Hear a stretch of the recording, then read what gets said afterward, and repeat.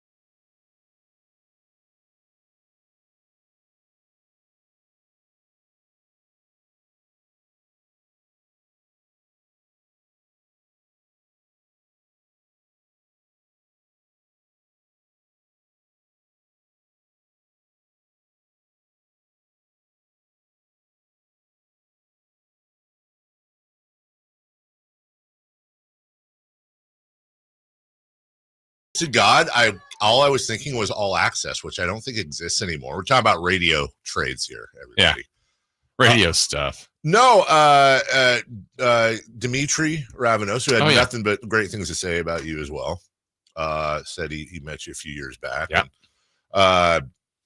It was about like the whole soccer thing, I think, mainly. And so we were talking, and then I think one of the questions was like, God, what was it? It was like, Who's the sexiest person you've ever worked with? I was trying. He knows absolutely zero about the sport. Huh? Who about soccer? I know. No, I even at the time I was like, okay, I want to talk about this tomorrow, so remember the questions. But well done. Yeah, thanks. Good job. Well, I just gotten out. I was literally in the parking lot of a dentist's office. I had just gotten done. Still gassed up. No. So they've got me doing these like bar. Jason Ross is one of the best guys I've ever worked with. No, you know what? We'll return to that because I know he's so great. You know what else is hot? My daughter. I just hate that out of context. That sounds so terrible. No, the dentist thing is weird because so they have me on like it was one of them like deep cleanings. By the way, it was a deep cleaning. I don't know. I think we all have similar insurance, and you know this isn't our company's fault. So God bless them. Well, but I get there, and usually like the copay is like $20, and they're all, well, that'll be, you know, it's $200. And I go, wait, what? Well, how much is the cleaning? Because it's like a deep cleaning, and $280. And I go, hold on a second. The insurance covers $80, and I have to pay $200. Yeah. And we'll see you back in 4 months for the same thing. And I'm like, can I just do it myself? $200 for a freaking cleaning? And the thing is, it's not like Subway where I just could walk out and be like, that's too much. Because, you know, you make the appointment and all that. And I felt obligated. You could have. I'm going to go to Winco and get my own dentist. Right. Thank you. I feel like that. Yeah, exactly. I feel like that'd be rude, though. But isn't that? I take mine out. Put it in the wash. The teeth. That's what I'm saying. Like denture people have it. Like you just put it in. What is it? By the way, that's weird. Where are the denture commercials and the denture cleaning, like Polydent and all that? Like remember every day you'd see a commercial with like a mug or a glass and somebody drops the teeth in and you see the bubbles and stuff. I think more people are doing like implants. Is that what it is? Yeah. Okay. No, that makes sense. Those are gone. Those have gone the way of Nuprin. Yeah. And Bufferin. Right. Little yellow, different, better. Mm-hmm. Head on. What? Head on. Head on. Goes directly on the forehead. What's the ban roll on? It's been banned. Legs, the stockings, the whatever, the pantyhose. Pantyhose. Yeah. Those are seldom seen. Pantyhose it's like a whole different connotation now. I don't even know. So It's HOSE, right? yes, HOSE. So no, as far as that goes, so I have to have a wisdom tooth. I have to have 2 teeth pulled, right? And tomorrow, this is so stupid. I have a consult about it. I have to go, and this is in Folsom, which is like 40 minutes from my place. I have to go get a consult. This seems like a cash grab. Dude, exactly. Like I have to, and I'm thinking like, well, okay, I understand. Maybe it's like, okay, so here's what here's what we're going to do. And here's what you have to look out for. And but I get that. That's cool. That's like a thing. I've never had a tooth pulled before. I want to know what's up. And that's usually, don't you do that at the appointment before? That's what, well, this is the appointment before. See, these are 2 different, like one's the cleaning part of the thing. And then the other's the, I don't know, tooth pulling department. But I don't understand why we need to have a whole, like, that's basically door to door 2 hours to have it for them to basically be like, okay, here's what we're going to do. And yeah, can't that be done on the phone? that's what I'm saying, dude. Why can't that be done on the phone or email or whatever? Like, hey, this is what we're going to do. Do you agree? Click the box. Cool. Yeah, click. Not here's some money and sit there and tell me the thing. And honestly, I've been putting this off for a year, and it's not because I'm worried about like the pain. Although, you know, I mean, I've never had that done. I'll be a little nervous. No, dude. And I don't even know how to deal with this. I am 100% convinced I'm going to be the guy that says like all the crazy stuff when he's, you see the videos where people are like slapping nurses' butts and saying like racist stuff and going like, I'm just saying, man, I am petrified of that. And so it's like, can I have my wife go and then she can have like temporary power of attorney to like put a sock in my mouth or something? Like, I don't know what to do here. Like, I've never had that anything done before where I've been gassed up or whatever. But I've seen the videos, man. And like, you know, it's not really like, I get it. Like, they can't control them. It's a thing. Well, I get it. But like, dude, all it takes is just one person with a camera or one thing is like, oh, Carmichael Dave said an inappropriate thing to the dental assistant. He's a horrible person. Get over here, Toots. Right. And like, you know, you think it's funny at the time, but no, it's not. And then there's going to be that person that's like, that's really how he feels. Yeah. That's how he wouldn't have said it. Right. He wouldn't have said it if that's not. You know, he said that before. I've seen so many of those videos and they're hilarious to watch. Yeah. I don't want other people. Yeah. I don't want to be that guy. My favorite is when the brothers tricked the sister into thinking that there was a zombie attack. I forgot about that. Great brothers. And I don't like, that's cool. I'll be the guy that thinks there's a zombie attack. I'm fine with that. I am not fine with like other stuff. Anyways, so this interview. So it was like, what's the secret to your, or it was something that was funny because it was like, Carmichael Dave, how do you do it? Right, exactly. Do tell. No, it threw me because the question was something like, you know, you and Jason have great chemistry and, you know, the show has great chemistry. Has that grown? How did that grow from the start of the show to now? Like, how did you guys forge that chemistry? And I was like, oh no, I've known Jason a really long time. And Jason's worn a lot of hats at the station. He was your boss as a PD and now he works with you. Like, was that a difficult whatever, you know, trying to grow your chemistry as new to each other? Something like that was basically implying like we'd never worked before until, you know, and that's not Dimitri's fault, by the way. It's a totally normal question.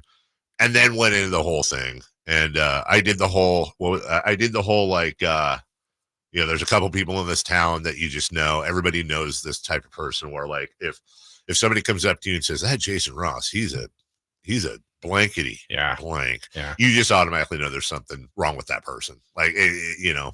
I get that a lot. Right? Yeah. Well, that's how I feel the same way about Chris. Yeah. Like if somebody says that Chris, he's a blankety, I know there's something wrong There's with that. usually a different tenor when they say something. So that's neat. When is this drop? I think it's Thursday. Wow. So it'll be interesting. They asked. Are you the centerfold? Yeah, I had to send something in. I did it Burt Reynolds style. Nice. I did some Lee press on hair on my chest just to really get going. You ever say at any point, hey, this is off the record? Did I? Yeah. I got something to tell you. No, because it wasn't like Jason's a great guy. Off the record. Yeah. Right. But let me tell you. But let me this. tell you the real story. Yeah.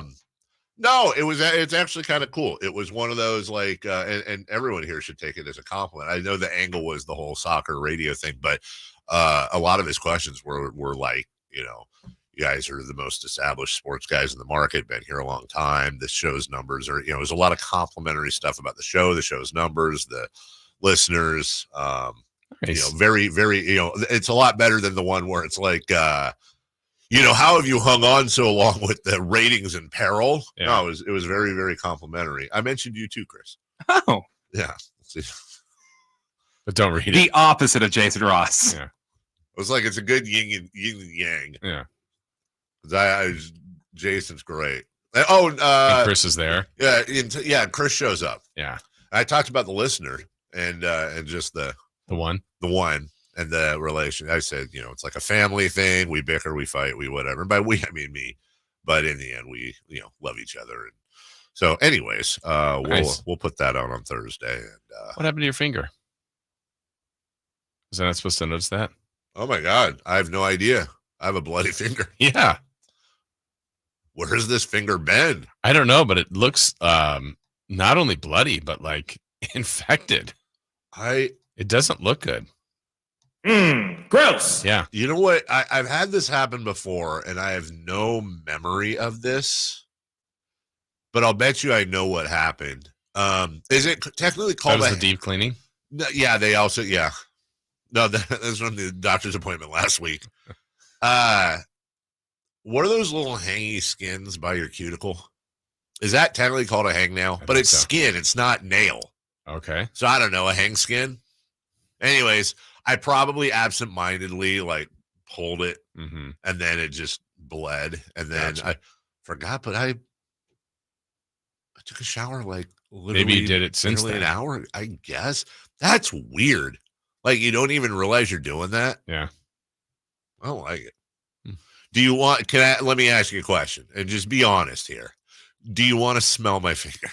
No. Okay, because you never know. Just pull it. I'd You like to pull want it. to pull the thing? Mhm. Stinky. No, Why it would smells you? good. Why would you offer Oh, that that's up? infected. Yeah, what? Why would you offer that up? Honestly, for all I know, you were like, I wonder what that smells like. Mm. And I wasn't. but you thinking wouldn't that. ask that because Yeah. you're a nice guy, like I Yeah. said in the interview. You would never ask because that would be forward. I thought I'd offer because that way, if you didn't want to, no problem. You Yeah. don't. But if you did, I'm opening the door, and it's not an HR issue. Ooh, Yeah. Not a good sign, David smells like pecans. You know what that means, Chris? He's nuts. Anyway, I don't. I don't want to do that. I wonder if there's a way you can get the tooth pulled without having to go to sleep or Ooh. get that. No, can't they just do the? Just do it and live your best life. I'd rather do the needle thing where they just numb up your jaw, your whole. I don't like that. But can't they just do the needle? I don't know. I It was a pretty good feeling oh, you've had it done? Mhm. Really? years ago, and I was loopy. How was the recovery? The longer term, or the like when the drugs are The kind of drugs like are you're kinda kind work, of yeah. alert, but you're kind of not. That was actually fantastic. Oh, it was? Yeah. And then does it hurt like in a couple of days? I had a really good experience. I guess it was not like I've heard people that are, oh man, I was down and out for X amount of time, Yeah. blah blah blah. I Yeah. was so no, mine was fine. Well, that's what's taken. Part of what's taking it so long too is I have to get it done on a Friday. Yeah. I'm trying to get it done on a Friday because I wonder if I have a different, and I'm sure this is something that's for everybody, or different for everybody, is if I have a different, I don't know if tolerance or reaction to whatever they'd use to knock you out. Because my mom was a doctor, and she would be like, oh yeah, when people go, oh, count to 10 backwards, and then they get to like 8, and then I remember when I got my teeth pulled, they were like count. I think it might have been 10 forward. I did 1, 2, 3, and I got all the way to 10. And then they said, do it again. And I started to do it again. And then I remember the doctor kind of like turned around like, wait, what's going on with this guy? no, Yeah. oh, that would But be then terrible. I felt like it was for no other, the best explanation. I was lying flat. I felt like I was filling up. If it meant like with what, like, oh, I'm starting to, and then I'm out. but it took me longer than it wasn't you don't like want right to hear away. that. Like, that's not supposed to happen. What the hell? Yeah. All right. And then you wake up and it's like, wait, have you done it yet? They're like, yeah, we're done. Oh, top 10 things you don't want to hear your doctor say. What's that? yeah. What's going on over there? At that point, it was too late. It was I want to kiss you. That's like my worst fear, dude. One of them is like being in surgery and then like just randomly waking up. And, like your guts are everywhere and they're taking out your Wow. I gallbladders. thought they were just taking out your tooth. Right, exactly. That thing better have numbers on it when you, anyways.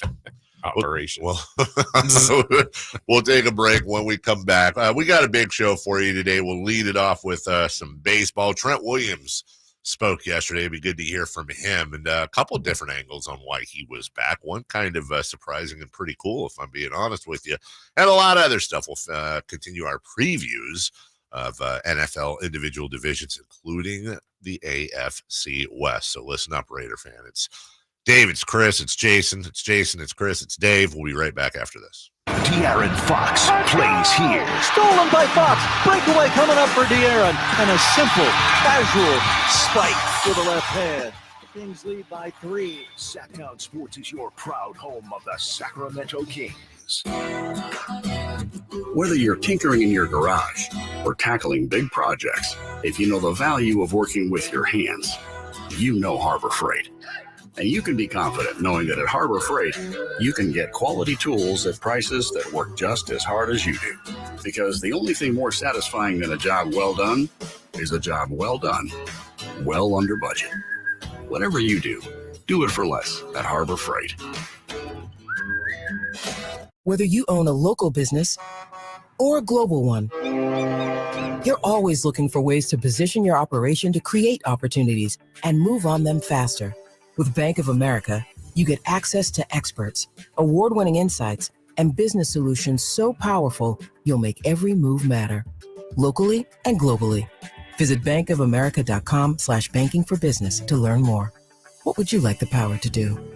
Copyright 2024 Bank of America NA. Get your tickets for the Marysville Stampede September 14th and 15th at MarysvilleStampede.com. Let's do it. Leading off, the 3 top stories in the morning. Huge news. This is very important. Here's cut number 1.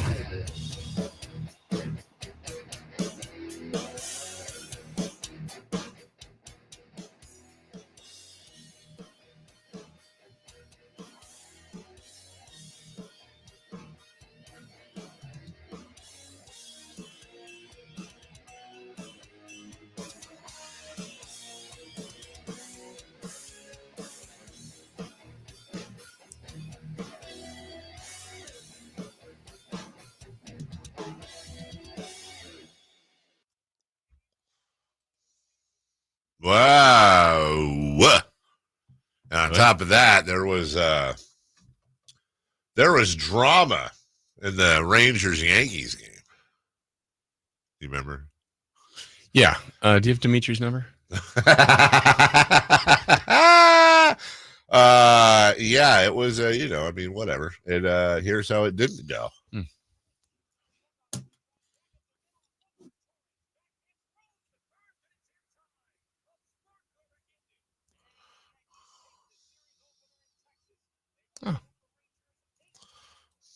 Yeah, I said here's how it didn't go because that was the day, game before. I remember that. I don't have the new. They haven't downloaded yesterday. Then it didn't happen. Stats. Well, there you go.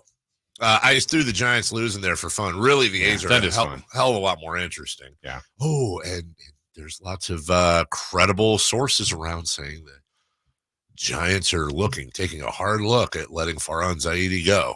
Oh. Now they're looking? Yeah, now they're looking. Excuse me. Including one Instagram post that was saying that it was liked by Evan Longoria. Longo, not a fan of Farhan Zaidi. So, the Giants lost. Okay. The A's won. The Orioles have a half-game lead in that AL East. And that's coming up in 3 for Madness. But that's going to be a thing. You knew they were going to go back and forth. You know what, Jason? It doesn't matter who's leading on September 4th. It matters who's leading on October something. Yeah. Whenever the season That's ends. when it matters. Yes, correct. Also, why is there a highlighter streak down the left side of my show prep, but not yours? Oh, you got it too? Yeah. Is that a printer thing saying the ink's about to leave? Yeah, I we're think going so. streaking. Yeah, that's what it did. It's Yeah. going streaking. Cut number 2. Cut number 2.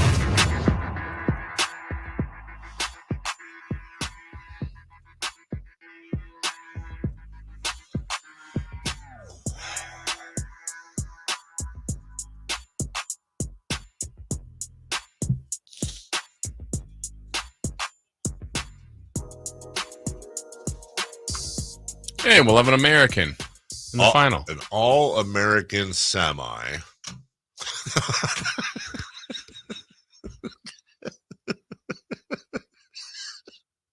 Come on, dude.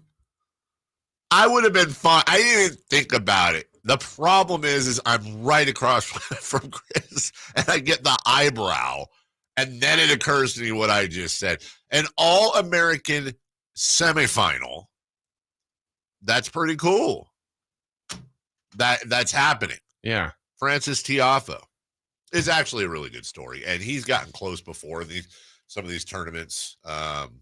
He's ranked 20 something, whatever.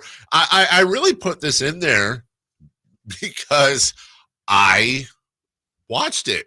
Nice. And I've been lamenting. And you're better off. Yeah, I have lamented, I don't want to say the fall of tennis, but just that it's not as fun as it used to be, at least to me. And guys like Francis Tiafoe, that's a great story. And yeah, and we'll talk about it. We'll talk about it sometime later today, 7:30. But I think for Americans, having an American in the final is a nice trick. In the U.S. Open in New York. New York always seems to come alive in this. I mean, New Yorkers love that. Have you been? I have not. Yeah, that's something I'd like to. If you go, you and I drink about the same, which is pretty much not at all. Yeah. If you went, would you get one of them honey deuces? Their signature. What was that? I didn't hear. I just heard about that 2 days ago. Yeah, I guess I didn't know that's been a thing. Some say it's the best drink in sports. Okay. Can you tell me what's in it? Yeah, Obviously you know what? some honey. I think there's some it's like honeydew. Okay. I think there's melon involved. Here we go. From wine enthusiast Jason Ross, a honey deuce recipe. It's 1.5 ounces of vodka, preferably Grey Goose. Okay. 3 ounces of fresh lemonade. Good. 1/2 ounce of raspberry liqueur. Okay. And 3 honeydew melon balls. Okay. Seems pretty. It actually sounds. Yeah. I mean, again, not. I would try it. I feel like it would taste not terrible. Yeah. As opposed to me at least, most booze. What if we were able to go and the show went, but we were all ball boys? Did you see that interaction with the young lady ball girl and one of the, I forget who the player was, but I did not. Oh my God, I'll show it to you at the break. It was so like the ball. By the way, everyone's freaking out. I guess I didn't look at the chat. I guess the chat can't hear the clips. Sorry guys. Sorry everybody. Thanks for letting us know. Chris is on it.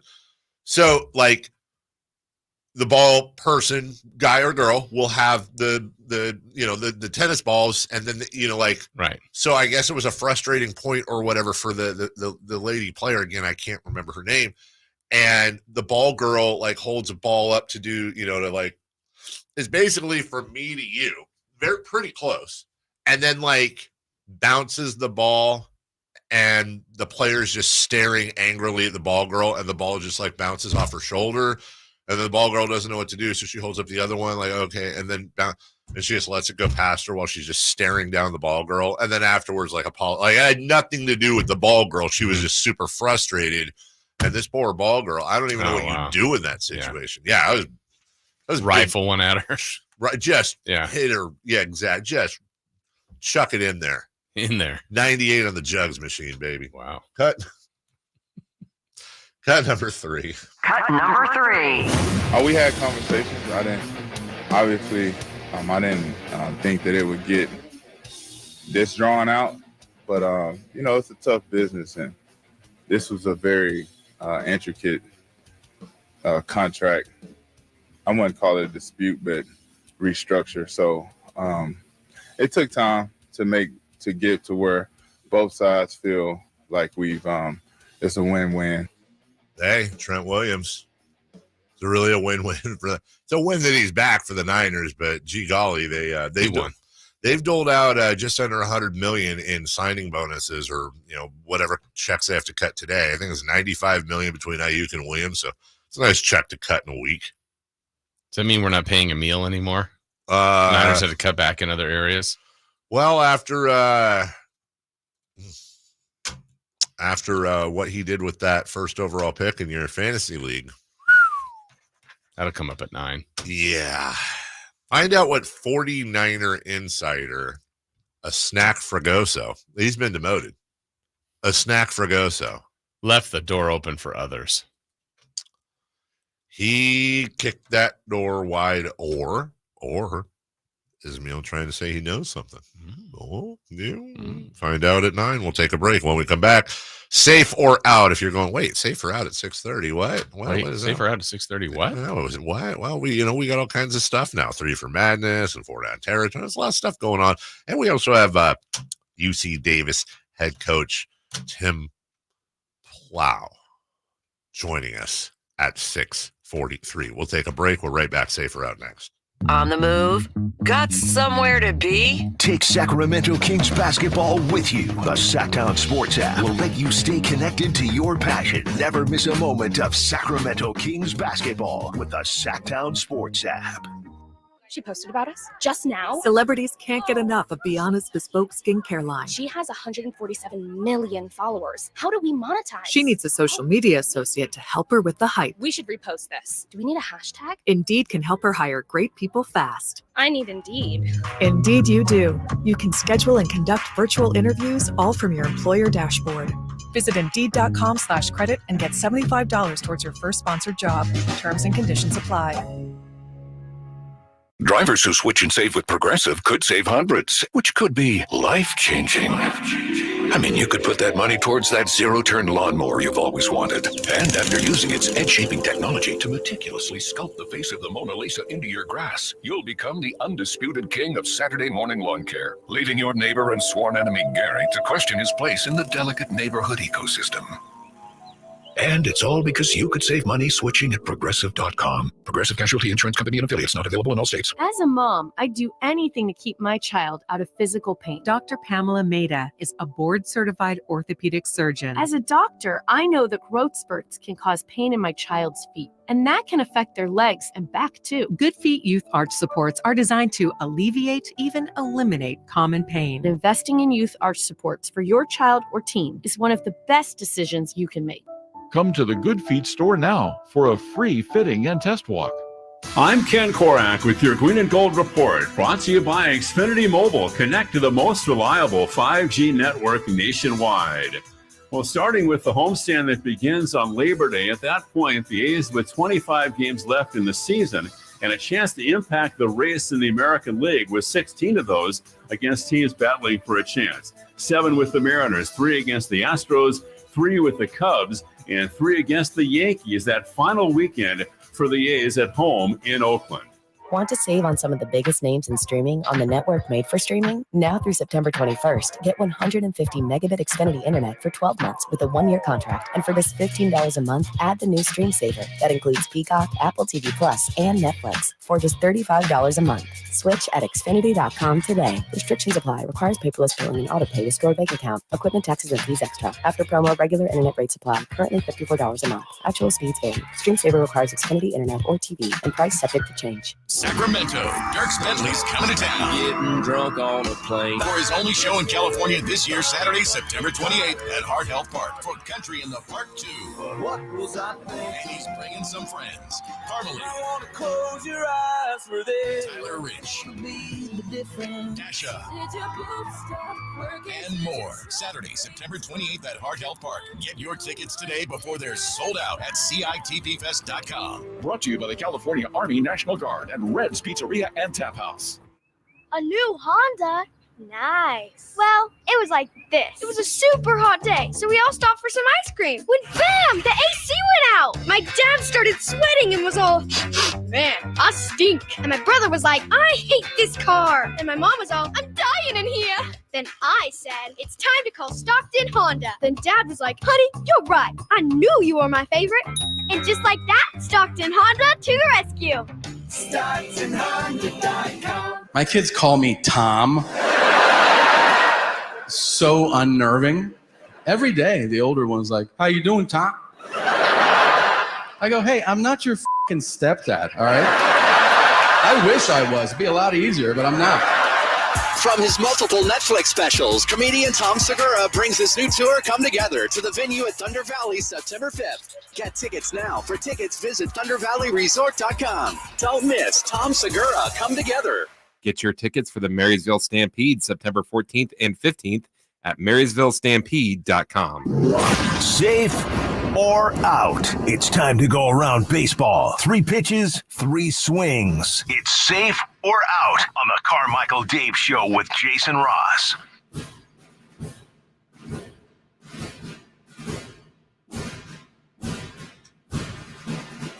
Hey, we need to get a sponsor for this, by the way. Oh, wait, finger looks better.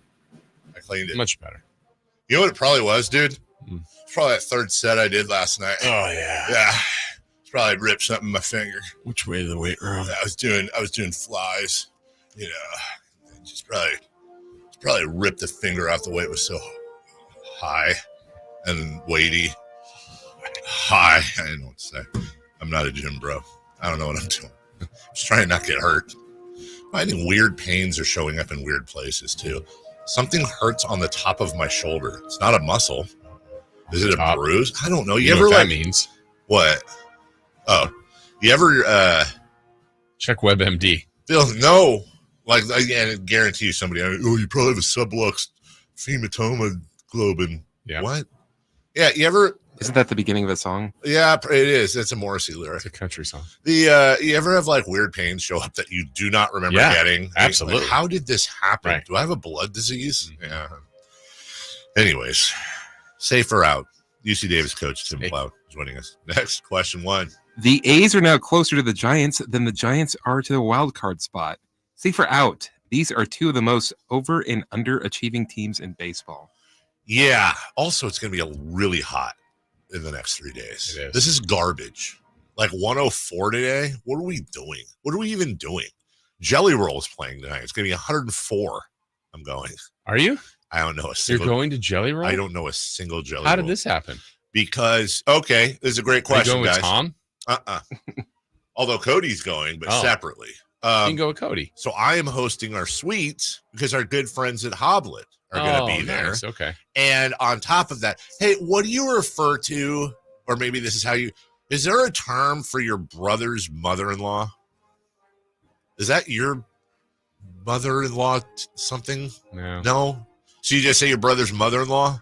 I don't know, because like there's a sister and brother-in-law. That's what I'm saying. Like there should be a term for that. Like your mother-in-law. But it's not your mother-in-law. No, it's totally not. But it's like your mother-in-law once removed. I don't know. So her stepmother, right, and her daughter are huge Jelly Roll fans. So you get a couple tickets if you host. And I wanted to see our Hoblet folks, anyways. Nice. And so yeah, but I don't like. No offense. Our good friend Matt Vieira, you remember Matt, yes, right? Of course. Matt has been with him from day one, so get to see Matt hopefully tonight. Used to work with us in promotions. Yeah, that's good. But I don't know any. I don't know any. So it'll be interesting. I don't think I've ever been to a concert where I literally could not tell you one Jelly Roll song, and that's no disrespect to Jelly Roll, who's hugely successful. You usually ask yourself when you go to a concert, do I know a Jelly Roll song? Yes, I've never been to a concert where I didn't know a Jelly Roll song. 100%. It'd be a first tonight, so we'll see. And I'm sure it's totally not going to get out late, and everything's going to be fine in the morning. Yeah. Safe or out? The Giants and A's are 2 of the most over and underachieving teams in baseball. Yeah, that's safe. Look. The A's are closer, as Chris just said, to the Giants than the Giants are to the wild card. Don't want to count my chickens, by the way, or jinx anything, but Old and Polynese, I take Venmo, amongst others. Yeah, and again, broken record. It's not all his fault, but Farhan Zaidi's got to go. And also, I think we need to tip the cap a little bit to Mark Gotze. Sure. He's done a phenomenal job this year with, no disrespect to the roster, but money-wise, not a ton to work with. Yeah, the only reason I would say out to this question is really more semantics. It's not the ace part. It's the Giant. I don't think we thought so do they feel like they're underachieving, or just the roster's not good enough? I think. I mean, they should be better. Sure. But how much? I think part of my reason for saying safe is when I say over and underachieving, I also factor team payroll in. That's fair. The Giants have the 10th highest payroll in the league at 200 and what they paid $201 for this. $201 million. The A's paid $62 million. Yeah. So to me, that's an example of a $62 million should get you 61 and 78. Mm-hmm. $201 million should probably get you a lot better than 68 and 71. And not only, and by the way, the Giants are a better team than the A's. That's a fact. They have a better record by 7 games. 100%, the Giants, by definition, are a better team than the A's. But I think the A's are about 10 times more exciting. Oh, yeah, for sure. Like, legitimately 10 times more. It's like, even when the Giants win, it's like jury duty. You're saying, okay. Great. Not enough games to do it, but it would be fun interesting if the A's caught them. Oh, my God. I hope they do. Yeah. I really, truly hope they do. And I would much rather have this A's team playing in Sacramento next year than that Giants team. No, you know what I'm saying as far as excitement for the fans go. Oh, talked to a buddy of mine yesterday who went in with a couple of people, and he's one of the folks that bought the tickets. to 20,000 or whatever. So his tickets are between, they're good seats too. His tickets are their tickets because it was a group that went in on them. They're right between, they're like towards home plate, but between home plate and first, but like kind of, he said it's right where the on deck circle is. Nice. And they're in the front row right there. So you had to commit to the 3 years and commit to the option for a fourth. And we did get confirmation like we thought. The parking, the food, and the beverages, you go up to the club or whatever to get it. Kind of like the setup at the Kings with the assembly and Lexus Lounge. But not booze, which that wouldn't have made a lot of sense. Right. But still 20-something grand a pop. But they're selling, man. Nice. So there we go. Number 2. They're looking for someone to take a pair when the White Sox are in town on a Tuesday night. You know who to call. That's smart. Why? Because they're the worst team. Yeah. Like, who's going to go to that game? Everyone's going to ask about Yankees, Dodgers, Oh, Giants. I see. You're saying Chris is like, hey, I'll sneak under the radar and go to the White Sox game. Wow. And so you are in favor of teams relocating then. Wow. Good job, Chris. Way to help out John Fisher. Christopher Laud, John Fisher fan. Yes. He'll be there. Noted. Chris will be behind home plate with his John Fisher puppets. Yeah. But they'll be like doing like saving the children and donating the whales. Yeah. Yeah, exactly. Big fun. Number 2, please. The Orioles took the lead on the Yankees last night. Safer out with 22 games left. This race will change at least 6 more times. Okay, so I was trying to find the right over-under here. So 22 games left. The Orioles have a half-game lead. I think it's safe to say they're going to, let's say, 3 more times. Would you take the under on this? Or the under on 6? Yeah. Yeah, under. I didn't think you'd take the over. I think maybe the number is 4, isn't it? I don't know. If I said 4. I want it to be 1. One more time, Yankees take the lead, and it's over. But if it's 2 more, that's a great point, Jason. So if it's 6 more times, that means the Yankees, right? Is that no? No, yeah. It needs to be Yankees odd. can't win, is what I'm saying. Yeah, yeah. I need it to be 1, 3, 5, 7, 9. You need an odd number. Yeah. And the Orioles need an even number. That's a great race. That's going to be a blast. Every one of those games those teams should be on national TV every night in a split screen, unless they're not playing at the same time. That would be weird. Yeah, they have 3 games left against one another. Question 3, please. There is a push to make Francisco Lindor your NL MVP. Okay. Safer out. Oh, sorry. Send Ohtani the trophy right now. That's a nice push, New York. And he's had a great season. He has.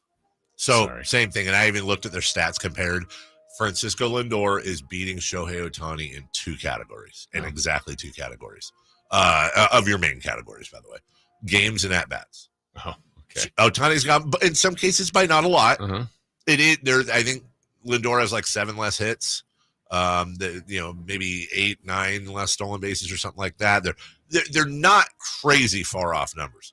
And so I'm with you. The reason I put this question in there, because I saw that media stuff going back and forth.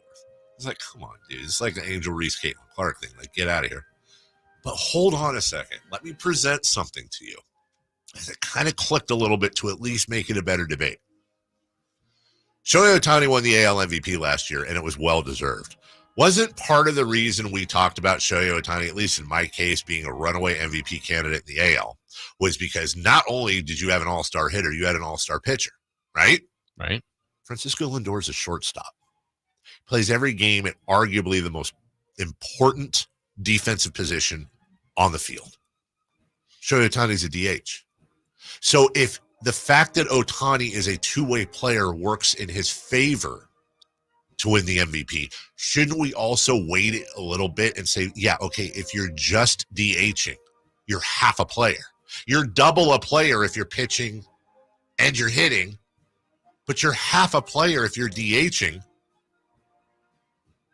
I think there's a legitimate, or by the way, I think Ohtani should win and I would vote for him. I actually think there is a legitimate debate that Lindor is the more valuable player this year because Ohtani is playing with a hurt arm tied behind his back. It changed a little bit of the look of the debate for me when I thought about it that way. But you would vote for Ohtani. But I'd vote. I mean, exactly. Come on, Jesus. Stupid. We'll take a break. When we return, Tim Plough, UC Davis head coach. I'm not going to intro him like that. Shredville. That's it. Yeah, we're going to go to Shredville with Coach Tim Plough. We'll do it next. What's the missing piece for the 49ers? Which names will they add during free agency? Whether it's in season or off season, the coverage never stops. Get the latest 49ers news on Sacktown Sports at sacktownsports.com. Hey, if you're looking for someone who can represent you in a time where you need some help, you don't know when this will happen, but you want to be prepared for these types of situations. And what I'm talking about is maybe you have a wrongful termination case that you're thinking about. Maybe there's an auto accident. Maybe there's something from your past that's still following you that you'd like removed from your record and you'd like that expunged. All these things are possible if you have representation. And the person you need to contact is from the law offices right downtown, the Jonathan Gonzalez Law Offices at sacklegaldefense.com or their number 916-304-9187. He's in our community. He is one of us. He wants to represent Sacramento well, and he has done that, not afraid to take a case to court and to trial if need be. He's got a great success rate there, too. So this is someone you want in your corner. You want to be prepared, and you want to make sure you have the number, at least the contact, and someone you can reach out to and connect with. Again, that's sacklegaldefense.com, the law offices of Jonathan Gonzalez, 916-304-9187.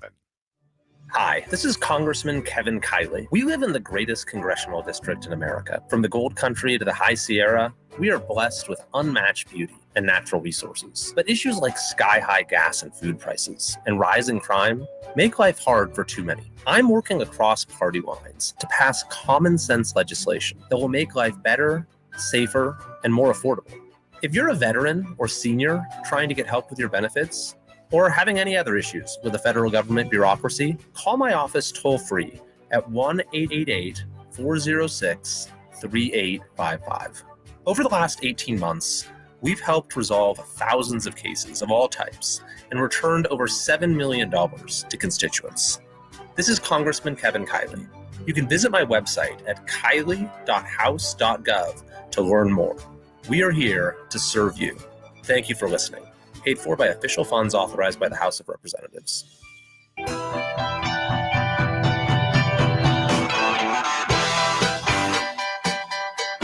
The Carmichael Dave Show with Jason Ross. Call or text at 916-339-1140 on Sacktown Sports.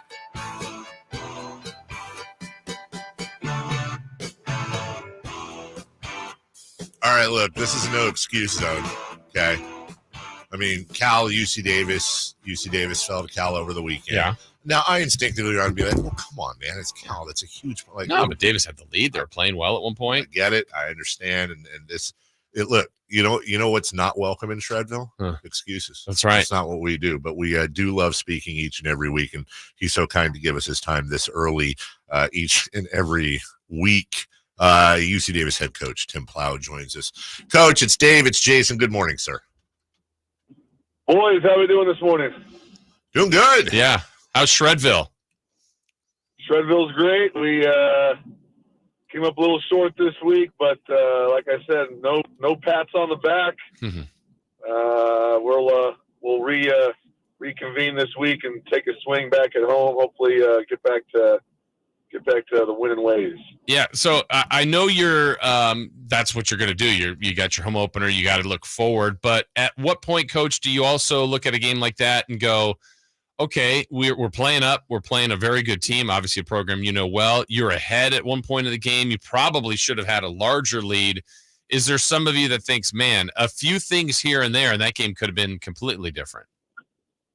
No doubt. You know, our game plan was to kind of sit on the ball, and you know, you're playing a team up a weight class like that. Last thing you want is for them to get 100 plays and just to wear you out. So we were going to slow it down and just try to stay in the game as long as we could. We were doing pretty well. I think they only had 20 plays of offense in the first half, and I think we had like 50.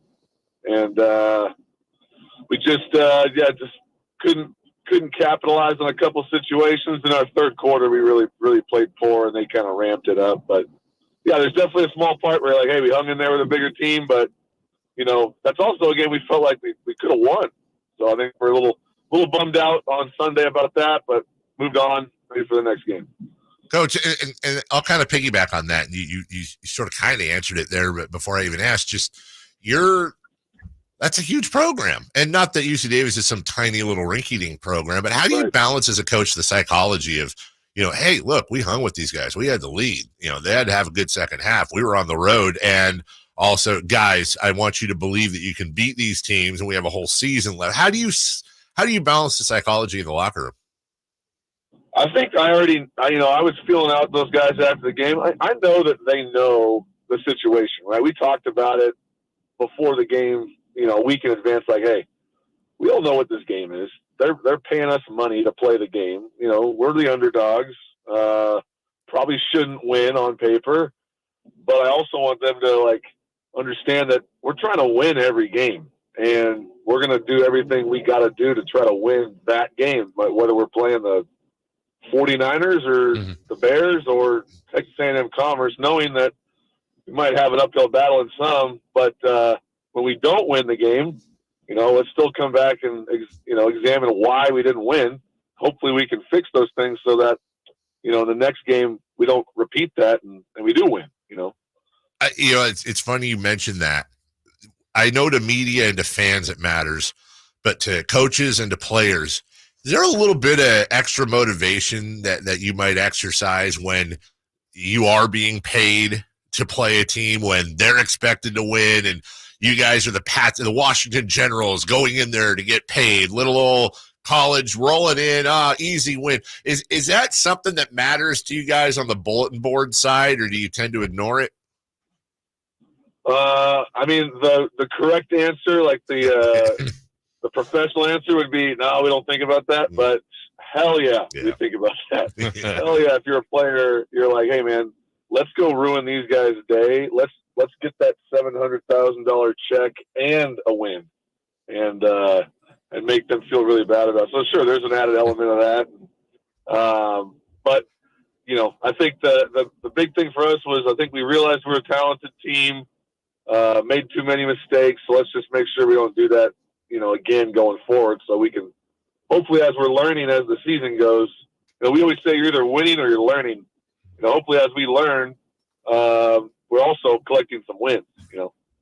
Coach, it's such a small fraternity, the coaching industry, and for you to have your first head coaching game against, you know, just a friend, someone you worked with, and you're going to come across this as you continue your career. It's going to happen, and there'll be some games you maybe don't know someone on the other side. But how interesting of a wrinkle was that? I saw your pregame, you know, embrace on TV and just different things like that.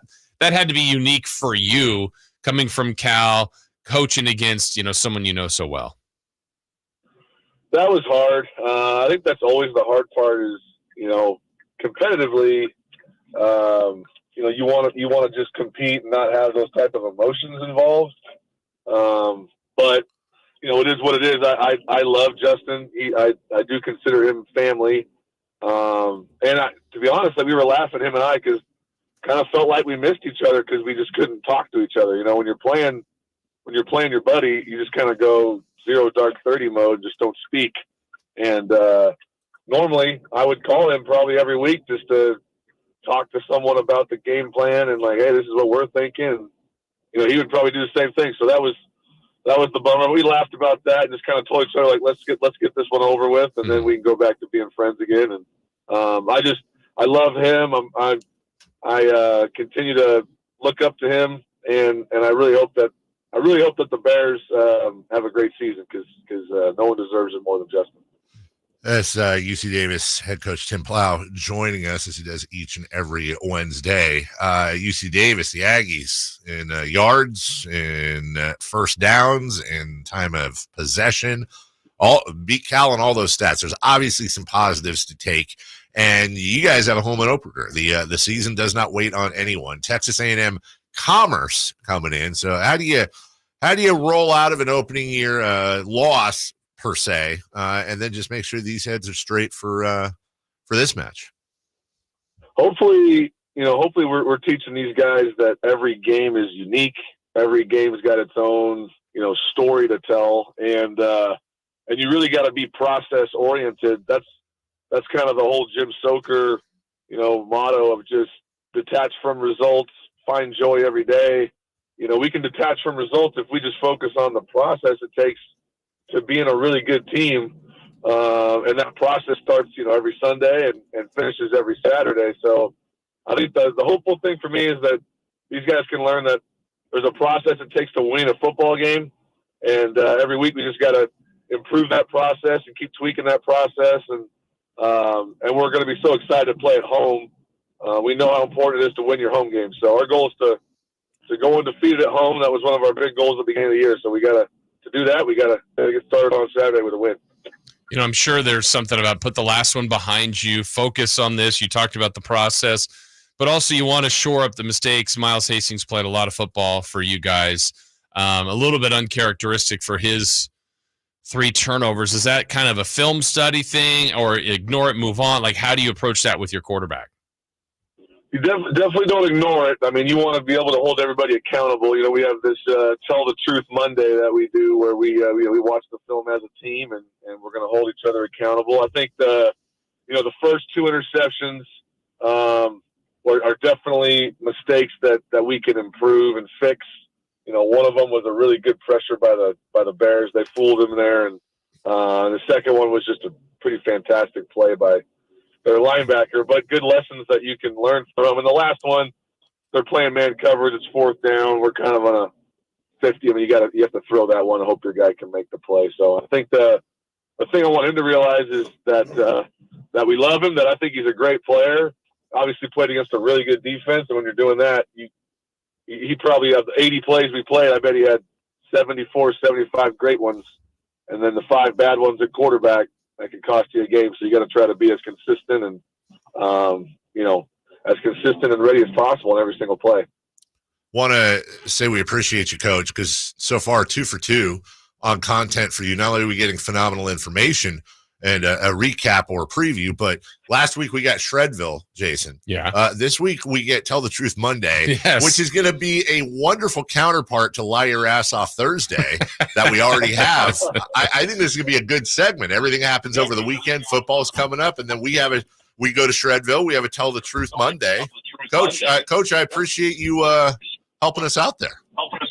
Yeah, I mean, we have to have a name for Wednesday though, because we do this every Wednesday. You know what I mean? Like, is it Wake Up Wednesday, or what is this? We've just been saying we're going to Shredville, and it's Shredville Wednesday. Okay, good.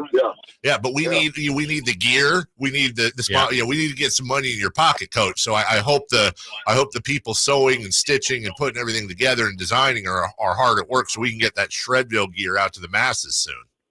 Well, I messed that up. I didn't trademark that, so that all goes to the school. So they beat me on that one. So we'll come up with wacky Wednesday, and us three can make some dough. That's Coach Tim Plough joining us. Good luck this weekend. Of course, you can hear all the action at 7 p.m.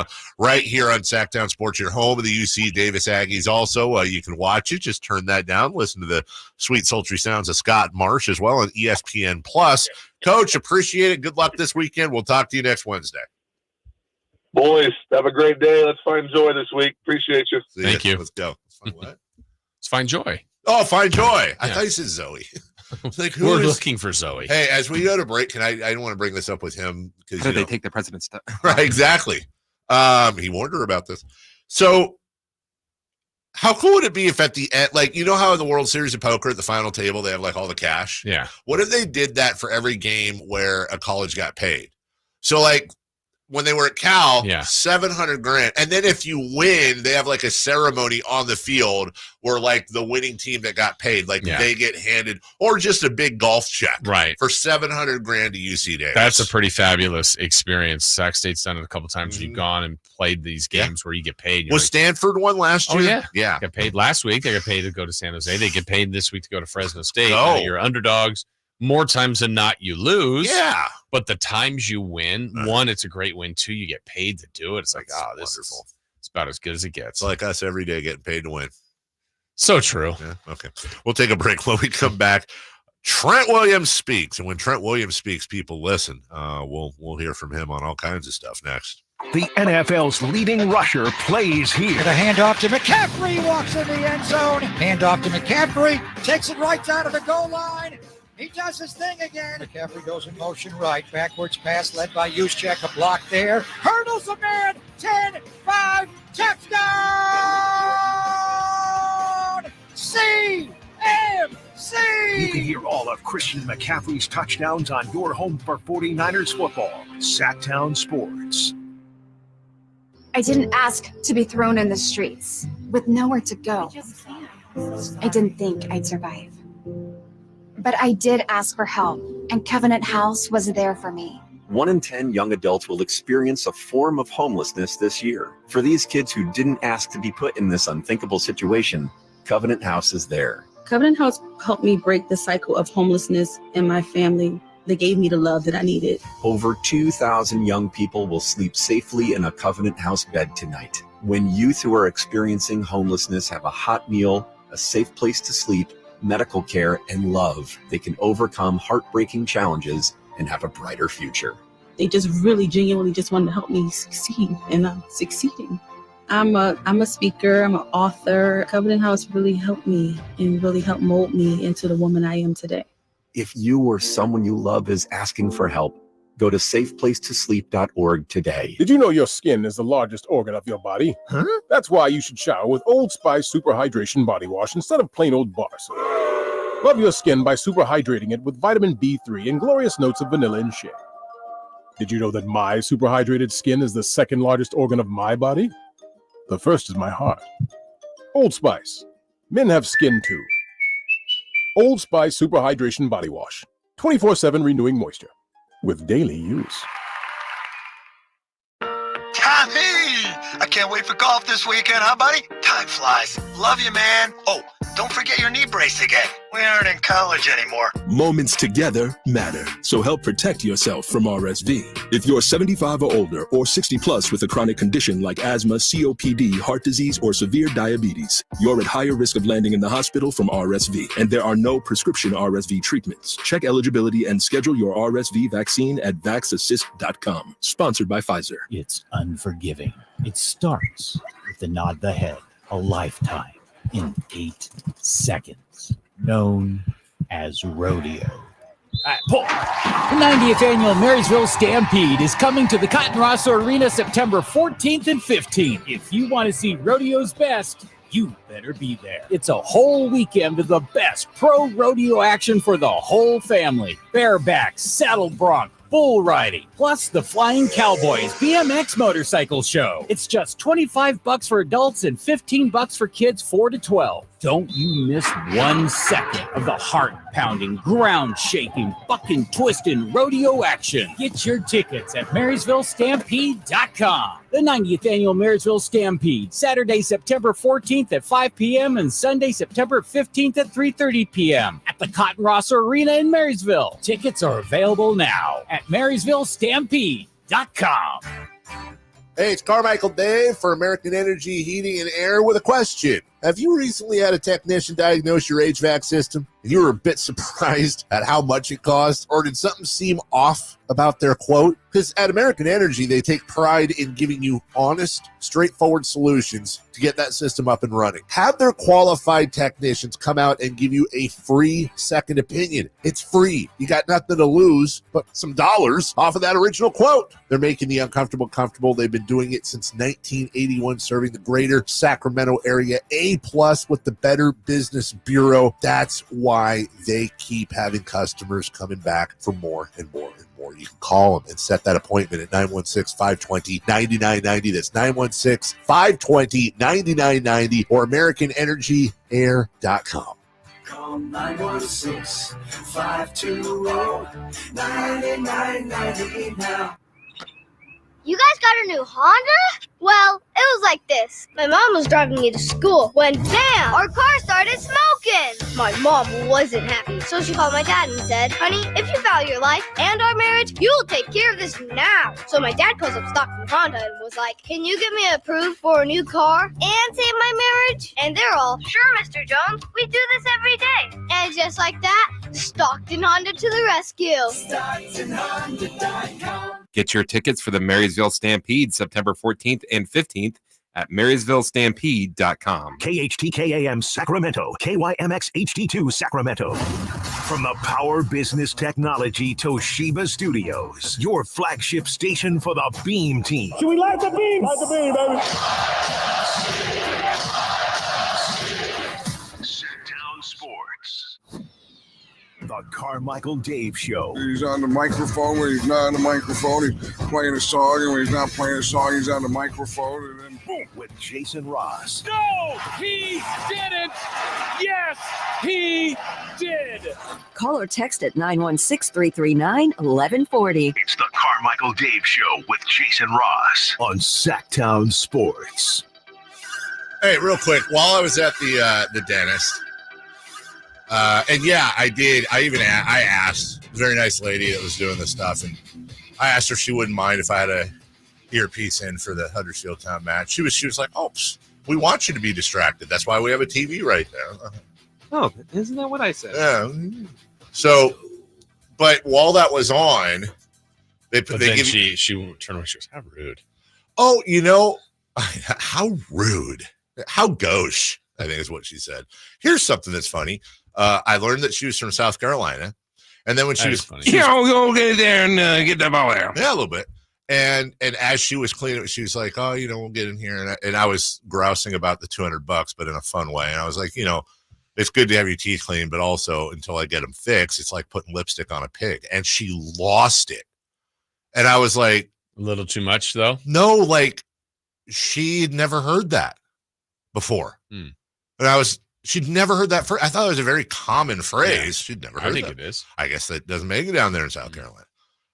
So they give you the sunglasses, so like the water and things flying around don't get in your eyes. Yeah, they give you nice.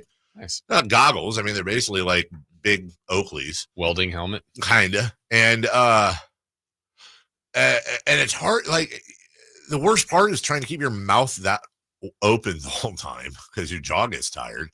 But above me, they always have movies running, right? And the sound was up a little bit. Is it just something that always plays, or is it a selection? It's a selection because there's different movies every time. And I didn't know what it was at first. So it had. Oh, you didn't get to pick. No, it's just on. And I pick it up like in the middle. And Jane Fonda is in it. It's fairly recent enough because it's older Jane Fonda. 80 for Brady. That's what I was going to say. Jennifer Lopez was in it. Oh, yeah. And then they're getting, she's marrying. She's the stepmom. Yeah. Going to be the mother-in-law. Monster-in-law. Yeah. So I saw about 30 minutes of Monster-in-Law while watching the match. And watching or listening? Listening. Sorry, you're right. And I don't know if anyone's seen. I'm not gonna lie. I'm kind of intrigued. Like, it's a rom-com, and I did see it. Here's what. Okay, so let me just. But I don't have a lot of like. It wasn't like. Can I predict? I just because it was a nice, sweet, fun movie. You know, Jennifer Lopez is who's the son? I don't know. I don't know the actor, but I kind of look familiar. But I couldn't place him. But I saw like 30 minutes of the middle, I think. So here's my guess. So basically, Jane Fonda he's a surgeon. That's her son. And he's going to marry Jennifer Lopez, who's this beautiful yet, I believe, unemployed, or she's a temp or something. You know, Michael Vartan. Yeah, no idea who Mike is, but God bless him. Good man, good guy. He's a good guy. Yeah, Wanda Sykes was in it. Yeah, Wanda Sykes, and Wanda Sykes is like, I don't know, the assistant, housekeeper, whatever for Jane Fonda, but they're friends, I guess. And so Jane Fonda doesn't want this temp marrying her surgeon son because he's too good for her and she's a gold digger or whatever. And so hijinks ensue. Here's my thought. There's going to be a point at some point where Jennifer Lopez wants to back out of the marriage because it's just too much, and Jane Fonda really got to her and she's not good enough. She can't live that's got to be like the down part. And then I feel like there's going to be some sort of either Jennifer Lopez is going to blow up on Jane Fonda and earn her respect, or somehow convince Jane Fonda that she is good enough. There'll be a blow up or something. And then in the end, they get married and Jane Fonda and her are like best friends. I think it is she's had enough of her. She does blow up on her, but it doesn't help anything. Goes to the guy she's going to marry and say, like, I can't do this. I care for you, but I've got to go. I'm sorry. Then he blows up on the mom, says, you can't take control of my life anymore. Then don't you want me to be happy? Yes. And then she's like, okay, I'm sorry. Mom, she makes me happy. Yep, Mom. Dad never made you happy. I don't know what happened to the dad. Dad never made you happy. She makes me. Don't you want that for me? And then Jane Fonda, a little tear. And then, I could see that too. And maybe, and I don't remember, honestly, it's probably somewhere in between, but Wanda Sykes saves it. Like, there's the blow up, but Wanda's the one that talks sense into. Wanda has a heart to heart with her friend and tells her like it is. Yeah, maybe. I don't know. I don't either. Well, now I feel like I need to. Now I kind of need to family watch. Viewing tonight. Yeah, it was kind of a family show. Yeah. Anyways, all right. Let's get to some audio, if you will. Why not? Here's Trent Williams talking about a very interesting reason. One of the reasons why he felt like it was this contract needed to get done. To be real, I felt more compelled to come back after that than anything. Because let me give you the context. He's speaking about the Ricky Pearsall shooting and the aftermath and what happened. They didn't provide the context here, so let me help you out. This is in response to that. To be real, I felt more compelled to come back after that than anything. Because, I've never experienced that, like, in my playing career, to have a teammate, shot, so to speak.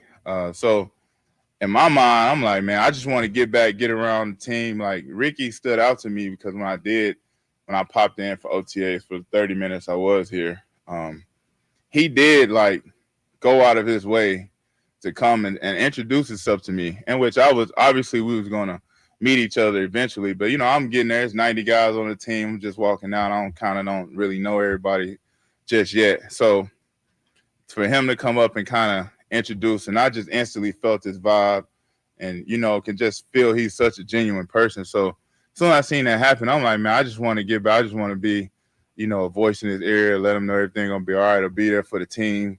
A lot of people probably hurt and confused about what happened and thinking that am I next, so I wanted to be around for that. That's interesting. Basically, and again, I want to put words in Trent Williams' mouth, but hey, your rookie teammate who is nowhere near your pay scale just got shot in the chest and he's at the gym the next day and you're holding out. And look, this doesn't make Trent a bad guy, but maybe it was one of those perspective things where he's like, dude, I want to have this guy. Well, I mean, that's kind of what he said. I want to have this guy's back. There's bigger things in life. Let's get this done. Let's win a championship. Yeah, exactly. And we always try to find bright sides in horrible things. And we talked the other day about the bright side of what happened to Ricky Pearsall is obviously the result. He was shot in the chest, but my God, walked to the ambulance. He's going to be just fine. It sounds like he's in the gym the next day. Like, it's so motivating. And that part is awesome. Like he's an inspiration, not just himself, but his teammates. And if there's another positive, one that you don't want necessarily, but teams find motivation and bulletin board material and everything. So for them to rally around him and perhaps use this as extra motivation this year. And let's be honest, like that happens all the time out of horrific situations. You think the Bills weren't motivated by DeMar Hamlin? You think they didn't want to give extra effort and go out? That wasn't something that bonded the team. Of course, it's a horrific, tragic thing, but sometimes those things really tighten a group's chemistry and culture.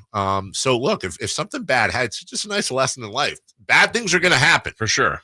But if they do, well, what can you make out of that? If how do you anything? Deal with them? Yeah, how do you deal with them? And how do you pull positives out of those types of things, if you will?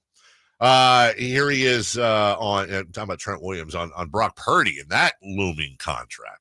I think I want all my teammates to get paid. I want them to get every red cent that they deserve, every red cent that they can. So Brock has obviously outplayed a Mr. Irrelevant contract. So I would be thrilled, absolutely thrilled to not only see but to watch his life change, after something like that, because he deserves it. If there's any great American story that you can look for in the NFL, it's this one right here. Nobody ever thought that he could do what he did. Still doesn't look to par. When you bring in your last first round quarterbacks, you're probably going to look at him and be like, he doesn't fit, but he's better than all of them. And I think his play speaks for itself.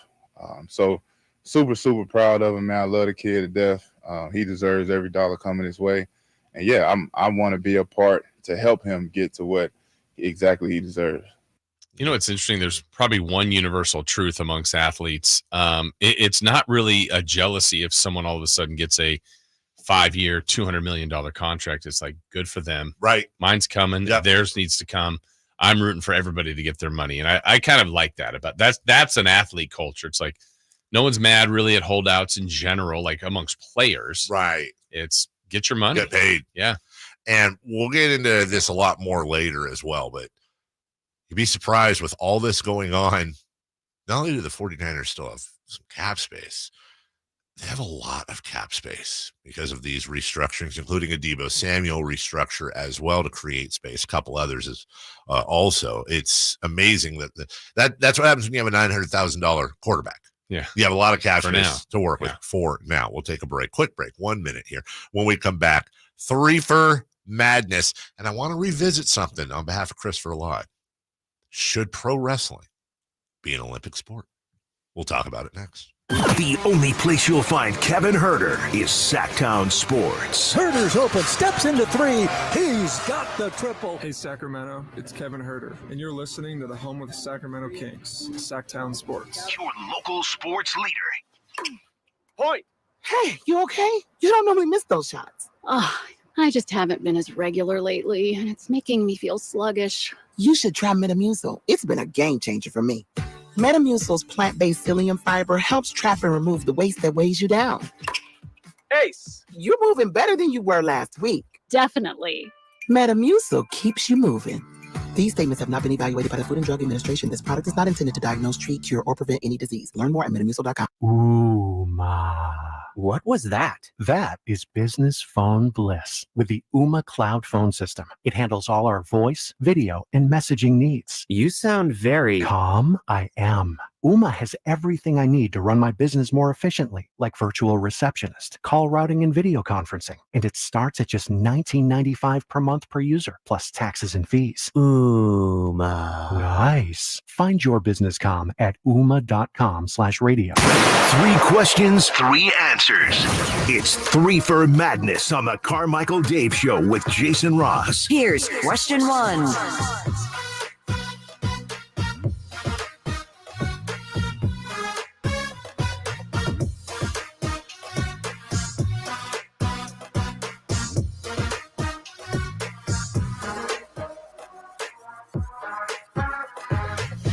Reaver Madness. Coming up next, more Caitlin Clark stuff, and she didn't even do anything yesterday. We've got an All-American U.S. Open men's semifinal. And, hey, Ray Gunn Speaks, the breakdancer. Yeah, it'll be interesting. Maybe it won't be interesting. I don't know, but we'll present it to you anyways. In the meantime, Chris Rillard, 3 for Madness, question 1. Jason, isn't college football great? Yes. Oh, specifically for me? This is what it sounds like. Yes, absolutely it is. Jason, college football great. It's not great for Dave at this moment. At this moment. I'm fine. I had our engineer, Jason Ornelas, yesterday. I passed him in the hall, literally come out and put me in a bear hug and be like, dude, are you good? Because he's a big college football fan too. Yeah. He's a USC guy. Oh, I know. I'm like, I'm not happy they are 0-2, of course.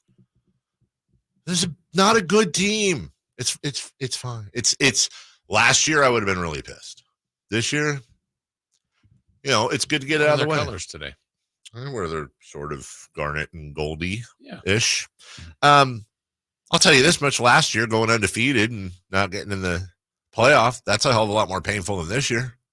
So, yeah, college football, it's great. It's good to have it out of the way to know that out of the way. Are you done? Are you not going to watch it anymore? I'm still going to watch, of course. But let's be honest, man. It's like I don't know. Opening week of fantasy football, and your 3 top picks all break their knees. You're just like, well, that's this season, or like in my fantasy football league last night, the one where you do the bidding. I told you that was your draft last night. Yeah, it was my draft last night, and so you get $200 fake dollars, and you bid with that. Well, where my son's game was, they apparently don't have the internet in Clarksburg. So by the time I got to where there was internet, it was about 15 minutes in, and I don't understand how this happened, but it automatically puts you on auto draft, right? I had 3 players drafted: Josh Allen, Justin Jefferson, and CD Lamb. Oh, whoa! Good haul. How much money did you have left? $30. Both those wide receivers were the computer paid $60 for each, which was about 11. Shut up, Chris. Which was about $11 more than the second highest receiver got, and then Josh Allen, I think it was 50. 50, and the second highest quarterback was like 30. I think Patrick Mahomes was like literally $30. And so it gets to the point where you got to buy the rest of your roster for $30. I had to buy 15 more players for $30. So you know what happens is you sit there and you bid on somebody. You can like bid a max of and then I had this is the best part. And then the reception was in and out for a minute, right? Well, I'm on the draft, and then it goes out for literally like 2 minutes. I come back. I've paid $17 for Alvin Kamara. Shut up, Chris. Man, good team. I just put it back on auto draft, and I checked it later. I was so pissed off. I was so freaking mad, dude. Like, you know what? Well, hopefully I can write off. And this is a 12-team league with like 5 of them retired. And so everyone gets picked up immediately. This is the one I'm talking about. Guys, my starting running backs are Alvin Kamara and Ty Chandler, who's the backup for Minnesota. I have Jefferson, Lamb, and you don't have to start a tight end. You can just do a flex receiver, running back. There's no tight end position. Well, my 2 flex positions are Mark Andrews and Evan Ingram with Kyle Pitts on the bench. I don't have a single starter drafted underneath that. Oh, and I have the Saints defense. Now, people bring up their fantasy teams, and it's super boring. I understand that, but this is just ridiculous and bad. So anyways. You need your top-end guys. Josh Allen, Justin Jefferson. If they could just all go off every game, I'm playing with 5 roster spots. CD Lamb are great. You'll be okay. Someone's going to have to make some trades is what's going to have to happen here. That's fine. You know what? Yeah, that's fine. That's what you get for not wearing protection. You go to your son's soccer games, and They don't have reception. Number 2. Man, Dave is really in this game. He's furious. Question 2. Should the Kings sell a super season ticket for next year? What's a super season ticket? Well, I'm glad you asked, Jason. I thought that it would be kind of cool if they had like, and I don't know how they do this. I'll leave that to the smart people. But what if you could get a ticket, like a golden ticket, that got you season tickets to the A's, season tickets to the River Cats, and season tickets to the Kings. And from a business angle, you encourage all three and then give a little discount because you're buying all three. It's like anything you buy. It's like going to the Sam's Club of season tickets. Like you buy all three, and you get a little bit of a break there, and then you have like and I would include the Republic, but that's separate ownership. Like in this case, they own all three of those, or at least are and the A's with John Fisher. But why not? You say, hey, I got a super season ticket. And then whatever it is, obviously it wouldn't be premium seats, but what about, you get like an upper level seat at the Kings, upper level at River Cats, upper level at A's. Why not? The pushback, I don't know if it's pushback. Don't push back. I think the reason to do this is to help the River Cats, right? Yes. Because I think the Kings are going to do just fine, ticket sales. I think the A's are going to do just fine. The River Cats are the one that probably is going to take the biggest hit. Maybe just has. I think they're going to take a massive So hit. that's why you're doing it. So then all of a sudden, when it's kind of framed that way, it's like, I could just buy A's tickets, or I could just buy Kings tickets. You're trying. Why do I want all three? You want the parking, you want the concessions. Remember, as you know, whether you have 100 people or 20,000 people in a game, you're still paying the same price for running the game and the security and concessions and all that. So in some cases, there's an argument that tickets could be almost like the hot dog at Costco, where it's a loss leader, but it gets people in the door to do other things rather than not have them there at all. But yeah, they're doing fine. Curious to see what attendance numbers or ticket sales numbers are going to look like after they release to the general public. Yeah. Number 3, please. Question 3. Let's revisit this. Should wrestling be an Olympic sport?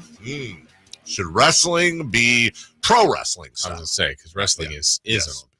From the 916 on our text line, 916-339-1140. Why is it that so many radio personalities and podcasters love wrestling? Every time I hear anything wrestling, I tune out. That's Esteban. Esteban, you're talking to the wrong guy. I'm not a wrestling guy. I don't disrespect. Like, I don't have issues. Like, Chris is a huge wrestling fan. Awesome. Whatever floats your boat, right? Oh, AEW is coming to Stockton. Can you help me out? I probably can. I don't have a problem with it. It's just not my it's not my cup of tea. This isn't about, I'm not trying to push wrestling or even really talk about wrestling intricately.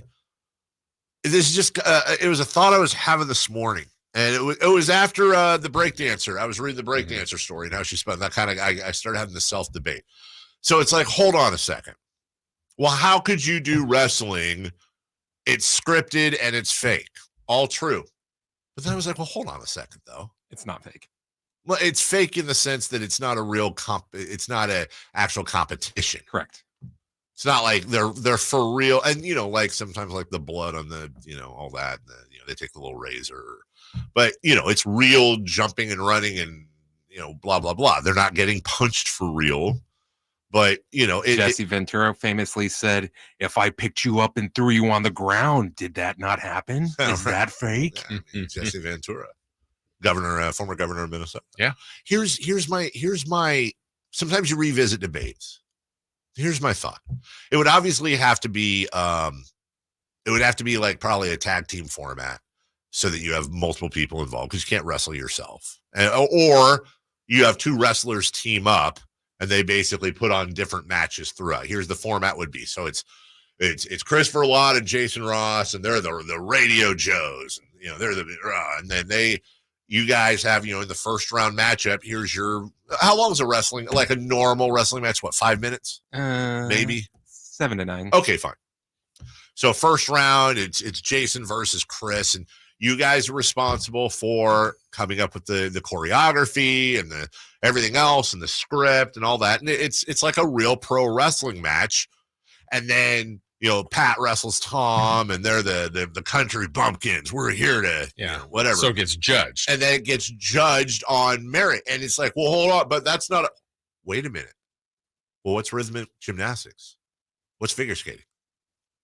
They're scripted events that require athletic precision where they're competing against other people or teams, and they're judged on many different things. So like wrestling, you do like artistic, which is like, oh, those are crazy moves, storyline, execution, not like killing someone, but you know, I'm not entirely sure now that there isn't some sort of, if they're going to put breakdancing in the Olympics and screw around with stuff, wrestling isn't just an American thing either. What is it? Lucha Libre or Nacho? What's the one in Lucha Libre? Thank you. And, you know, I'm sure I think it's in Japan. I think Japan's huge in Japan. Yeah. Like this is kind of an international thing. I'm not a wrestling guy. I get it's fake. It's scripted. It's not a traditional sport. But I there's think a lot of athletic ability. A tremendous amount of gymnastics and jumping and running and all that stuff. And to the point of it's scripted and I started thinking of rhythmic gymnastics. What about synchronized swimming? Mm-hmm. That's scripted. Yeah. It's dancing in the water.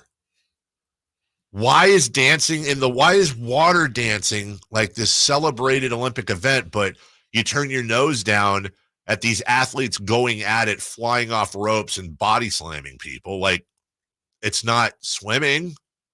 I just think in a court of law, there's actually a fake court of law here. I actually think there's a better case than I used to think because of that.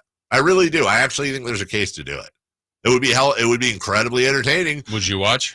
I would if it was in the Olympics just because of the novelty. I don't know if I'd watch in the second Olympics, but I certainly would watch the first just to see how it worked. But you'd have to have a little fun with it too. Of course, because that's part of the storylines that you get the crowd involved. And what if you had like the entrance? Now, the problems I have here is, okay, well, how do you qualify? Because you have all these competing wrestling outfits, right? Number one. Number two, Kurt Angle's whole thing, right, was all-American dude, blah, blah, right? Well, so Won maybe gold medal with a broken freaking neck. There you go. So why not make it wrestling but patriotic? Like every team's got some sort of USA angle, or which would be dumb if you're from Japan. So a Japan angle. I just started going down that road. Now I know there's people who are like, it's stupid. Okay, you can say it's a stupid idea, but give me the logic. I want your logic reasons why synchronized swimming and tandem figure skating and rhythmic gymnastics are celebrated classic Olympic sports, but why would professional wrestling be so bad?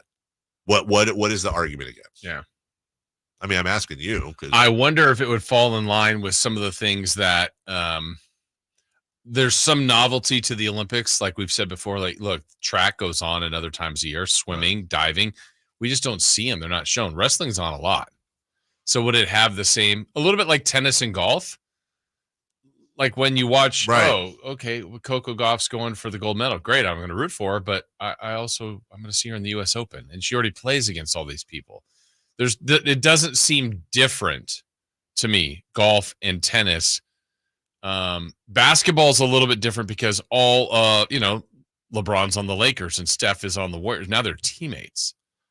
Whereas if we're already watching wrestling every week, if one does, how is this? I know it's now being judged as probably being graded differently, but it's still kind of the same product that you watch. Mm-hmm. Yeah. I don't know. That would be not the only negative, but I just feel like I think that's a knock maybe on golf and tennis in the Olympics. Chris? What do you think? Your wrestle face. What do you think I would think of it? I think you don't want it. Don't want it? No. Why? This is my dorky answer. It takes all the art out of it. Like, that it's not, it's scripted and everything, but you want to be surprised. Like, oh man, this guy is going to take on this guy. Isn't that part of the scoring though? It's like the storyline of the are event. You going to go like back? Well, like there's a storyline, there's a cage match that's going to happen this weekend. The buildup has been over a year to make this happen.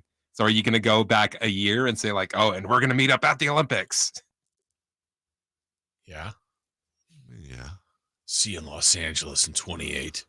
I try to do a whole like wrestling should be in the Olympics thing, and Get shot down by a wrestling Hulk Rogan over here goes, takes away the art. I said it was my really dorky answer.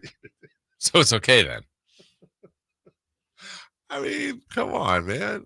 It's you know, it is scripted. So's the I like I will say in a vacuum, I like the idea of it. I'll say if I wasn't like a stupid wrestling fan that watches every single show every week, and I was just like an occasional, like I'd watch a pay-per-view now and then, I'd be 100% for it. I just like the idea of like the late Roddy Piper getting a gold medal at the Olympics, and then you can take that back to your World Wrestling Company, and you're an Olympian now, and whatever. I don't know, something to think about. That's why that radio publication asked me for the interview. Hard-hitting topics. We'll take a break. When we come back, Caitlin Clark continues to do great things, even though she literally didn't do anything yesterday. Something great happened. And Ray Gunn, speaking of the Olympics, speaks as well. Still to come on the program. We got our NFC and AFC West previews. That's a double feature. That's Niners and Raiders in the 8 o'clock. 4 down territory. Emil Fragoso, Niners at 9. We'll get into our first part of our predictions for the season. The rest of the show for you all lined up. We'll do it next. Did you miss any part of our live local shows? Don't worry, you never have to miss them again. Check out sacktownsports.com and search our podcast page and play our shows when you want. The Carmichael Dave Show with Jason Ross, Stiles and Watkins, and the Drive Guys. Plus, other podcasts like Return of the Empire, Return of the Roar, the Stingers Up podcast, and Golf to Go with Frank LaRosa. They're all available right now on sacktownsports.com. Sacramento, Dierks Bentley's coming to town. Getting drunk on a plane. For his only show in California this year, Saturday, September 28th at Heart Health Park for Country in the Park 2. What was I thinking? And he's bringing some friends. Parmalee. I want to close your eyes for this. Tyler Rich.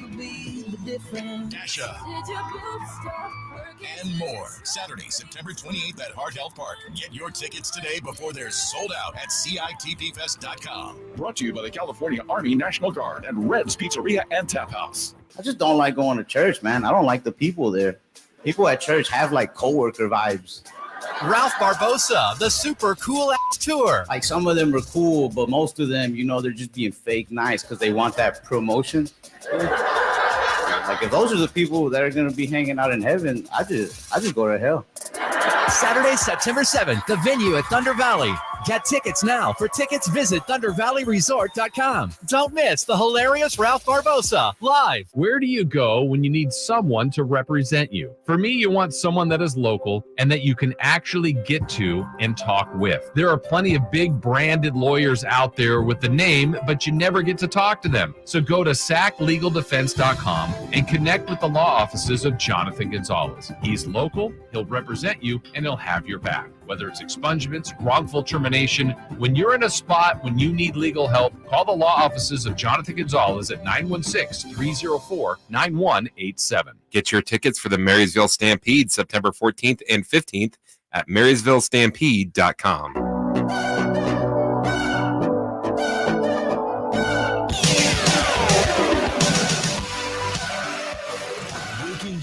With the best in local sports. They just make it interesting, you know? It's the Carmichael Dave Show with Jason Ross on Sacktown Sports. It's for my guy on the text line that only wants us to talk A's ever about anything. Oh, the Oakland A's? Huh? Oh, talk about the Oakland A's? But he's like, talk more about the Sacramento A's. It's like, who's that? Right. Who are the Sacramento A's? They're not coming here next year. It's the A's. At least do like the Northern California A's of Sacramento or something. Give us something. Right. Oh, he wants me to talk about the walk-offs. Hey, they had a couple of walk-offs and they won. They're now 15 games under 5. Like, nobody cares. Sorry, you care. We do not do requests usually. But here you go. You want an A's stat? Here's your A's stat. With a walk-off victory against the Mariners, they're now 31-22 since July 1st. It's the second best record in the AL behind the Houston Astros. So that's nice. How about that? Yeah, good for good for them. Yeah. Did you see the Manning Cast musical? I did. So stupid. And funny. Yeah, exactly. I give them credit for going out there, and then also a lot of cameos. For sure. A ton of cameos. That was surprising. I mean, they were two good hosts on Saturday Night Live. Yes, they were. Very good. Heel. Yeah, Jason and I literally reference probably Eli more than Peyton. Yeah. I honestly think, though, the number one all-time, we have like Michael Jordan, Stuart Smalley, and this and that. I think maybe the number one all-time athlete sketch is Peyton Manning's United Way commercial. I can't think of anything that would beat it, where he's just pegging the kids with the football that he throws really hard at them. Yeah. Get back in there. Stitches. Giving them tattoos. It was so good, and part of it was because that was really the first we got to see of that side of Peyton Manning. It was so good. So is Caitlin Clark. She's so good, and it's already been a huge How year. good is she? She's so good that her team clinched a playoff spot, and she was on the couch because her team had an off day. Wow. Yeah. How about that? After that start, they made the playoffs? As a matter of fact, Jason, they started 1-8. Can you believe them apples? 1-8. They become the second team in WNBA history to make the playoffs after starting the season 1-8 or worse. The Charlotte Sting, remember them? I do. Yeah, after they disbanded after the 2006 season, made the WNBA finals in 2001 after starting the season 1-8. And then lost to LA. The Fever were 11-15 at the Olympic break and have gone 6-1 since play resumed. They were 13-27 last year, and the year before they were 5-31. Oof. I'll say it again, man. Not only is she the rookie of the year, but if there was ever a requirement or a judging criteria that went beyond that was all encompassing, here's another hot take. And it's like the most sane, normal take ever, but it is not even a close second. In fact, first place and then maybe 10th place is second place. That Caitlin Clark is the MVP in the truest sense of the term. Apologies to Asia Wilson and everybody else. Right. Who will win it. And should win it, of course, numbers-wise. Caitlin Clark is the most valuable player to the WNBA. Not just to her team, to the whole league. And I'll say this part again, too. Percentage-wise, apples to apples, Caitlin Clark's the most valuable athlete in all of sports.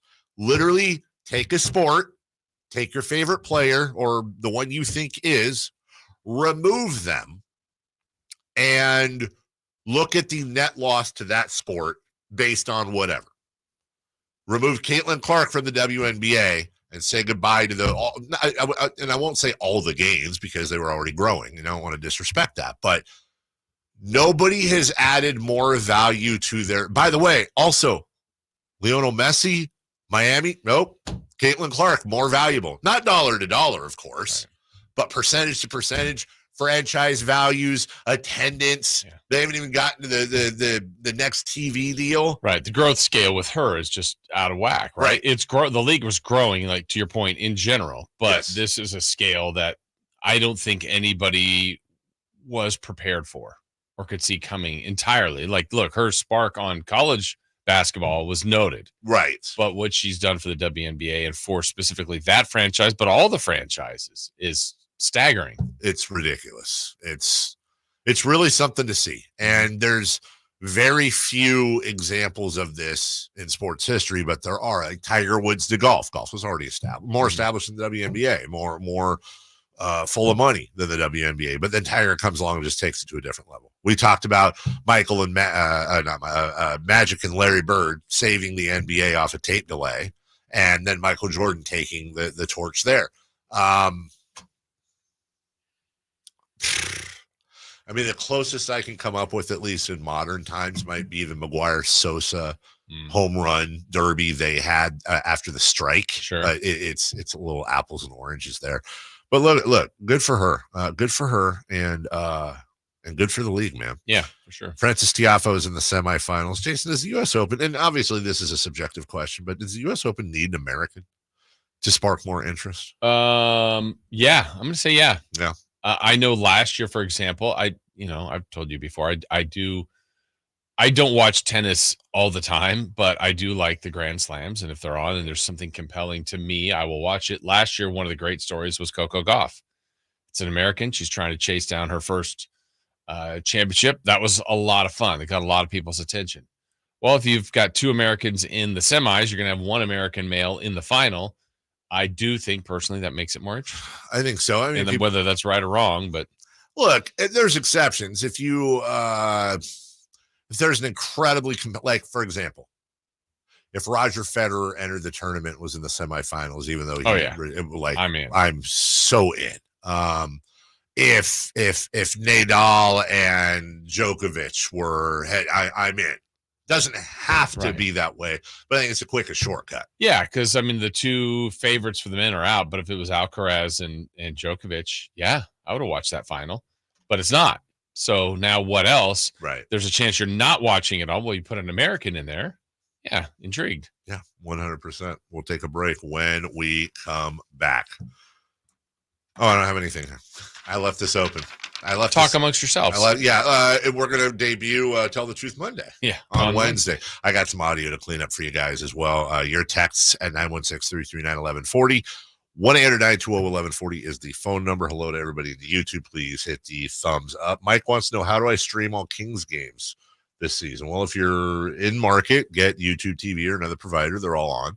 If you're out of market, let's go to NBA and get the league pass. You can get it for the whole league, or you can get it for individual team passes. And if you're just looking for the radio, and as long as you're in the area, you can listen on our Sacktown Sports app. Oh, can you listen? I probably should ask this off the air. Can you listen out of town to that app for Kings games, or they still block those? Do you know? They still block them. They still, yeah. You got to get the audio pass. So there's that. But, there's ways. Yeah. When we come back, all the other stuff next. You never know what you might hear when listening to a Sacramento Kings game. Out of Keegan, going for another triple. Man, is he feeling it. Keegan, can he do it? Yes, there's number 11, Keegan Murray. Keegan steps back. He just knocked down his 12th three-pointer, a Kings franchise record. He's got 45 points. Never miss a moment of Sacramento Kings basketball with Sacktown Sports and the Sacktown Sports app.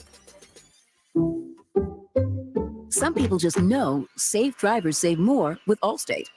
Just like they know that's the mating call of a blue-footed booby and not a green-footed booby. Yeah, some people know that. And they know if you're a safe driver, you can save up to 40% with Allstate. Ain't that something? Based on the national average premium savings for Allstate customers with a clean driving record versus those without. Savings vary by state and based on how you buy. Allstate Fire and Casualty Insurance Company and affiliates, Northbrook, Illinois. Thanks for calling Discover. This is Diego. Hi, Diego. It's Jennifer Coolidge. I just want to say your cashback match makes me feel so special. It really inspired me. That's great. Doubling the cashback you've earned at the end of your first year is what we do. Well, I'm doubling everything now. Double dating, double dipping, double feature, double header, double whammy. Basically double or nothing. You earn, we match. Discover Cashback Match. See terms at discover.com/creditcard. Hey, it's Carmichael Dave inviting you to make the switch to electric this spring and save big with American Energy. Stay ahead of those spiking energy bills this summer with up to $9,000 in rebates on a new ultra-high efficiency comfort system. American Energy is providing huge rebates from SMUD as well as spring specials by installing one of many incredibly efficient AC options available to you right now. Get rid of those fluctuating gas bills in the winter and switch to year-round all-electric with American Energy. Let them perform a free in-home energy efficiency analysis and see where they can help you save for the warmer months ahead. These guys are the best. Been serving the greater Sacramento area since 1981. A+ from the Better Business Bureau. Learn more by calling 916-520-9990. That's 916-520-9990. Call 916-520-9990 now. For most of the people that walk in our store, it's been an ongoing, nonstop issue, and they're finally walking into the Good Feet store. Okay, the guy that came into my store last year that has had plantar fasciitis for 30 years. I looked at him, I said, "Are you kidding me? I've been here for 14. Where have you been?" I helped relieve a problem that's plagued him for 30 years. I mean, how do you not go home and talk about that? Come to the Good Feet store now for a free fitting and test walk.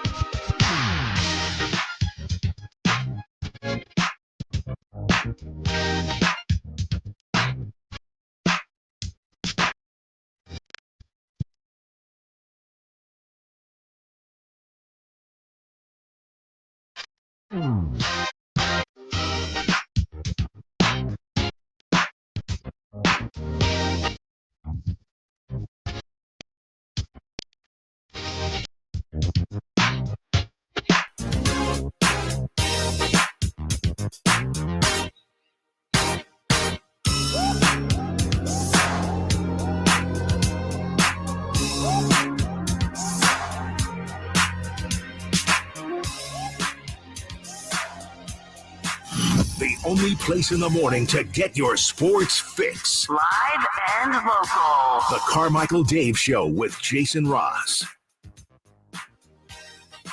So it's gonna be hot today, tomorrow, the next day.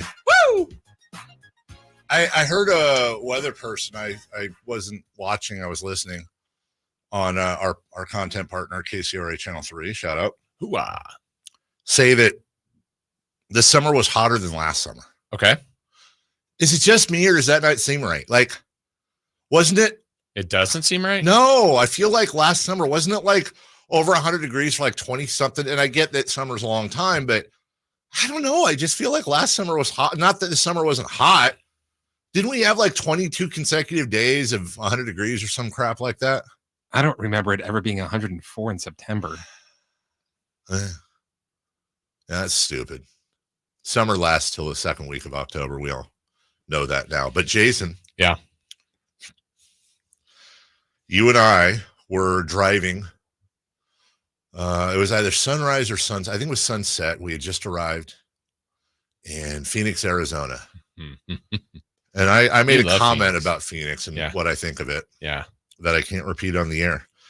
Gentlemen, the temperature in Phoenix has reached 100 degrees. How many days in a row counting today? Let's see.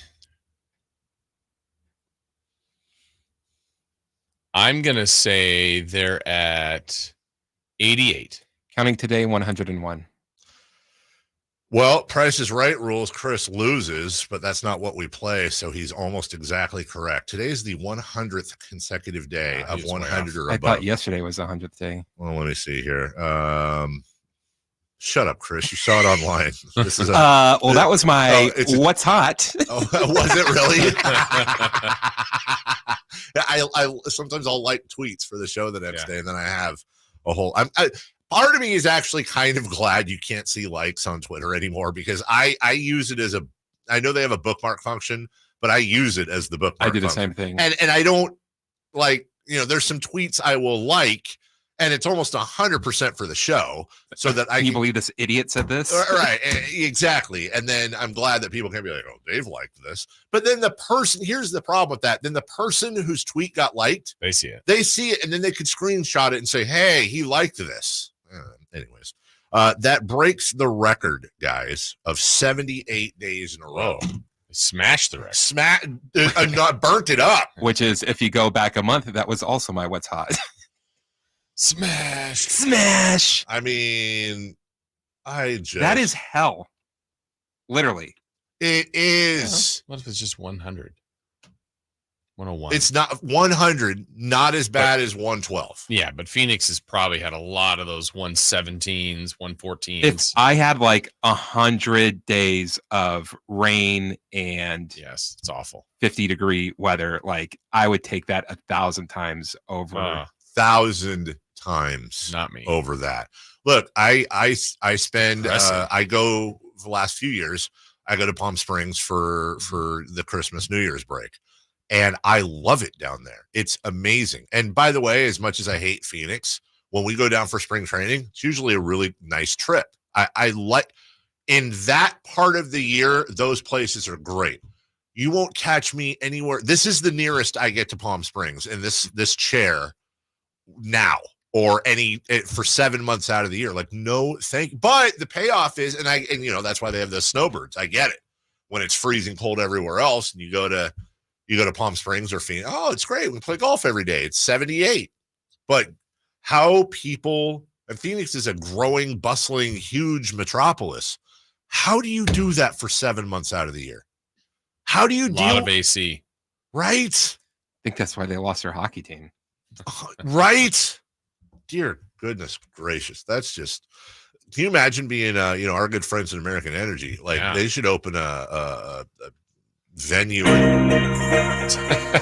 No, that's at 9:30. Do you get quality pool time over the last couple of days? You've been at soccer. I've been at soccer, and then by the time we get home, there's stuff going on. And but the problem there is that he's in soccer now. Yeah, they played 100 degrees. They're playing. It's in the sun the whole time. Thank God. The important thing is the bleachers were shaded, so I was fine. But he's out there. They're all sweaty and they do a good job in giving them water breaks and stuff.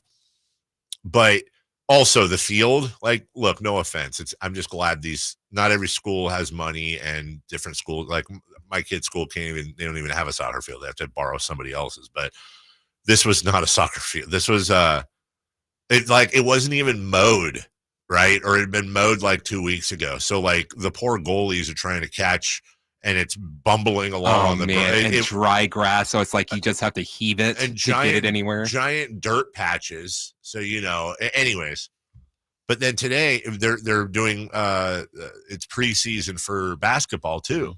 So he goes from, a soccer match yesterday, and then today at 4:00, they have their basketball conditioning. And I'm honestly starting to get a little worried, like, cause he's just getting beat. Right. Yeah.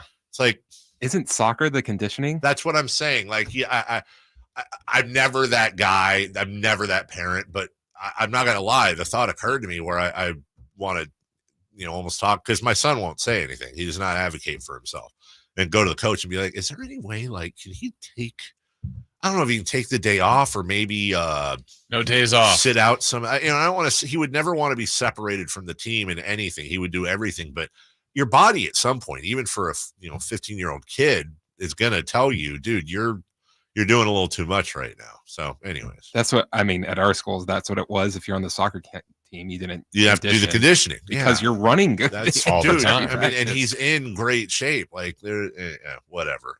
Here's John Lynch.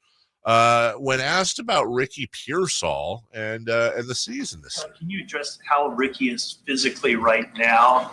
And are you confident? Yeah, you said, it's probably maybe a premature question, but are you confident that he can make a contribution and get on the field this season? Oh yeah. Yeah. He's doing remarkably well.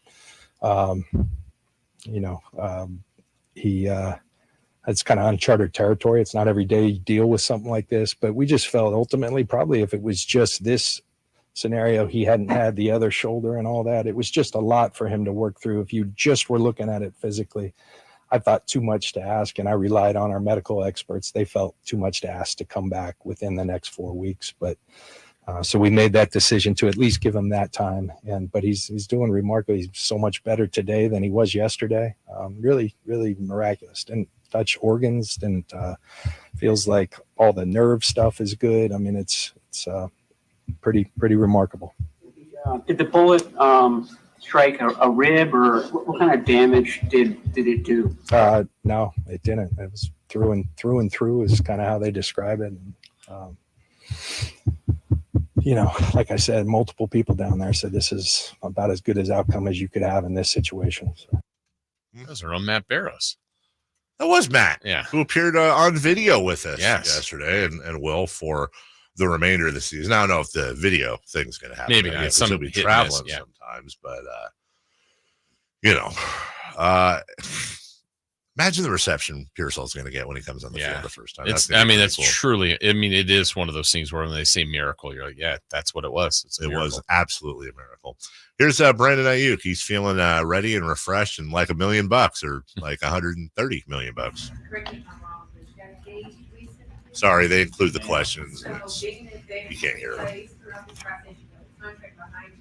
Do you feel like, it's a high time to go into week 1? Do you feel good about going into the season is basically what the reporter is asking here that you can't hear. Yeah, I feel like that kind of goes to your question too. I feel light. I feel light. I feel more ready than if it didn't go out this way. So super. I don't like that audio. It sounds fine on the phone, but I don't want to tick people off in their cars. He's Brandon Ayuk saying, I feel ready. I'm super excited. I'm feeling fresh, renewed, blah, blah, blah, blah, blah. Jason Ross. Yes. I do have some breaking sports news for you. Okay. I have something that I'm pretty confident come this December that you're going to watch on television that involves sports. Okay. As they have announced a made-for-TV golf match. Now, we've seen these before. We've seen these. Have you seen this? I believe I just saw it. Rory McIlroy and Scotty Scheffler will face off against Bryson DeChambeau and Brooks Koepka, which I did not. Those two famously, have not gotten along in the past. Apparently that's over. Apparently. Honest to God, you add a little bit of human drama into it, not to mention 4 of the best players in the world, not to mention PGA Tour versus Live Golf. I love it. I'm here for it. I am 100,000% here for it. Also, back to the Niners as we close out here. You remember there are some, look, by the way, I call them 49er content creators because I'm not exactly sure about the journalism aspect. One of them was recently on the program. I don't dislike Grant Cohn, I think, as much as a lot of people do, but also he's kind of a ninny with some of the stuff he says. What a ninny. He's just kind of a ninny. And the implication from some of the people there in the Bay was, he was saying yesterday how John Lynch, Kyle Shanahan are on the hot seat. The front office is not happy with. What? Really? Okay. But the whole the Niners are partying while Ricky Pearsall lies in the hospital, and it's just a terrible look. That was a whole thing, right? Here's John Lynch. I wanted to touch on, at the time of all this going on, we had a team party that was scheduled.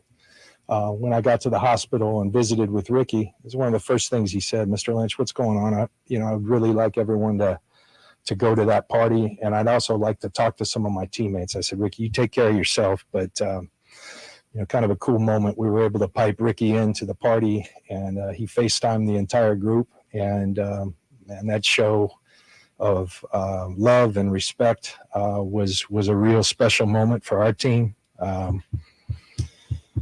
Before I take a couple questions, first of all, we did put Ricky on NFI, non-football injury. It's similar to PUP, but it just happened away from the field. So, I wanted to touch on, at the time of all this going on, we had a team party that was scheduled. When I got to the hospital and visited with Ricky. What? I think that's replaying. Oh, sorry. It was for about, hey, guys, you got to hear 12 extra seconds because I was getting something else ready. So there you go. Big controversy. And you know what? People can be wrong about things. In this business, people are going to be wrong. You're going to hear from the wrong person. You're going to report the wrong thing. You know what I would really respect? Hey, I got that wrong. I listened to the wrong person, or I made the wrong assumption. Sorry about that. Remember a few years ago where I was like, Kings have to trade De'Aaron Fox. There's too much in the backcourt. They got to trade De'Aaron Fox, because they had Fox and Halliburton. Now, I can argue all day long about I didn't think they'd trade Halliburton. You had to trade somebody, and they traded Halliburton, and nobody expected that. But I was wrong. They kept De'Aaron Fox, and he's amazing, and I'm super glad they did. You can say you're wrong. Right. It's okay. Yeah. To say you're wrong about something when you're in this. Okay, it's probably right. Yeah, right. Anything else, that's just ego. Yeah. Just say you got it wrong. Right. It happens. You got 90 things right. You got 5 things wrong. It's a good batting average. You try to get 100 right. Yeah. Anyways, it's just goofy reporting. We'll take a break. When we come back, hey, Jason, I would like to preview some things. Like? How about the Wests in the NFL? You want to start with the NFC or the AFC? NFC, Niners. NFC, Niners, Seattle, Arizona. Why am I blanking? And the Rams. Yeah. We'll preview all that next. Subscribe to Sacktown Sports on YouTube and watch the Carmichael Dave Show with Jason Ross, Stiles and Watkins, and the Drive Guys. Live Monday through Friday from 6 to 6. Plus view archive shows and exclusive content. Subscribe at youtube.com/Sacktown Sports. I didn't ask to be thrown in the streets with nowhere to go. I didn't think I'd survive. But I did ask for help, and Covenant House was there for me.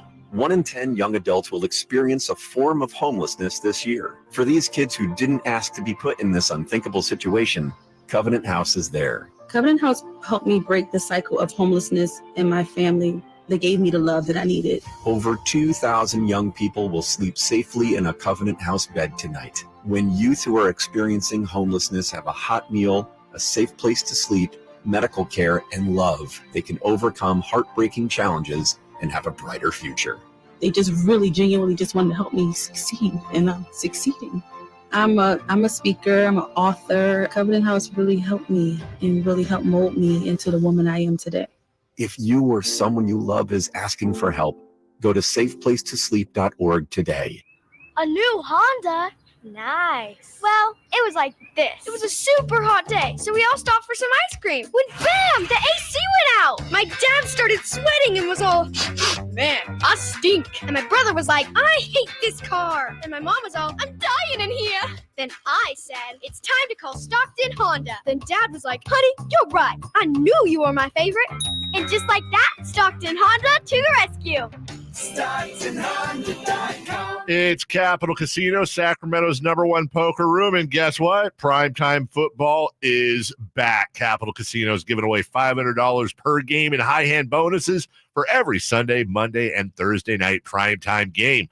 As always, offering the best food, the best service, and the best action with the most variety of games in the region, conveniently located in downtown Sacramento. So check them out, Capital Casino, and always remember to gamble responsibly. 1-800-GAMBLER. Get your tickets for the Marysville Stampede September 14th and 15th at MarysvilleStampede.com.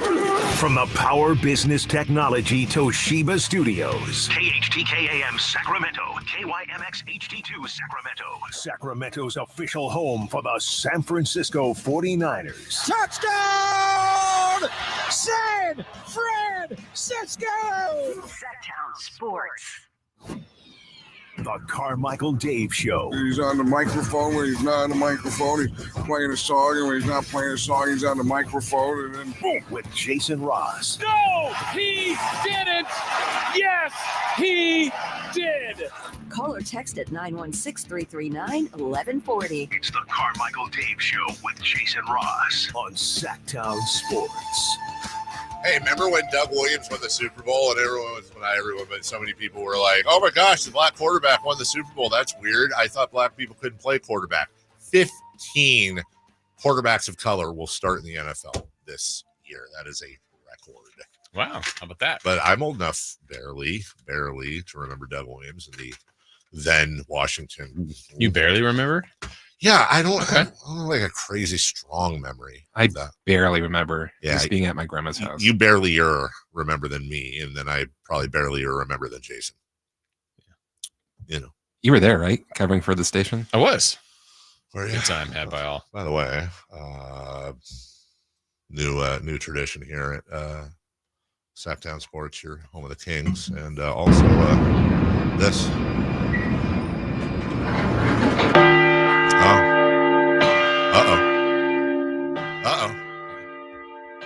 We've done it. Yeah. We've reached the halfway point of the show. And we reached the halfway point of the week. That's right, ladies and sound gentlemen. the bell. Even though we had Monday off, doesn't matter. Who cares? Who cares? We're there. You could argue that the end of the show today is really the halfway point because 4 days, but we're not playing that game. No. You've reached the halfway point, everybody. Congratulations. Yes, many of you, in fact, most of you probably have to work later than 10 a.m. today. That's fine. But we're here. We're on a Wednesday, soon the weekend. And oh, by the way, the weekend will come so quick because tomorrow. I don't know.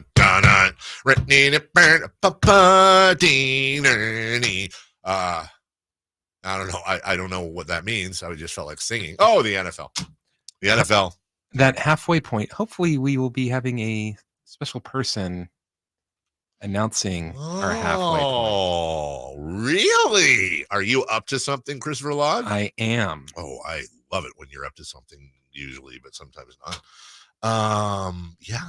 Okay. We've got all kinds of fun and hijinks for you, by the way, as does the NFC West. Jason, let's start at the start of the bottom. Now we're here. Okay. The Arizona Cardinals. Cardinals, formerly the St. Louis Cardinals, which, did you know the Orioles? Actually, there is a Baltimore Oriole. Is there a St. Louis Cardinal? No. I'm sure there's a Cardinal in St. Louis. Well, wait. Are the St. Louis Cardinals the Cardinals because of the bird, or are they like the St. Louis Cardinals, like religion?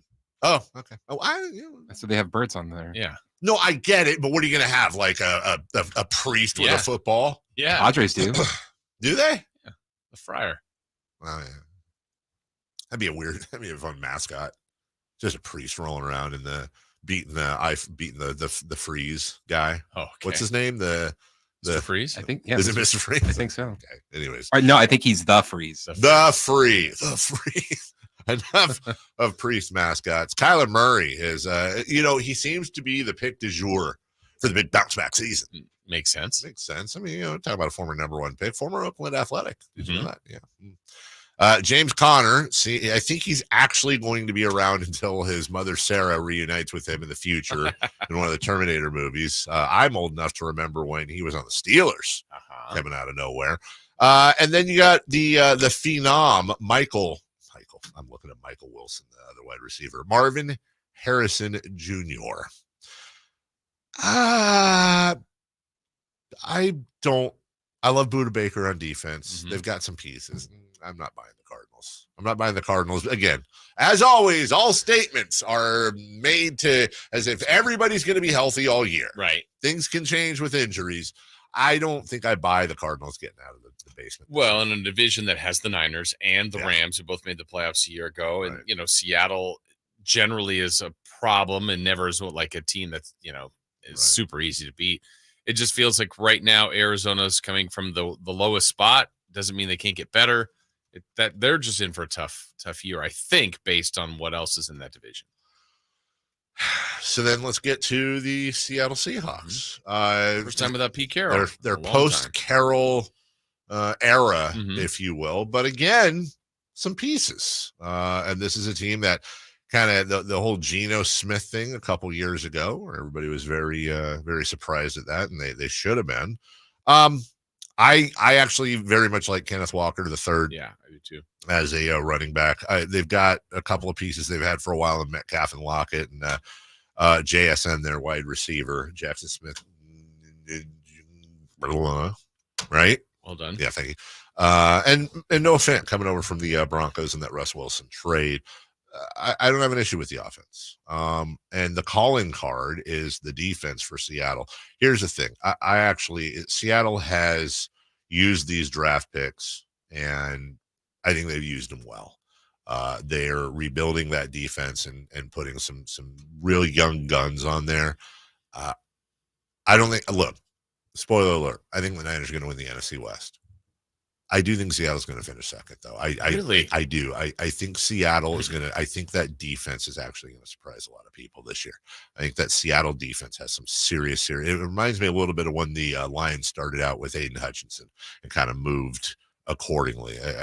I feel like Seattle, more of by committee, is one of those teams that's going to surprise some people. Well, and one of the things I wonder about the division, they've got a streak going since 2018. There's been two teams that have made the playoffs, obviously the division winner, and then they've had a wild card team. I'm wondering if they can get two. I really think the Rams are going to be good. Rams were good last year. Yeah, you have been fairly bullish on the Rams. The Rams last year finishing second, I believe, in the NFC West. 10-7, 3 games over. They've dealt with here. So let me give you the first and most obvious question about the Rams. What's life like without Aaron Donald? Right. That's I think the first question I have about. Yeah, it's a huge question. It's a fair question. It's been one of the best defensive players in the last decade. So he's gone. That's a big piece to replace. I look at the other side right now. They hope a healthy Cooper Kupp. Last year they developed Nakua. Nakua is phenomenal. Kyron Williams seems to be a nice running back. I don't like him returning punts. Yeah. I don't like that at all. Okay. I get it. I'm not Sean McVay. He makes a lot of money, and I Right. don't for a reason. Just feels like at that position too, especially when they've had this revolving, Cam Akers and all these guys coming through and running. It looks like you finally got a bell cow, and I'm not a fan of starting running backs returning punts, but whatever. Yeah. But Nakua and Kupp.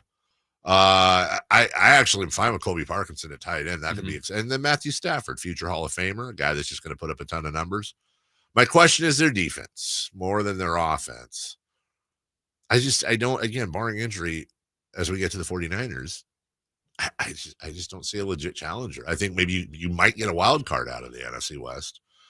It just, on paper, and that's a big statement, on paper, it just seems like the Niners are a cut above everybody else in the NFC West. Yeah, and it's going to be the head-to-heads, I think, in this division. Yeah. Obviously, the Niners have 6 matchups with those 3 teams, and the others conversely as well. So how do the Rams play the Seahawks? How do the Cardinals play the Rams? Those kind of things.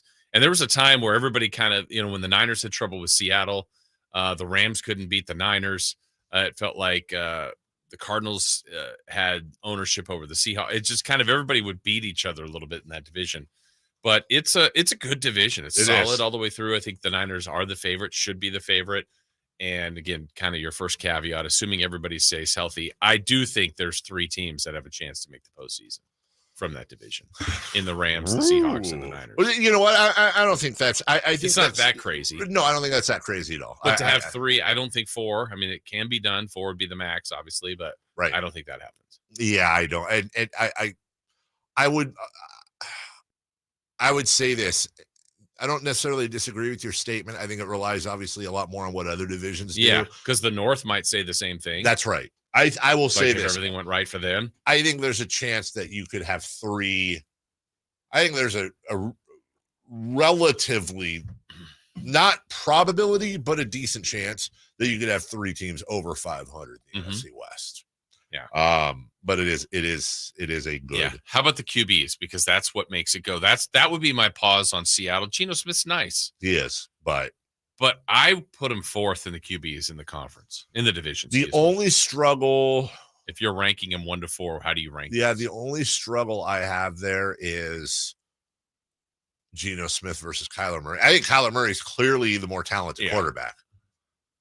Just, and I'm trying not to factor in injury and availability, because then I really could make a case for Geno Smith. But quarterback to quarterback, if both played 17 games, I'm gonna say Kyler Murray just because he can do more. Yeah, I would go Geno 4th, Kyler 3rd, Purdy 2nd, Stafford 4th. I think as of right now, I mean, you're talking about a Hall of Famer who's at the end of his prime, but still prime. Yeah. And I guess the trick there is for me is if you put Stafford on the Niners, he's great. He's fantastic. Yeah. I think at the very worst they don't miss a beat. And maybe even slightly better, but at the very worst, they don't miss a beat.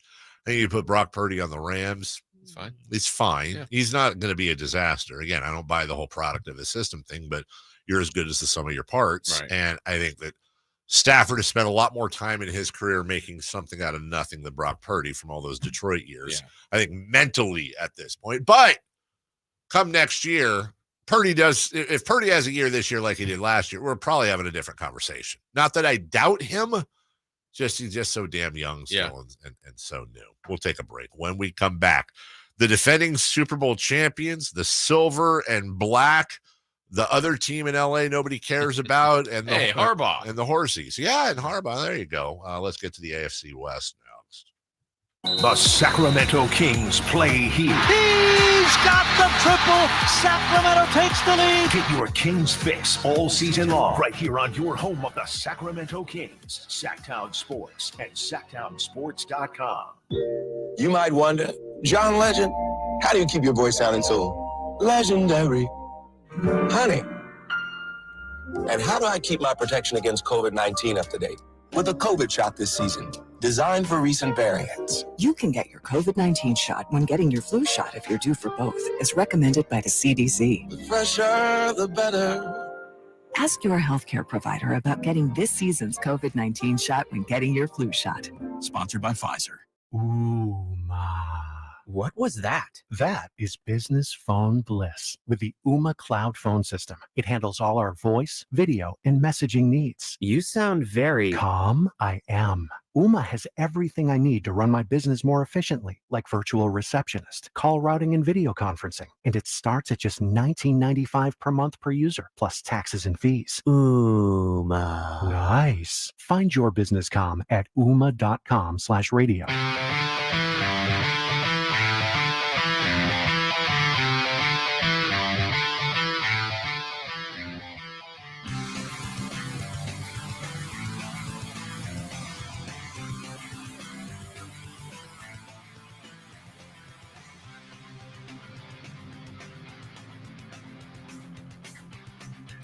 Carmichael Dave. He has very good sources, and he just kind of tells it as it is and gets to the point. Jason Ross. He has a lot of pretty smart things to say. He's good at what he does. On Sacktown Sports. All right, let's see if we can have a segment that involves. I'm not worried about the AFC West. You're not? No, I mean, I'm not worried about talking about the AFC West, and I'm worried about. Let's see if we have a segment where we spend time on the Raiders and not have it be this, disaster on the chat line here. Oh, well, that I can't predict. Yeah, I just because you see this. I did this. I'll wear it. You see the stat I put down for the Raiders on our. Go ahead. You can read it out loud. Yes, that's factual. Jason's Raider stat of the day. Yeah, the Raiders have had since the Sacramento Kings faced the LA Lakers. Wow. In the Mike Bibby Robert Horry series, which is how it's usually referred That's to, how of it's course. The Raiders have had 2 winning seasons. Stinky. Two winning seasons. Since 2002. And a relocation. Let's just say in the long, proud history of the Raiders, this has not been the best 22 years. No, it's got to be the worst. In that 22 years, half of their winning seasons have been in Las Vegas. Yep. God, that's a weird way to put it, but it's accurate. A franchise that has the motto of "just win, baby." It's not doing that. Is not doing that pretty much at all. I mean, the "just win, baby" to the Raiders is like if my motto was "have perfectly straight teeth." It doesn't apply. No, and it's so. I mean, for a sport that in general there's so much turnover, and just they've been bad for 6 years, but this 3-year run for this team.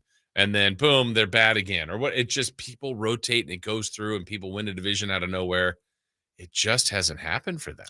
No. And look, they've gone through the death of Mr. Davis and the tent pole of the entire franchise, one of the tent poles of the NFL.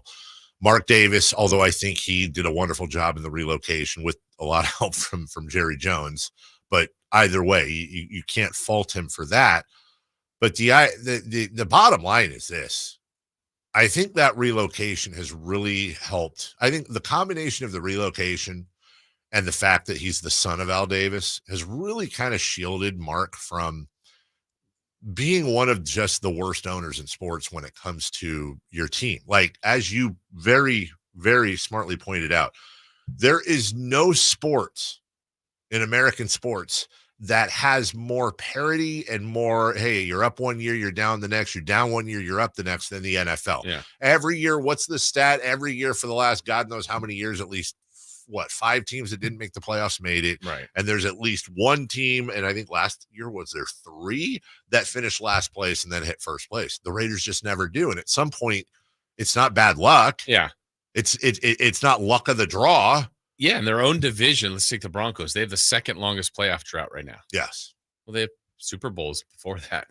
Yeah. With Manning, with Elway, it's not all in this time frame, but there was a run there where they were one of the best teams in the NFL. Right.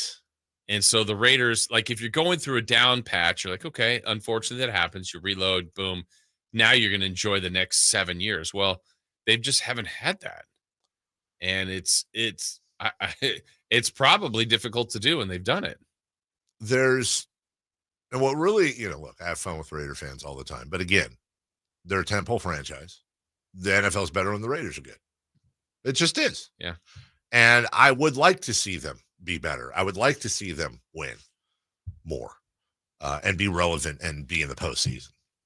And by the way, you're going to be, it's like the Kings miss the playoffs 16 straight years. You're going to miss the playoffs until you don't. Sure. So in this, what really gets me and what's unfortunate is that, like I see the whole thing with Antonio Pierce, dude, look what he did last year with that club and they're fired up. And by the way, maybe it's real. Maybe Antonio Pierce is a future Mike Tomlin, Bill Belichick type that's just going to be there forever and be the best coach since John Madden for the Raiders.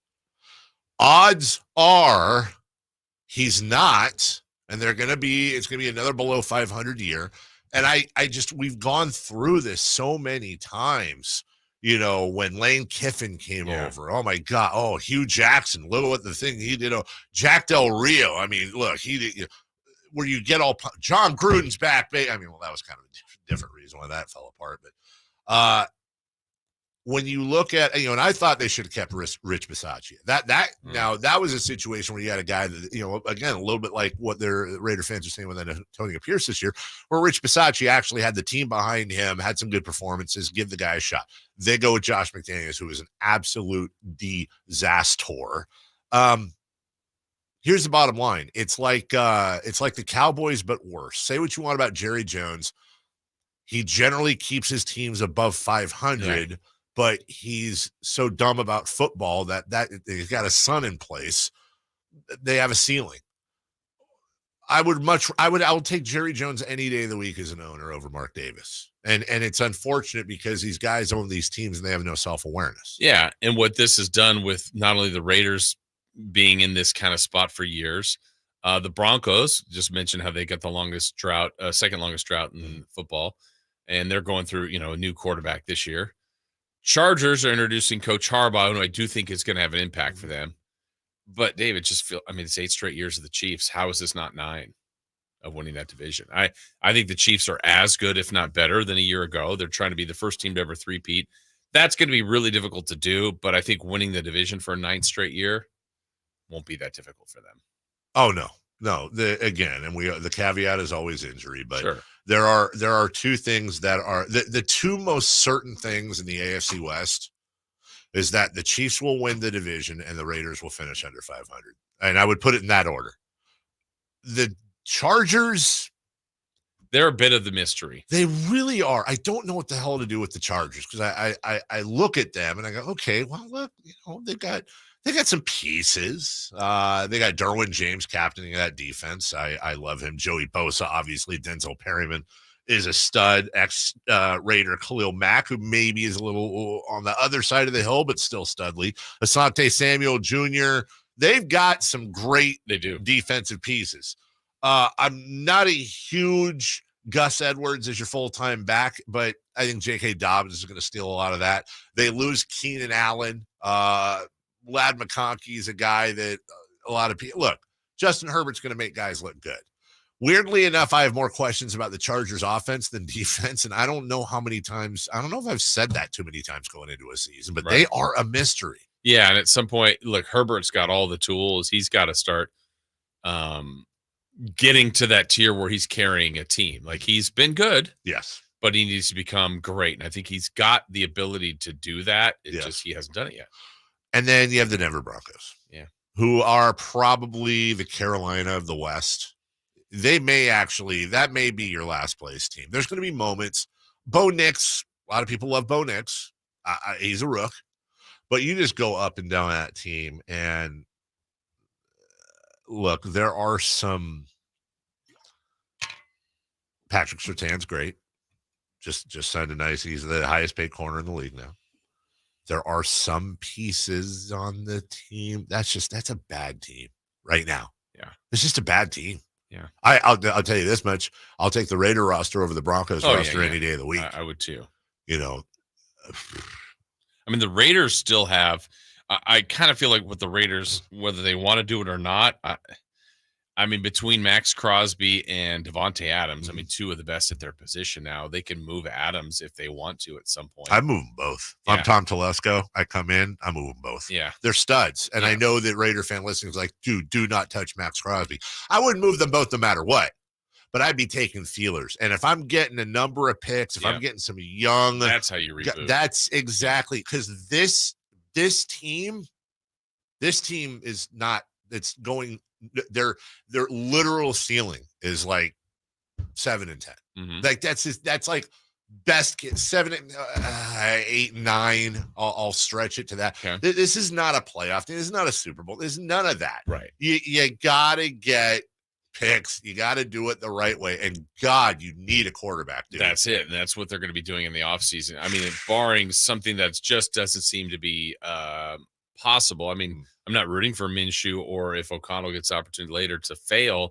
but it just feels like their quarterback of the future right now is in college or is on another team. And that's the thing. And look, the Raiders have had some success in the past, the playbook, whether you get Rich Gannon from the Vikings, you get Jeff Hostetler from the Giants. Like they've had, and I kind of feel like that's probably the way they're going to go.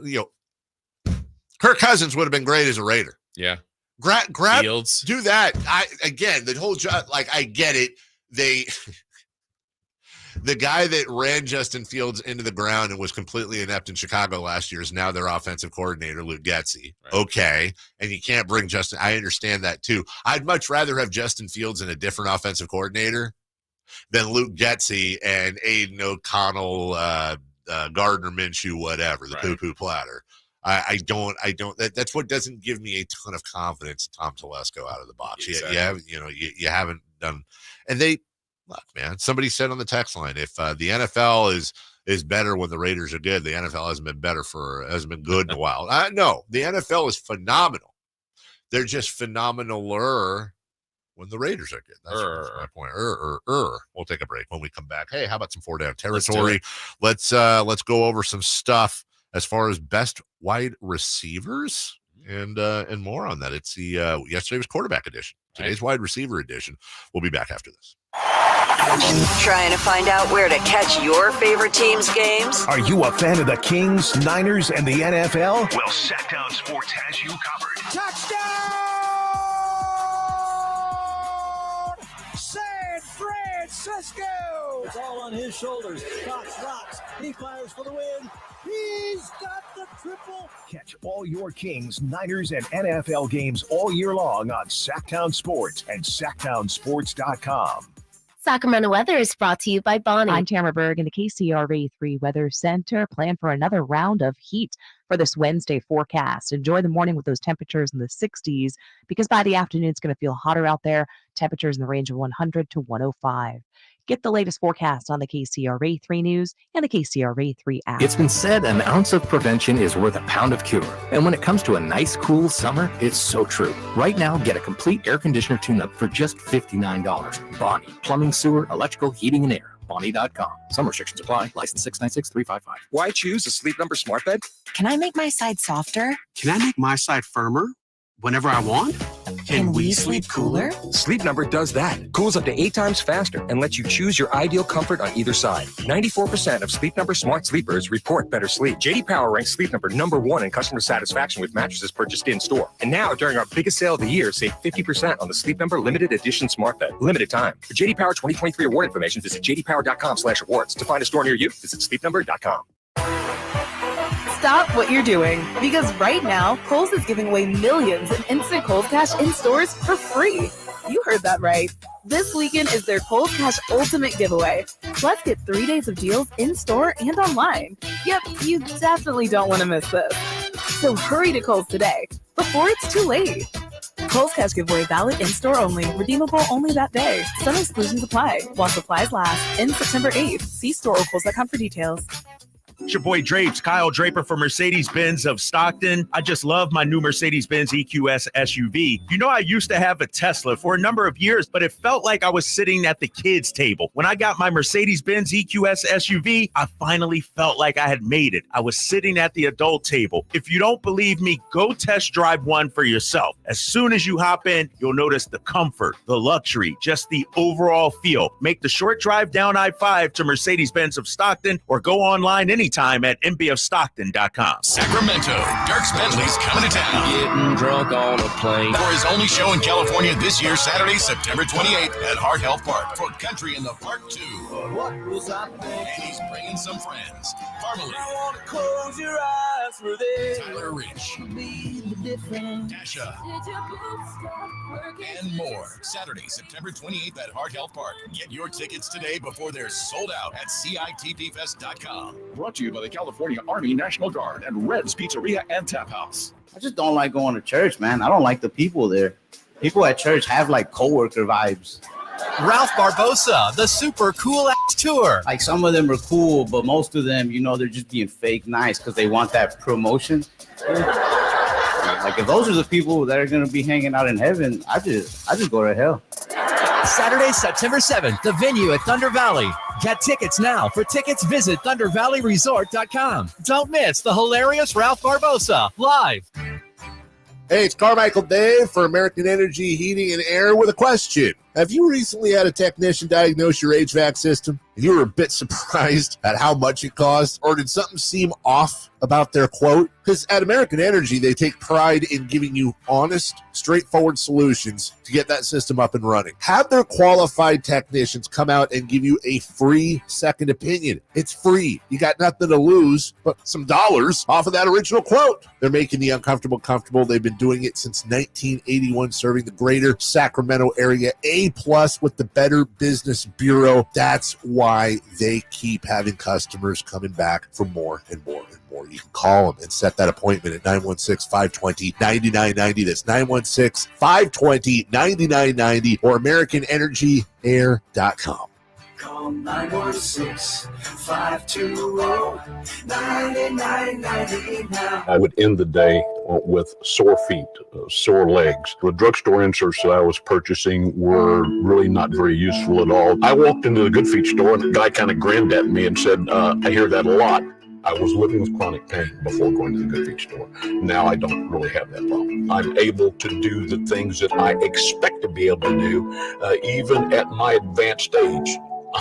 I feel pretty good about what's going on. Come to the Good Feet store now for a free fitting and test walk. The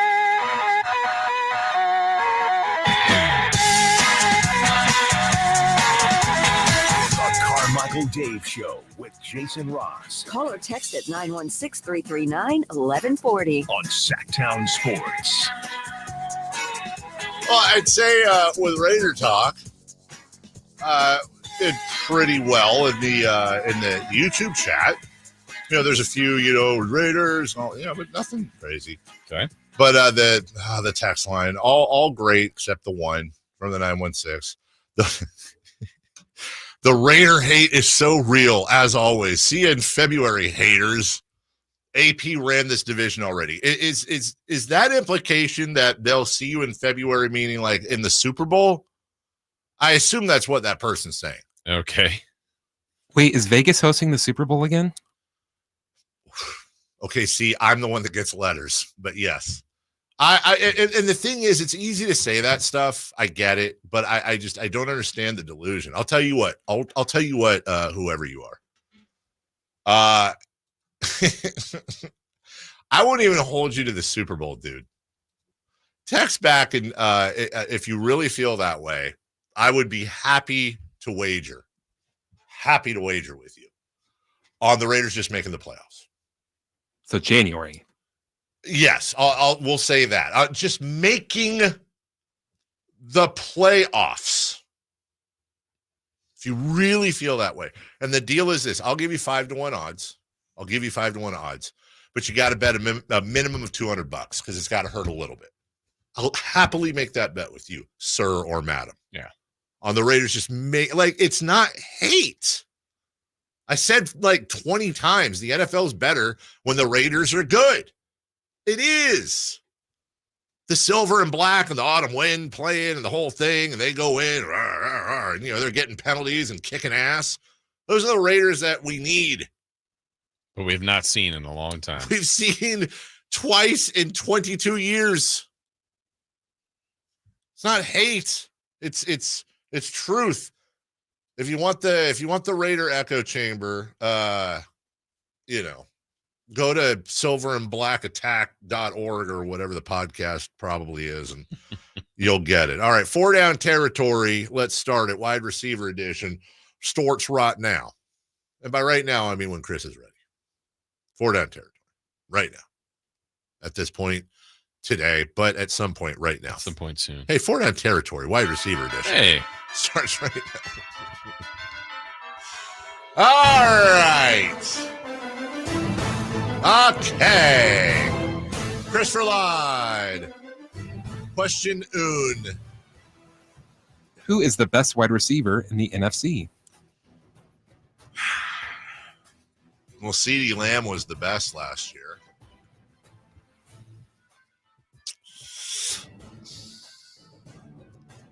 I know I'm on Ross St. Brown's like, hey, over here. I've not heard my name yet here. The one I'm thinking of yet. Well, let's try to see if I'm forgetting someone here. I think you are. It's not Ram, is it? No. Okay. Wait, an NFC receiver?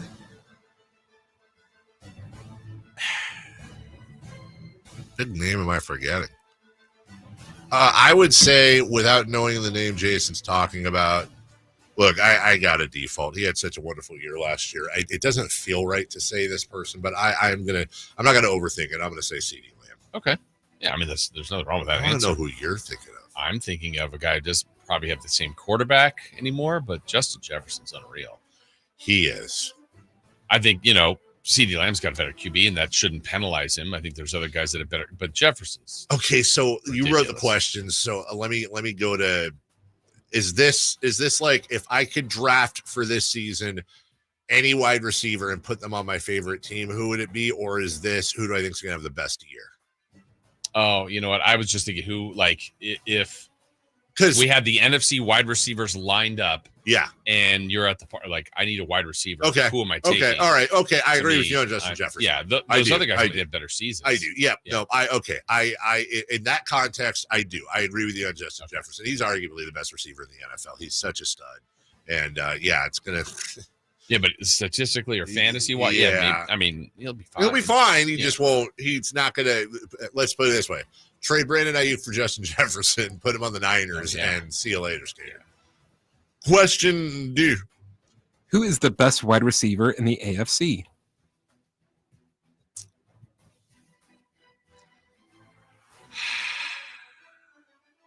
Okay, so the answer is probably Tyreek Hill. But this kind of goes back to the Justin Jefferson thing. God, I want to pick Devontae Adams so bad. I really do. There's no way he's going to have the year Tyreek Hill would have if both are healthy, just because of the systems. And I get that Devontae's getting a teensy bit long in the tooth. He's so flipping good though, he's so good that I almost don't want him on the Raiders because I want him to finish his career and on some team where he's going to not toil in obscurity catching balls from Gardner Minshew. But it's Tyreek Hill. It's that close. And then, with what they've got in Miami. In fact, his worst enemy is that they just have so many weapons. Yeah. Yeah. I thought of Adams. I thought of Jamar Chase, but I wrote down Tyreek Hill. Jamar Chase, by the way, who may or may not, it sounds like it's leaning towards he's not playing in week 1. So yike, by the way. Just one yike, though. Yeah, not yikes. Just yike. Number 3.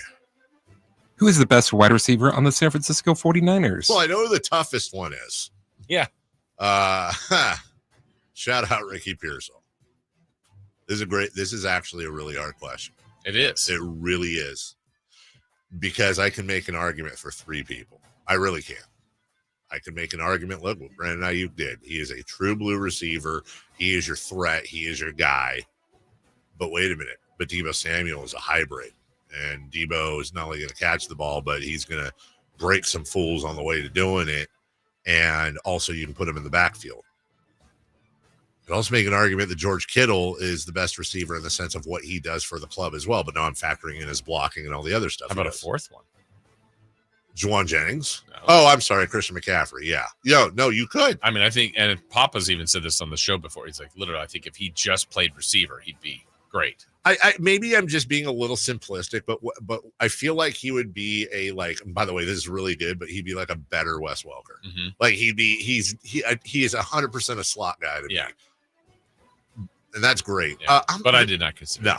All considered, I'm going to take Deebo. I'm going to take Deebo because he's a Swiss Army knife. Yep. What he does after the catch, it's tough, but I think it's Deebo. Yeah, in the classic terms of wide receiver, it's Ayuk, I think, but I wrote Deebo as well. Just what he is capable of doing. He is a very good receiver. Yes. But the fact that, to throw him back there as a running back and get you those big yards, catch out of the backfield, fly sweeps, all those things. Yeah, I just, maybe that's not following the true definition, but he's listed as a wide receiver, so I would take Deebo. Number 4. Who is your favorite all-time wide receiver? I am contractually obligated, and it's the truth.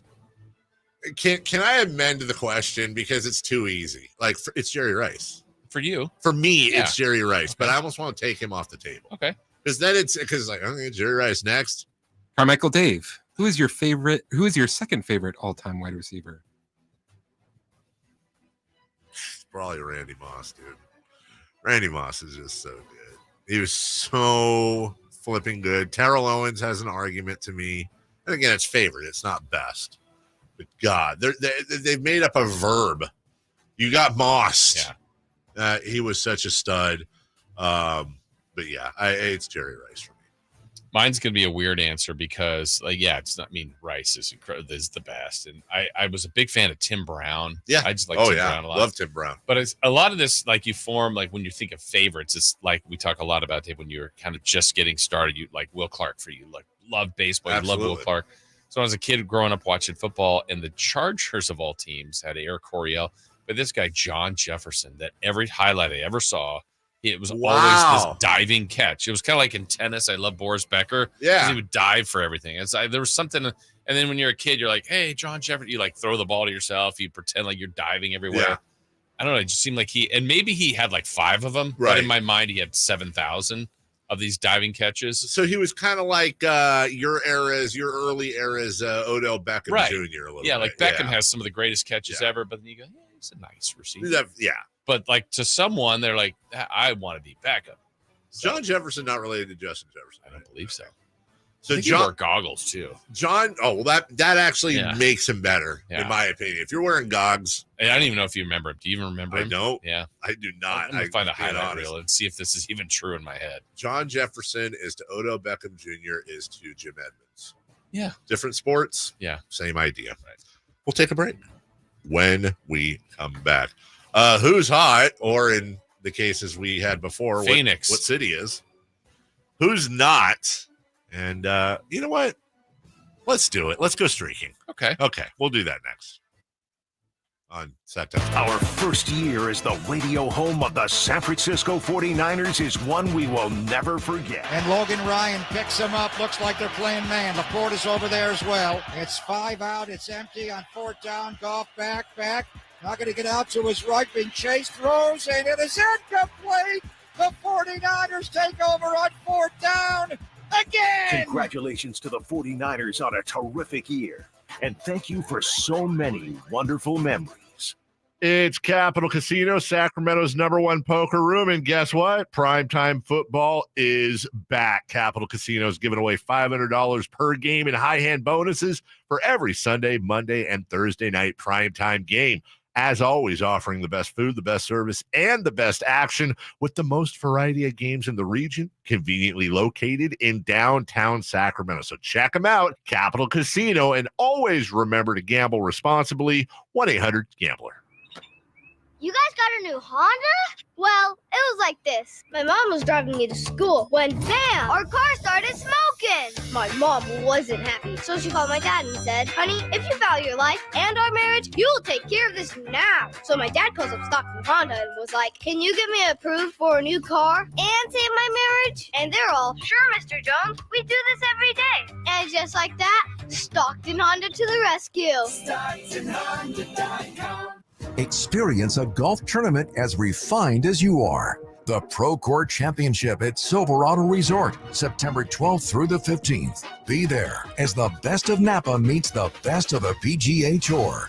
With world-class wine experiences, breathtaking views, and incredible golf. It's like this weekend was made for you. The Pro Court Championship, September 12th through the 15th. For tickets, go to ProCourtChampionship.com.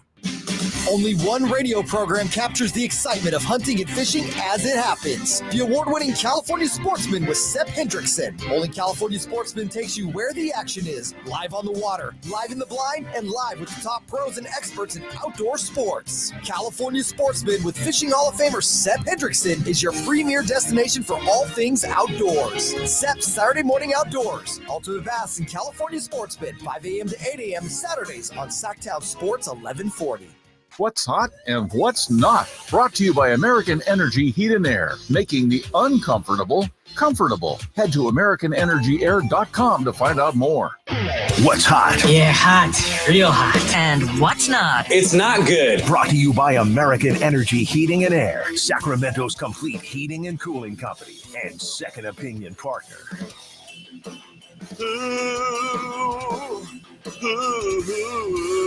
Who's hot?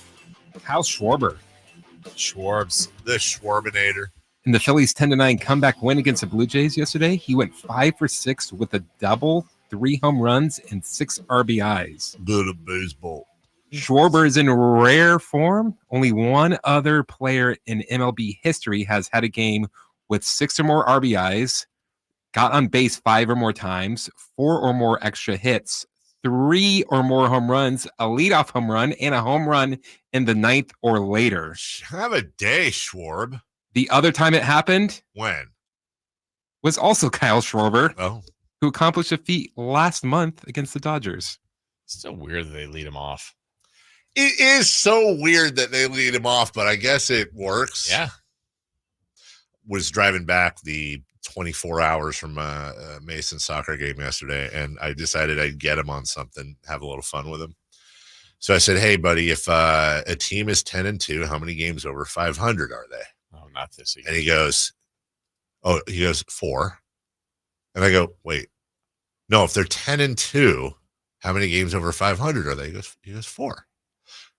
I go, interesting. How did you arrive at that? And he goes, well, they play 12 games, and 12 divided by 2 is 6, and 6 and 6, and they won 10, so 10 is over 4. I said, and of course, this is the old argument that everybody would say 10-2, you're 8 games over 500. But mathematically, that is incorrect. It's just one of those things where everyone's like, whatever. I don't want to do the math. No. 8 games is correct. 500 would be 6 and 6. Yes. Right. You've won 10 games. Yeah. Yes. You're 4 games over 500. You're 8 games over 500. What? If they were to, how many games did they have to lose to get to 500? 8. They would have to lose 8 more games. Yes. Yeah, I'm with you. So they're 8 over 500. But if 50% of 12 is 6 and you've won 10, you've won 4 games over the 500 mark. Right? If I have 10 apples, and in the box there's 2 apples, how many more apples do I have? If you have 10 apples, like in your arms? In my, yes. The difference is 2 apples in the box. Yes. If you're saying if you grab those apples, how many more do you have? No, how many more apples do I have that aren't You in have the 8. box. Yeah. Of course. You're doing. I submit that 10 minus 2 is 8. Yeah. Weird that we are not arguing there. The games have already been played. You're doing it where if the games hadn't been played. Well, I'm saying and by the way, I fully concede I might be missing something here, but this is how it's working in my head. If we're 10-2, we have played 12 games. Right. So the games have been played. To Chris's point, to get to 500, let's put the Kings here. They start 10-2. They have to win 8 more games. They have to, or lose to 8 get more. to 500. Yeah. So the games have already happened. But the Kings start the season 2-10. Yes, they have 8. They're 8 games below. We would say below 500. Correct. How many games would they have to win to get to 500? They would have to win 8. Yeah. I guess it's just the phrasing, because to me, 2-10, they've played 12 games. The 50% mark is 6. So if they're 2-10, they're 4 games under 500, because 500 would be 6-6. Right, but that's but to get to now, let's get them to 6. They've won 4 more games, but they'd be 6-10. 6-10. Ooh, that's a good point. So, anyways, I slapped my kid and told him to shut up. Who's not? I'm confused. Before I tell you who's not, I just want to give you a little history of, remember pitcher Zach Greinke? Yeah. Yeah. That was back when pitchers hit. That's when he played. And his career slugging percentage was .336. That's okay. Pretty good. It's fine for a pitcher. Not that good if you're an everyday hitter. Yeah, but Zach Greinke's always interesting to me, because one year at a fantasy baseball draft, one of our guys who's in it every year, we call him K-Man, his name's Eric. He was really high during the draft, and somebody drafted Zach Greinke, and he just out of the blue, like it's quiet, and he just yells at the top of his lungs, "Hey, how's your Greinke?" And we all just started laughing because he was just so high and weird. And then from then on, every time we'd see him, that would be our Greinke. "What's up, brother? How's your Greinke?" What? I don't remember. So keep that in mind. Who's not hot? That's your Greinke. The Chicago White Sox. Yeah. Following their 12th loss in a row against the Orioles yesterday, their team slugging percentage is .337, 1 point above pitcher Zach Greinke's career slugging percentage. There's your Greinke. That is your Greinke. Almost. I mean, look, that's just so stupid. The White Sox are stupid. That's a hell of a baseball. That's one hell of a model American. It's a hell of a baseball town. And the White Sox just wasting away. They are one of the most, I'm not saying the most successful. I'm saying one of the most storied franchises, historical franchises in baseball history. Believe they're one of the inaugural American League teams? I think you're right. You're going all the way back to the Black Sox, and then the huge drought, and then them winning not long ago in the big scheme of things. And almost 20 years. They have won since the Raiders last won a playoff game. Correct. So not that long ago.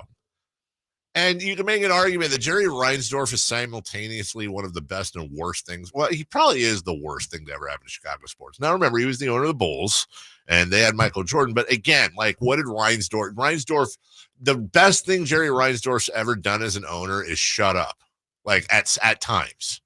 But, this is also the guy that hired Tony La Russa, who is halfway between his house and a home, to manage, and dude's falling asleep in the dugout. Like, what are we doing here?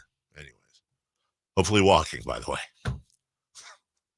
Let's go streaking, please. It's time to go streaking. We're going streaking! Yeah! Who is the Nostradamus of MLB? Who can keep the streak going? It's time to go streaking. What the hell are you doing? We're streaking. All right, let's check in on this. Dave is at 1. Chris and I are at 2. Yes. Trying to extend these moderate streaks that we have. And Dave, you selected Shohei Ohtani. Shohei Ohtani in 4 plate appearances got you 1 hit. So you're at 2. I am. Good job. On the YouTube text line, Theo missed our whole other thing on the Raiders, but I guess he didn't like that, which is a factual comment that the White Sox won since the Raiders last won a playoff game. But this is honestly my favorite Raider argument. Stop losing Super Bowls and you won't feel the need to make fun of the Raiders. There is like a legit corner of Raiderland that is still like, well, the Niners and Raiders are the same. Both haven't won championships. The Raiders and Niners aren't the same. They're really not. And the Raiders haven't lost as many Super Bowls as the Niners. That's like a legit arguing. You know, the kid in the back of the room that just used to pick heaters out of his nose and flick them, and nobody wanted to sit next to him. That's that way of thinking. Like, are you serious? You don't see a difference between never making the playoffs and losing in the actual NFL championship game? Like, you're just like, same. I'm good. We're the same. That's awesome, dude. Tell you what, let me come over and drain your bank account and all your worldly possessions to $1 because, you know, why not? What's the difference between $1 and being if you're not a billionaire, you're a loser. So give me all your money. Like, what? I worry. These people vote, dude. They breathe. They walk amongst us. Ew. Can you identify them? No, you can't. They should wear a sign. You should be legally required to wear a sign that says, I believe the Raiders are fine because they haven't lost Super Bowls like the Niners. Like, you should have to wear that sign on your back. What would you do when you came across that person? I'd probably give them $1 or something to help out. I don't know. Wish them luck. Yeah. Hope they're okay. Here's a sandwich. Here's a sandwich. $6.99, all the footlongs. Let me help you out. All right. Okay. No Shohei Ohtani. 1 for 4. I took Trey Turner. Trying to get to 3-game hit streak. He had 6 plate appearances. He got 3 hits. So I'm now at 3. Okay, so I'll give him this one. Our Raiders guy. I'm well educated, by the way, just blind to reason. You know what? I'll win with that. That's there you go. I'm all for that answer. That we can part as friends. Lastly, Chris took Adley Rutschman. Yeah. He got up 5 times and he got a hit. So we all got hits yesterday. Dan's at 2. Chris and I are at 3. Hey. Some new players to pick today. Who you got? Well, if you're not first, you're last. I don't know what that means either. I don't know. Give me Bobby Witt. Junior. Not senior. No, not going with him. I'm going to take Jose Altuve. Jose Altuve. I'm going to take Gunnar Henderson. Hey. Gunnar. Wait, does anybody have the opportunity to take Jackson Holiday? Or have we all taken him on our team? We've all taken him. We're all in streaks with Jackson. I feel like we should have like an open rule. Like Jackson Holiday is the one player we should be able to take every day if we want. Just for the song. Does anybody else have a song? Not yet. No. There's nothing with Gunnar. Gunnar Henderson. We'll take a break. When we come back, a snack, not a meal. Fragoso. We'll talk to him about the controversy in the Cage-to-K League. Oh, and maybe some Niners stuff as well. He'll join us next. Did you miss any part of our live local shows? Don't worry, you never have to miss them again. Check out sacktownsports.com and search our podcast page and play our shows when you want. The Carmichael Dave Show with Jason Ross, Stiles and Watkins, and the Drive Guys. Plus, other podcasts like Return of the Empire, Return of the Roar, the Stingers Up podcast, and Golf to Go with Frank LaRosa. They're all available right now on sacktownsports.com. I didn't ask to be thrown in the streets with nowhere to go. I didn't think I'd survive. But I did ask for help, and Covenant House was there for me. 1 in 10 young adults will experience a form of homelessness this year. For these kids who didn't ask to be put in this unthinkable situation, Covenant House is there. Covenant House helped me break the cycle of homelessness in my family. They gave me the love that I needed. Over 2,000 young people will sleep safely in a Covenant House bed tonight. When youth who are experiencing homelessness have a hot meal, a safe place to sleep, medical care, and love, they can overcome heartbreaking challenges and have a brighter future. They just really genuinely just wanted to help me succeed, and I'm succeeding. I'm a speaker, I'm an author. Covenant House really helped me and really helped mold me into the woman I am today. If you or someone you love is asking for help, go to safeplacetosleep.org today. Hello, Sacramento. I'm Emran Pilati, owner of True Sports Cards and Collectible Store here in Rockland, California, and the host of the True Sports Cards Show that airs right here on Sacktown Sports 1140 every Saturday from 10 to 11 a.m., where we discuss the latest trends, hottest products, and deliver exclusive interviews with other industry leaders. And don't forget to visit our shop, True Sports Cards, at 6661 Stanford Ranch Road in Rockland and see what we have for all your sports card and memorabilia needs. Hi, this is Congressman Kevin Kiley. We live in the greatest congressional district in America. From the Gold Country to the High Sierra, we are blessed with unmatched beauty and natural resources. But issues like sky-high gas and food prices and rising crime make life hard for too many. I'm working across party lines to pass common sense legislation that will make life better, safer, and more affordable. If you're a veteran or senior trying to get help with your benefits, or having any other issues with the federal government bureaucracy, call my office toll-free at 1-888-406-3855. Over the last 18 months, we've helped resolve thousands of cases of all types and returned over $7 million to constituents. This is Congressman Kevin Kiley. You can visit my website at kiley.house.gov to learn more. We are here to serve you. Thank you for listening. Paid for by official funds authorized by the House of Representatives. The feet have a really big impact on how the rest of the body moves. The knees, the hips, the lower back especially. If the foot isn't properly aligned, all of these joints are going to function incorrectly. That results in a lot of muscle tension and chronic pain. What I really like about the Good Feet system is that the right arch supports can put the foot in its proper alignment. So all the joints up the rest of the body will be aligned properly as well. And when the body's aligned, we can reduce the risk of injury and chronic pain. Come to the Good Feet store now for a free fitting and test walk. It's not hard to be a mom. It's hard to be a good mom. It's easy to be a bad mom. That's so easy. But to be a good mom is hard. To be a bad mom, that's as easy as being a great dad. That's... Nikki Glazer, Alive and Unwell Tour. Friday, September 20th. The venue at Thunder Valley. Tickets on sale now. For tickets, visit ThunderValleyResort.com. She's alive and unwell. Don't miss Nikki Glazer. Thank you. Good night. Get your tickets for the Marysville Stampede September 14th and 15th at MarysvilleStampede.com. From the Power Business Technology Toshiba Studios, KHTK-AM Sacramento, KYMX HD2 Sacramento, the only station in Sacramento giving you local sports coverage from 6 a.m. to 6 p.m. Monday through Friday. Sacktown Sports. The Carmichael Dave Show. He's on the microphone when he's not on the microphone. He's playing a song, and when he's not playing a song, he's on the microphone, and then boom. With Jason Ross. No, he didn't. Yes, he did. Call or text at 916-339-1140. It's the Carmichael Dave Show with Jason Ross on Sacktown Sports.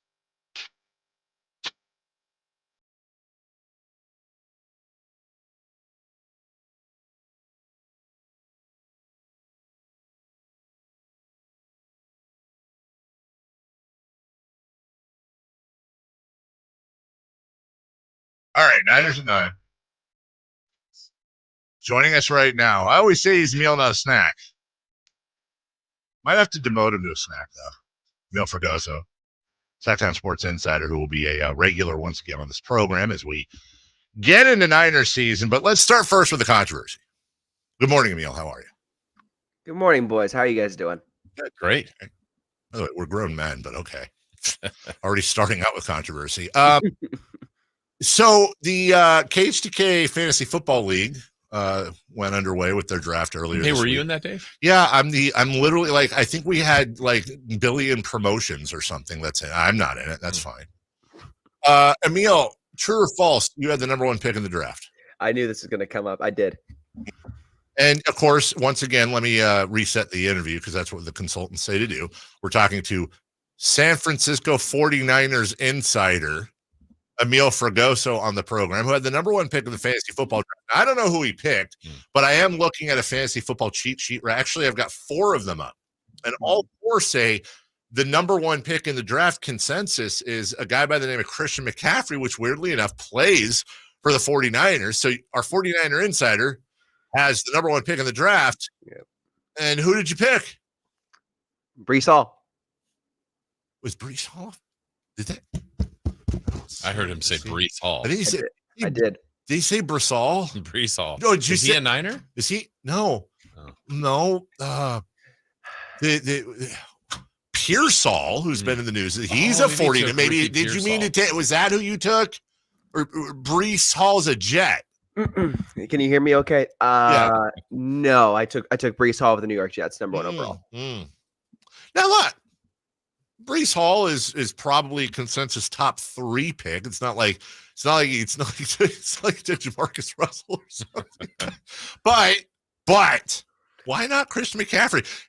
And what I said, because I lied a little bit earlier, I did know who he picked, Jason. Yeah. Is that, are you being the 49er insider? Are we breaking news on the show? Is there something about Christian McCaffrey maybe that you need to tell us that caused you to not pick him number 1?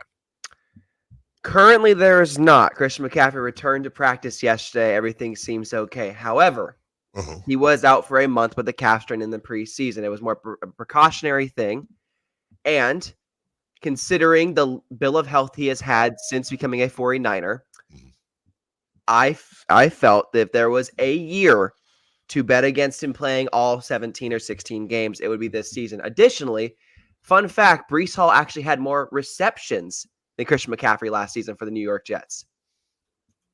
So I took Breece Hall, who I think could have a 2,000-yard combined season scrimmage yards. Just a quick note here. Let me do it. The math is hard for me. Let me figure this out. Breece Hall has only played 2 seasons, but let's just look at it like this. Over the previous 2 seasons, Christian McCaffrey has played in 27 games. Breece Hall has played in 24. Oh, wow. Well, narrative. Interesting. So technically, it sounds like Breece Hall is more brittle than Christian McCaffrey, but that's fine. It's okay. Aaron Rodgers. I get it. Yeah. Jason, go ahead. You try. Well, Emil, I'm you cover this team on a regular basis, and some days it probably feels like, man, what are we gonna ask the guys about? What do we even talk about? There's day to day. There's so much repetitiveness. Yesterday, what couldn't you guys talk about? Man, there was so much going on. What would you say would have been the headline of yesterday between all the new news going on with the 49ers? Well, I think the headline should still remain the status of Ricky Pearsall and everything going on with that, and what John Lynch had to say. Really, really touching and heartfelt words from John yesterday about Ricky's status and about this the thanks and the gratitude towards the first responders that attended to him, both Sergeant Joel Herrera as well as San Francisco General Hospital. They did a tremendous job taking care of Ricky Pearsall on Saturday, and the fact that he is even walking about, let alone in the weight room, talking to guys, talking to players, giving players hugs. I mean, considering what had happened, at the time, 72 hours prior from when he was doing this, it's astonishing. It's quite astonishing and quite miraculous that this guy is as lucky as he is to still be alive, let alone be able to resume his football career likely this season. And even the most interesting point of that whole conversation with John Lynch was that he felt, you could kind of sense he felt that the NFI move was a little bit premature. If they had had a little more data at the time, they might not even have put him on NFI, but they did, and he will be out the first 4 games. But just to hear kind of that tone from John Lynch about Ricky Pearsall says so much about his status and about how much he's improved the last couple of days since that attempted robbery. We listened to John Lynch's comments, and usually we don't, especially when I put anybody else in a position to comment on other media. So I won't do that to you by mentioning names, but there have been some narratives recently. So, the one yesterday was that Lynch and Shanahan are the front office is unhappy with them. And then the one I really loved was that how bad the Niners looked for being at a team party when Pearsall was shot. And then John Lynch, we heard from him earlier talking about how Pearsall wanted everybody to go to the party, and they were conversing and all that. When you're a guy that goes to practice pretty much every day, you take the train from Sacramento down there and back, you cover the team, guys like you, guys like Matt Barrows that do a bang-up job, really actually trying to journalist with a capital J. When you hear the dingle-dongs down there that are content creating more than journalisting, how does that make you feel as somebody who works his tail off? I could go on a whole slander parade right now about Big J journalism and all that stuff as someone who went to Arizona State and went to Cronkite, and about how Big J journalism has become more blurred and there's more gray lines than ever.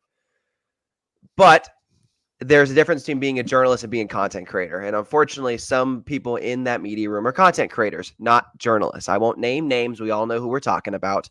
I pride myself on being a Big J journalist, on reporting the facts and giving anecdotal insight, giving perspective just from what I see and what I hear. not creating a narrative because I think it's going to give me clicks and likes. And when I see stuff like that, especially surrounding such real information, it frustrates me. It has in the past with certain people in that building, and it's actually fun to even watch the drama unfold because it's not even about me most of the time. It's about other people in that media room, so it's always fun to watch that one. But I do think with this Ricky Pearsall stuff that the reason why I, in the moment with how I handled the coverage, I was very hesitant.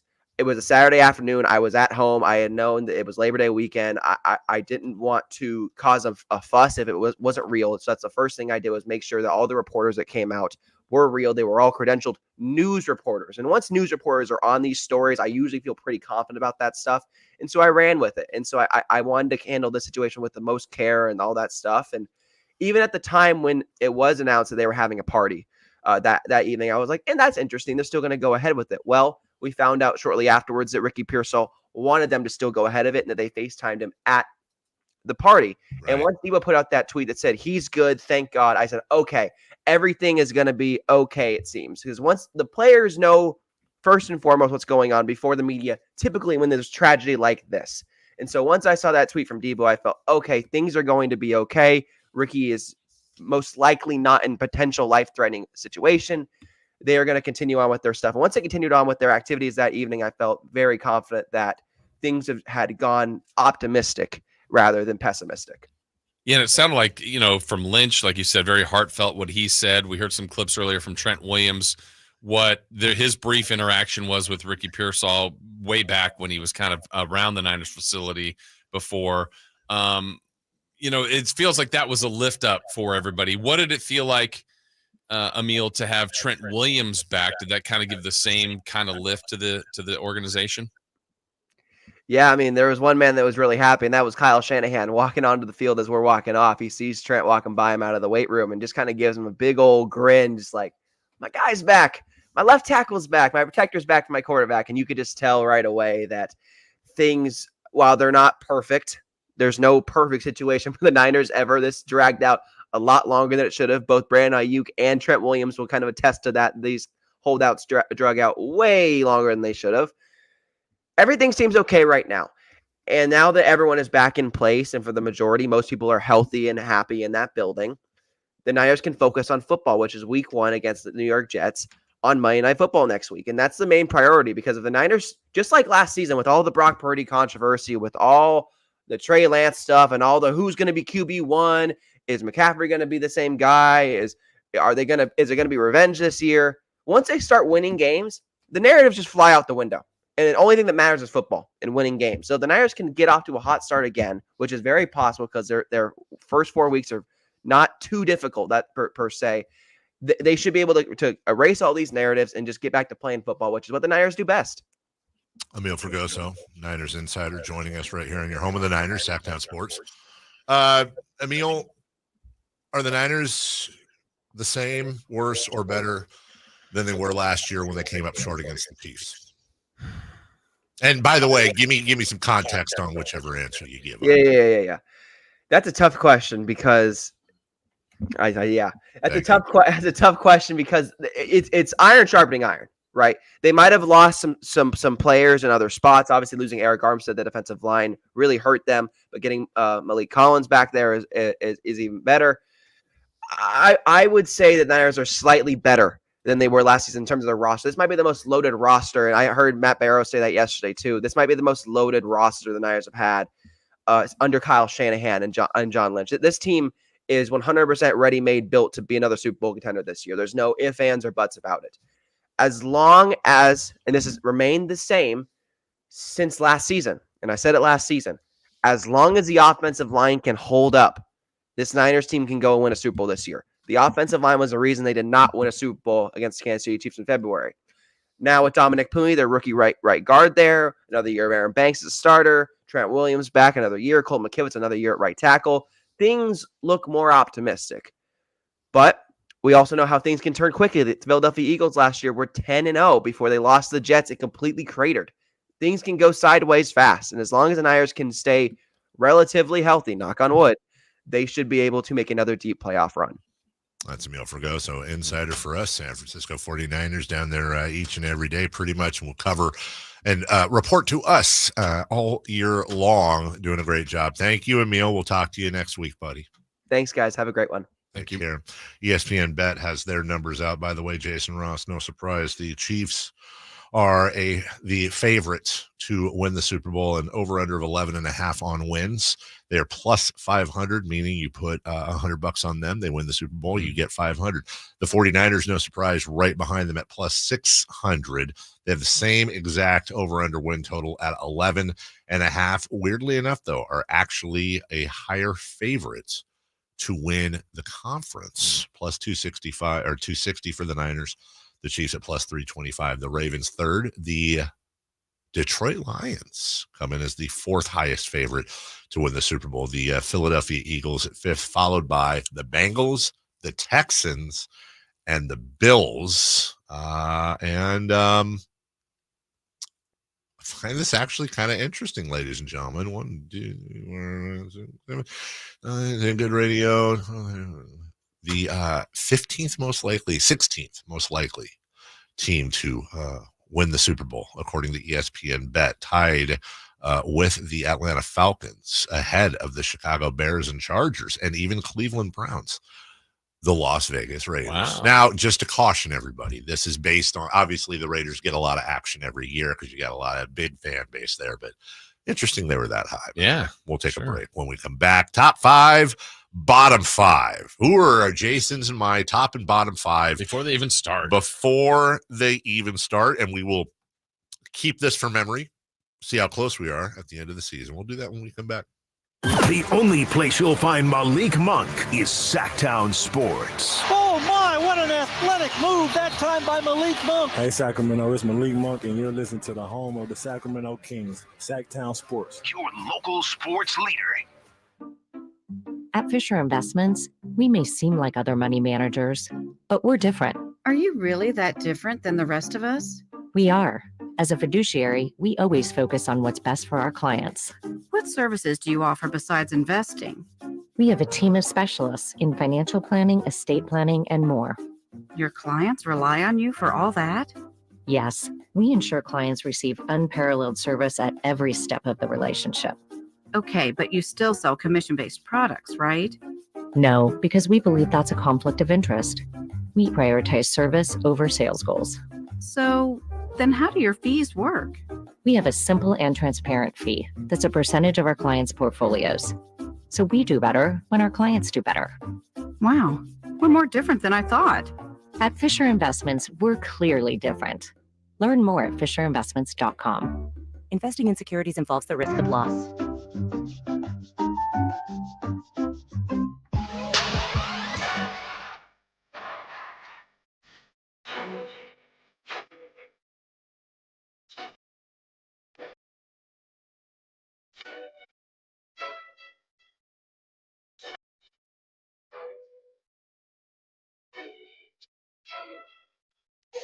Waking you up with the best in local sports. Make it interesting, you know? It's the Carmichael Dave Show with Jason Ross. On Sacktown Sports. Blaze from the chat, which is incredibly entertaining today. Niner fans hate Raider fans because they're jealous of the franchise and their aura.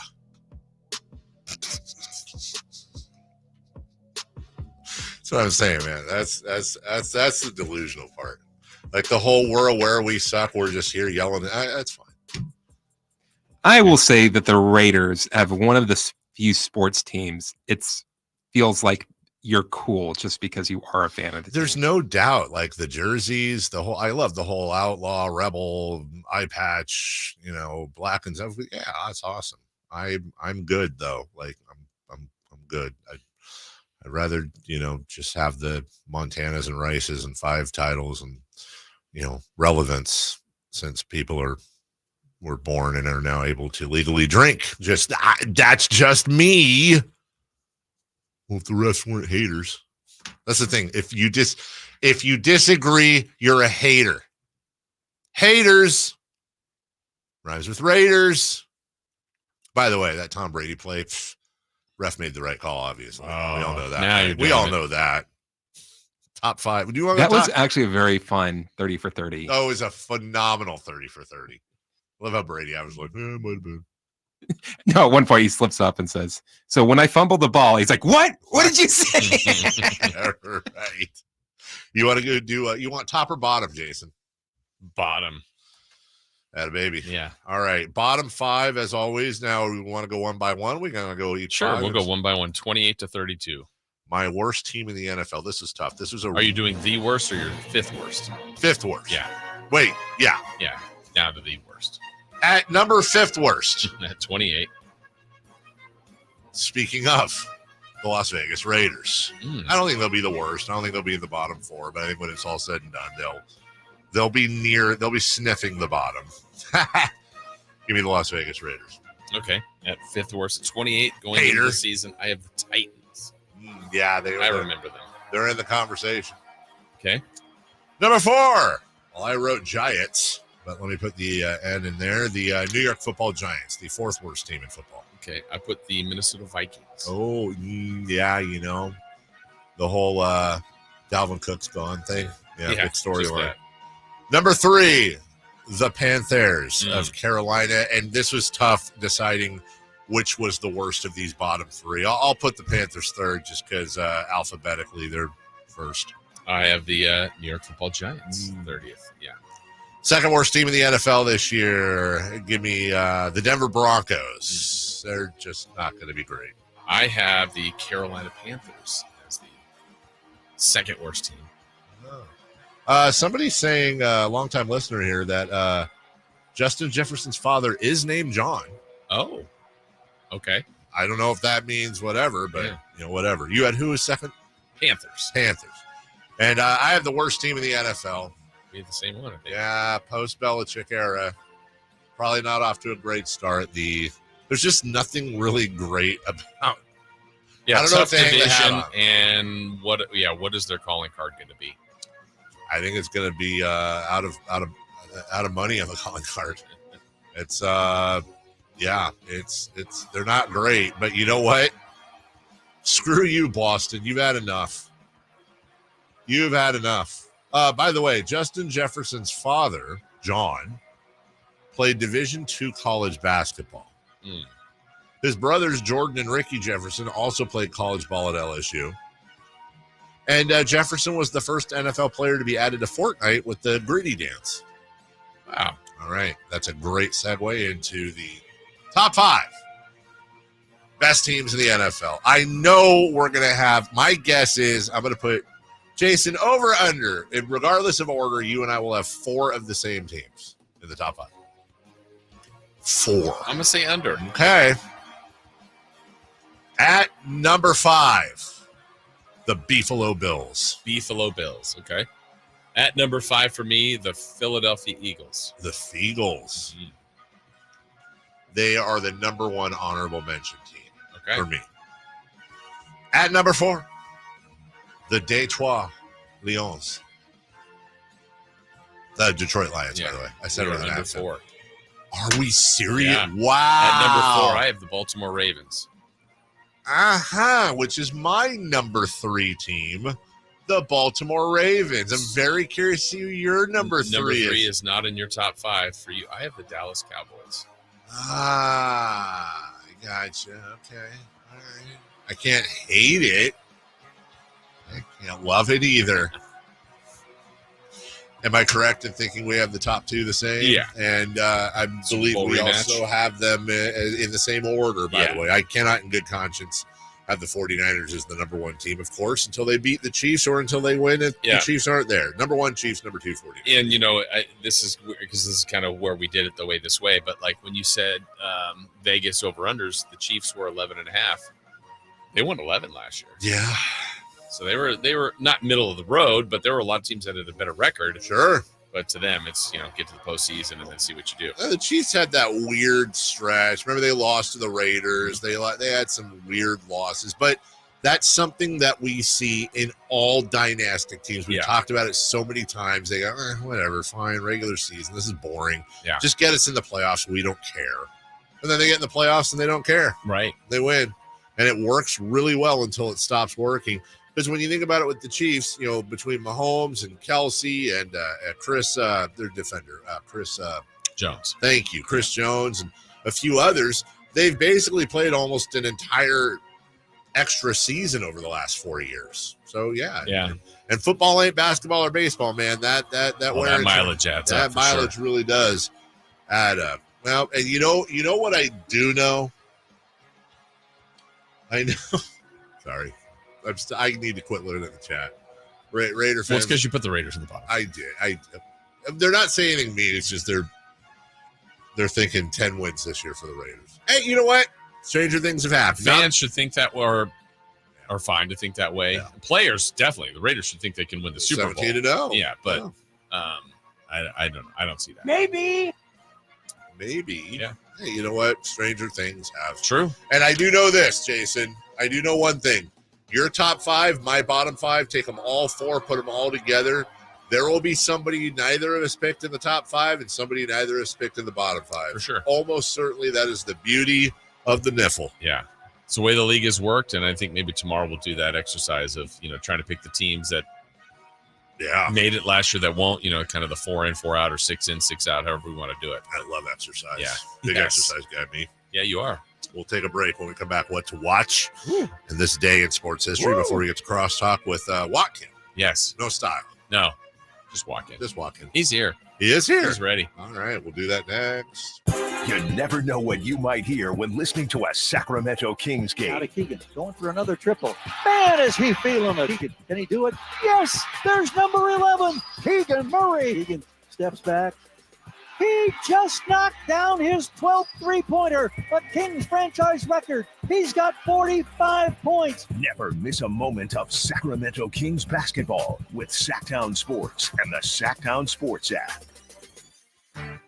Hey, it's Carmichael Dave inviting you to make the switch to electric this spring and save big with American Energy. Stay ahead of the spiking energy bills this summer with up to $9,000 in rebates on a new ultra-high efficiency comfort system. American Energy is providing huge rebates from SMUD as well as spring specials by installing one of many incredibly efficient AC options available to you right now. Get rid of those fluctuating gas bills in the winter and switch to year-round all-electric with American Energy. Let them perform a free in-home energy efficiency analysis and see where they can help you save for the warmer months ahead. These guys are the best. Been serving the greater Sacramento area since 1981. A+ from the Better Business Bureau. Learn more by calling 916-520-9990. That's 916-520-9990.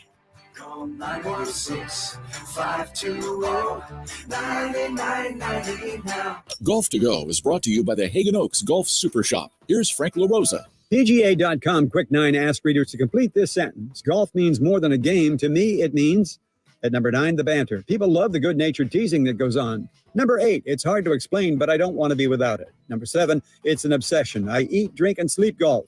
Setting goals is next. At number 5, golf is life. It's a career for some, a passion for most, and a ticket to college for a lucky few.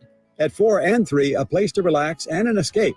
A place to feed my soul and find a peaceful solace. At number 2, a place to learn about ourselves and others. You'll learn more in 4 hours on a golf course than almost anywhere else. Number 1, a few priceless hours to spend with friends and loved ones. Responses included time with my dad, time with my husband or wife, time with my closest friends. It's hard to beat the company you share around with. So what do you think? Why is golf more than just a game to you? Finish this sentence. To me, golf means, I'll let you think about that. That's your Golf to Go. I'm Frank LaRosa. Sacramento, Dirk Bentley's coming to town. Getting drunk on a plane. For his only show in California this year, Saturday, September 28th at Heart Health Park for Country in the Park 2.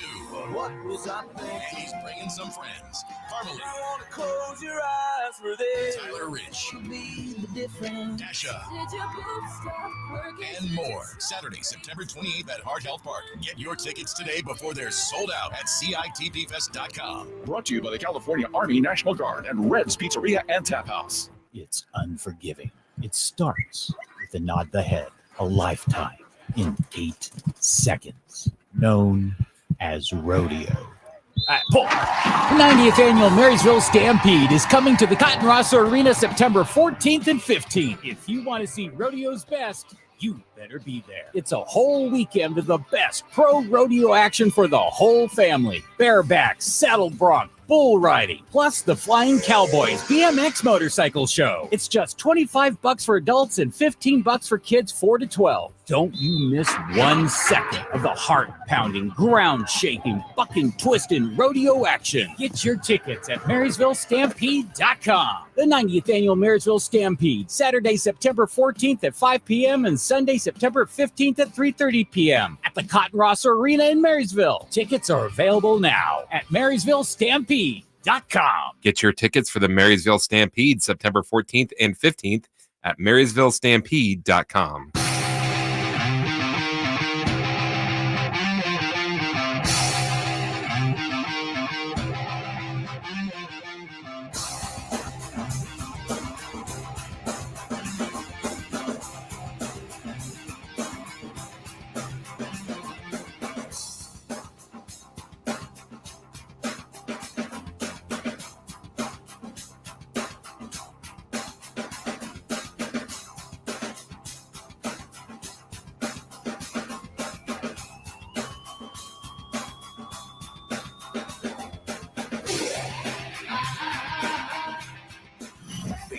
Place in the morning to get your sports fix. Live and local. The Carmichael Dave Show with Jason Ross.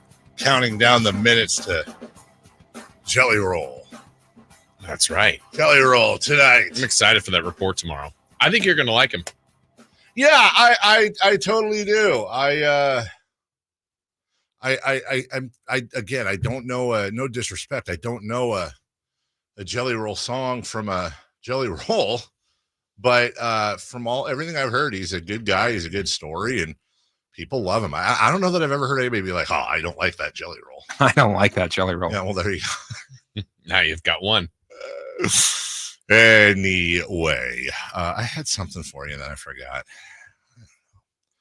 I don't know what it was, Jason. It was something. It was really important. Super important. It was. No, you'll remember right after the show. Some dude made a parlay on a bunch of people to score a touchdown, and he wagered 76 cents, and he could win $249,000. Something happened like that in baseball. I think someone won $12,000 on a $1 home run parlay. Let's go, right?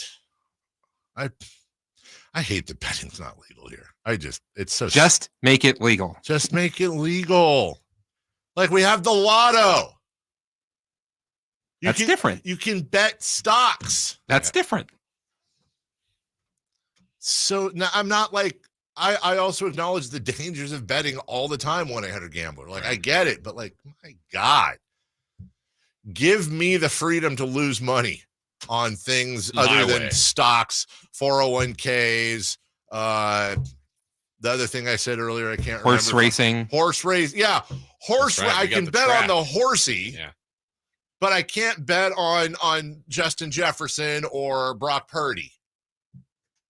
So stupid. Like, who makes the valid argument?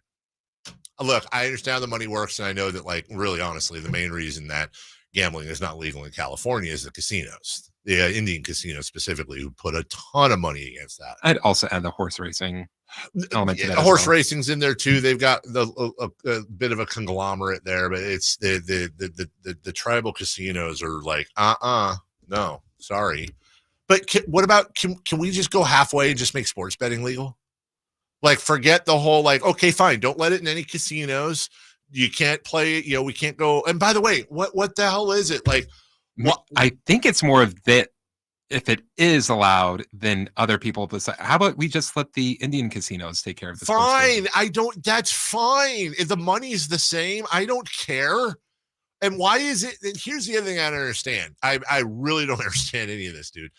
Why can I go to our good friends at Capital Casino or a number of other, why can I play blackjack? Right. But I can't bet on the freaking Broncos to lose to the Bears. Well, technically, you're not playing blackjack against Capital Casino. You're playing blackjack against the bank that forwards the money to Capital Casino. Well, okay. Change the rules. But then why can't I technically not bet against the Bears, but bet against the bank that fuels the money for the Bear? What the hell, man? This stuff is stupid. Just that's another part I'm running on when I run for president. Another what do platform? Well, yeah, we've got you got to teach a credit class in school. Yeah. You got to have the day off after the Super Bowl. Yeah. There was one other I keep forgetting. You got to keep Subway footlongs at $6.99 permanently. And that's my new family. That's my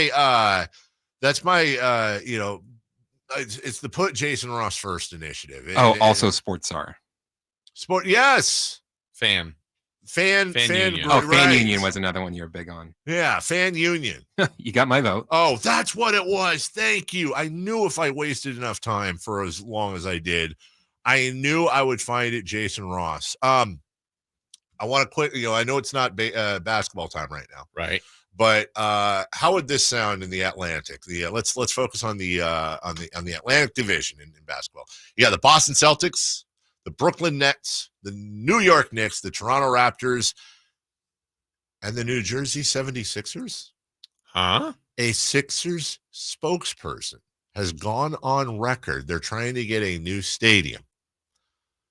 Apparently, New Jersey and Philadelphia have been talking for a while, and New Jersey has a proposal that is incredibly friendly to the Sixers to build an arena with a ton of subsidies and help from the state of New Jersey. It would be built in Camden. Now, I've never been to Camden, but I've literally seen like more than one documentary on like the fall of Camden, New Jersey, and how terrible of a place it is. So maybe they're trying to revitalize it. I don't know. The Sixers have gone on record and saying, we've been trying to get this done. You know, I'm paraphrasing. We've been trying to get this done for a while. It's not working out. We have to look at all proposals very seriously, including this one. Now, 99% chance it's all a bunch of malarkey and hullabaloo. Yeah. And they're just trying to, you know, A's fans know what I'm talking about, especially Kings fans do too. They're just trying to create whatever leverage. That would be another thing. Like I would make a federal law. Like you can't take basketball out of Philadelphia. First off, you can't have 3 New York teams. That's weird. Yeah. Okay. Secondly, you can't have this. You can't take this. I understand. 3 New York teams in football. What, the Bills, the Giants, and I guess you're right there. I mean, actually, they only have one in New York. Yeah, that's the Bills. But you can't take. I understand Sonic fans like, hi, right. you took the basketball out of Seattle. Well, that was wrong too. Yeah, why is Kramer's hi-ho? But you can't take basketball. You can't have not the Philadelphia 76ers. You can't. It's illegal. 76ers, freedom, Tea Party, like all that. How far away? I'm Boston. so bad about East Coast. Like, how far apart is that? So it's so from Philly. So you've got the New Jersey Turnpike that basically connects, like, amongst others, Philly, Baltimore, and New York City. I don't really know where the hell Camden, New Jersey is in that, but it's, you know, they're all kind of in the area. Right. You know what I'm saying? That's so weird, dude. You can't do that, Jason. How serious of the conversation is this right now? Or is this just planting the seeds and just trying to get Philly to move? So they've been talking. Okay. But, you know, also this is going to be one of them parallel paths garbages. So they are 5 miles apart. Camden, New Jersey, and Philadelphia? Mm-hmm.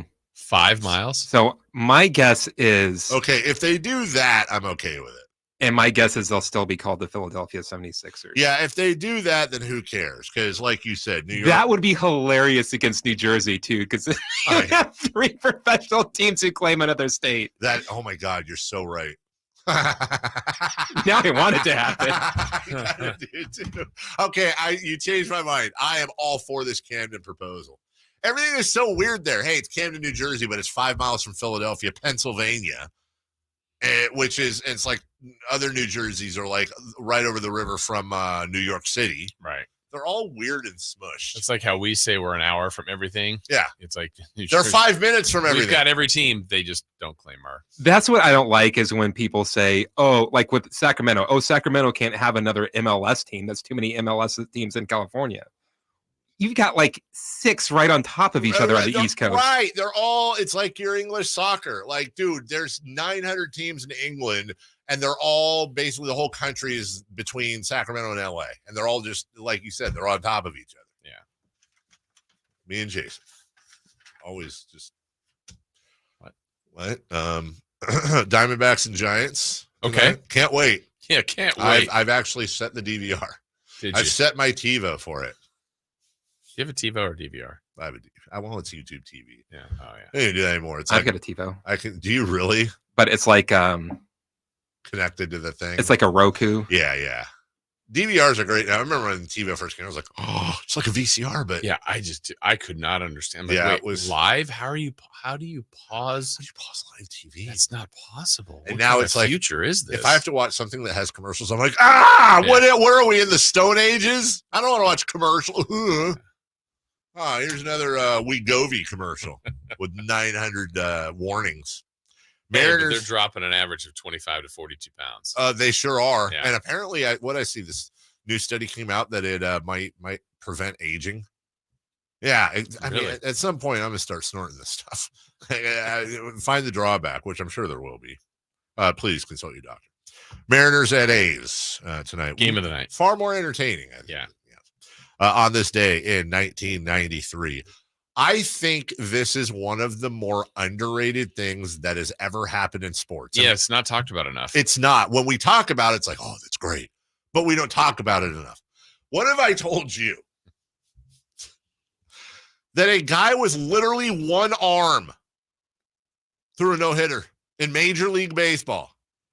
I saw this thing the other day, right? This is amazing. Like, some of you might think I'm having fun with this. I'm not. I'm being dead serious. I was watching the Paralympic Games. Uh-huh. Dude. So I was watching. This is one of the most amazing things I've ever seen. It was swimming. Okay? I think I know what you're talking about. And dude with, okay, let me get it right.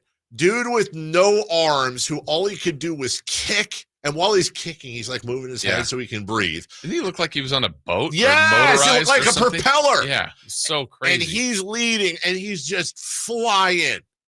And then you had dude with arms, but no either legs or feet, so no kicking, but he's using all arms. Here's the crazy part. Dude with no arms had to finish the race by smacking his head into the wall. And then dude with arms overtook dude without leg, or ironically, dude without arms by the reach, which I feel like there's got to be some sort of thing for that. Like, I'm sorry that you have arms, that's cheating, but it was, I'm watching, but the swimmer with no arms got to dive in. While the guy with the beginning, how'd the guy with no legs get in? He was just in the pool and he was holding on to one of his coaches. And then so he didn't get a push off or anything. Oh, I take it back. Okay, that's fair. Wow. And I'm sitting here, I'm like, oh, my shoulder hurts from that rep I did. This fool has no arms. It's phenomenal to watch. It's so inspiring. Yeah, it's incredible to watch. I mean, if there's ever like, the whole participation trophy thing, like, dude, you both are gold medals. Yeah, like, exactly. I don't think I could do 100 meters now. No. You ever try to swim without using your arms? And by the way, dude with no arms, guarantee you, if you headbutted his tummy, you would get a bruise because his 6-pack. Right. He's probably got a full Coors Light 18-pack. Yeah. People are awesome, man. People are absolutely awesome. It was a cool watch. September 4th, 1994, Tom Supa Tupa scores the first 2-point conversion in NFL history. He ran in a fake extra point. And finally, in 2002, after blowing an 11-run lead, hey, good for the 11-run lead, the Oakland A's get a walk-off home run from Scott Hatteberg to extend their win streak to 20 consecutive games, setting an American League record. You know, I'm a Giants fan. They should make a movie about that. I'm not going to lie. Every once in a while, I do go on YouTube for that call and watch. It is electric. Mm-hmm. That Coliseum was so... Wait, it was at home, right? Yeah. It was just electric, and the call was amazing. God, that winning streak that's one of the dopest things in sports in my lifetime. We'll take a break. When we come back, crosstalk with Styles. It's my thing with just going back to that call real quick. I know we got a break. Going back to that call. What gets me every time, and one of the many, many reasons why the A's should be in Oakland is you go back and you watch that call on YouTube. And when Hattie hits that home run, the energy in the building was off the charts. And I didn't need to ask anybody else where it ranked. I didn't need a second opinion. But you might need a second opinion, speaking of energy, from American Energy Heating and Air, your second opinion partners. Whoa, they had a blind long jumper? Shut up. That's what I'm saying, man. The Paralympics, it's not just the showcase where you're like, oh, that's so great. They have the disability. Isn't that so? No, it's badass, dude. Anyways, speaking of badass, American Energy Heating and Air wants to save you money. Hey, anyone out there want to save money? Raise your hand unless you're driving. Hands attended to. They will help you out by simply beating whatever bid you've got from whatever other company. 104 degrees today, more 100-degree days this week, and you need your air conditioning. By the way, it will at some point be cold enough to use your heater. I promise. Maybe not for another month or 5, but it will. Make sure everything is in order. Get your bid, or just go straight to American Energy, but if not, get your bid. And then call American Energy, your second opinion partners. Let them come out. Let them beat it.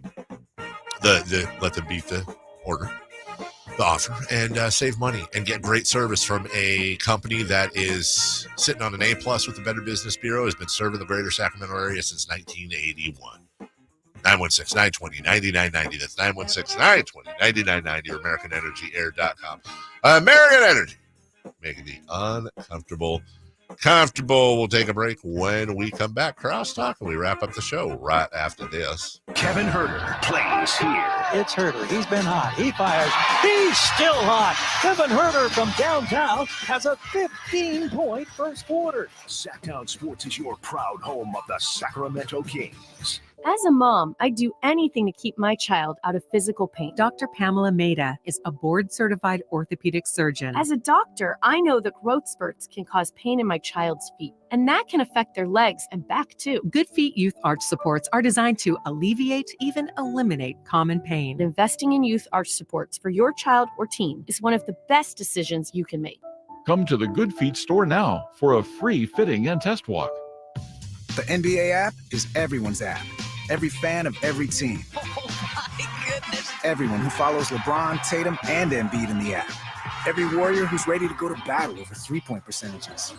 Every streetwear king who's here for the tunnel fits. Every young buck, nugget, and grizzly who wants to take a peek behind the scenes of the league.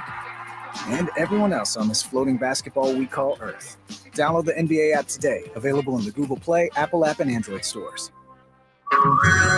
Hey everyone, it's Ted from Consumer Cellular, the guy in the orange sweater, and this is your wake-up call. If you're paying too much for wireless service, you don't have to keep having that nightmare. Consumer Cellular has the same fast, reliable coverage as the leading carriers for up to half the cost. So why keep spending more than you have to? Seriously, wake up and call 1-888-FREEDOM or visit consumercellular.com. Savings based on cost of Consumer Cellular single line 1, 5, and 10 gig data plans with unlimited talk and text compared to lowest cost single line postpaid unlimited talk, text, and data plans offered by T-Mobile and Verizon January 2024. At the UPS Store, we understand the importance of a first impression. That's why we're here to help you put your best foot forward and be unstoppable with our printing services. With high-quality paper stock options, banners, business cards, menus, and more, we make sure your small business stands out and your message reaches the masses. After all, we're the one-stop prints that pop store. Most locations are independently owned. Product, services, prices, and hours of operation may vary. See Center for details. The UPS Store. Be unstoppable. Come into your local store today and get your print on. A new Honda? Nice. Well, it was like this. It was a super hot day, so we all stopped for some ice cream. When bam, the AC went out. My dad started sweating and was all, man, I stink. And my brother was like, I hate this car. And my mom was all, I'm dying in here. Then I said, it's time to call Stockton Honda. Then Dad was like, honey, you're right. I knew you were my favorite. And just like that, Stockton Honda to the rescue. StocktonHonda.com. My kids call me Tom. So unnerving. Every day, the older one's like, how you doing, Tom? I go, hey, I'm not your fucking stepdad, all right? I wish I was. It'd be a lot easier, but I'm not.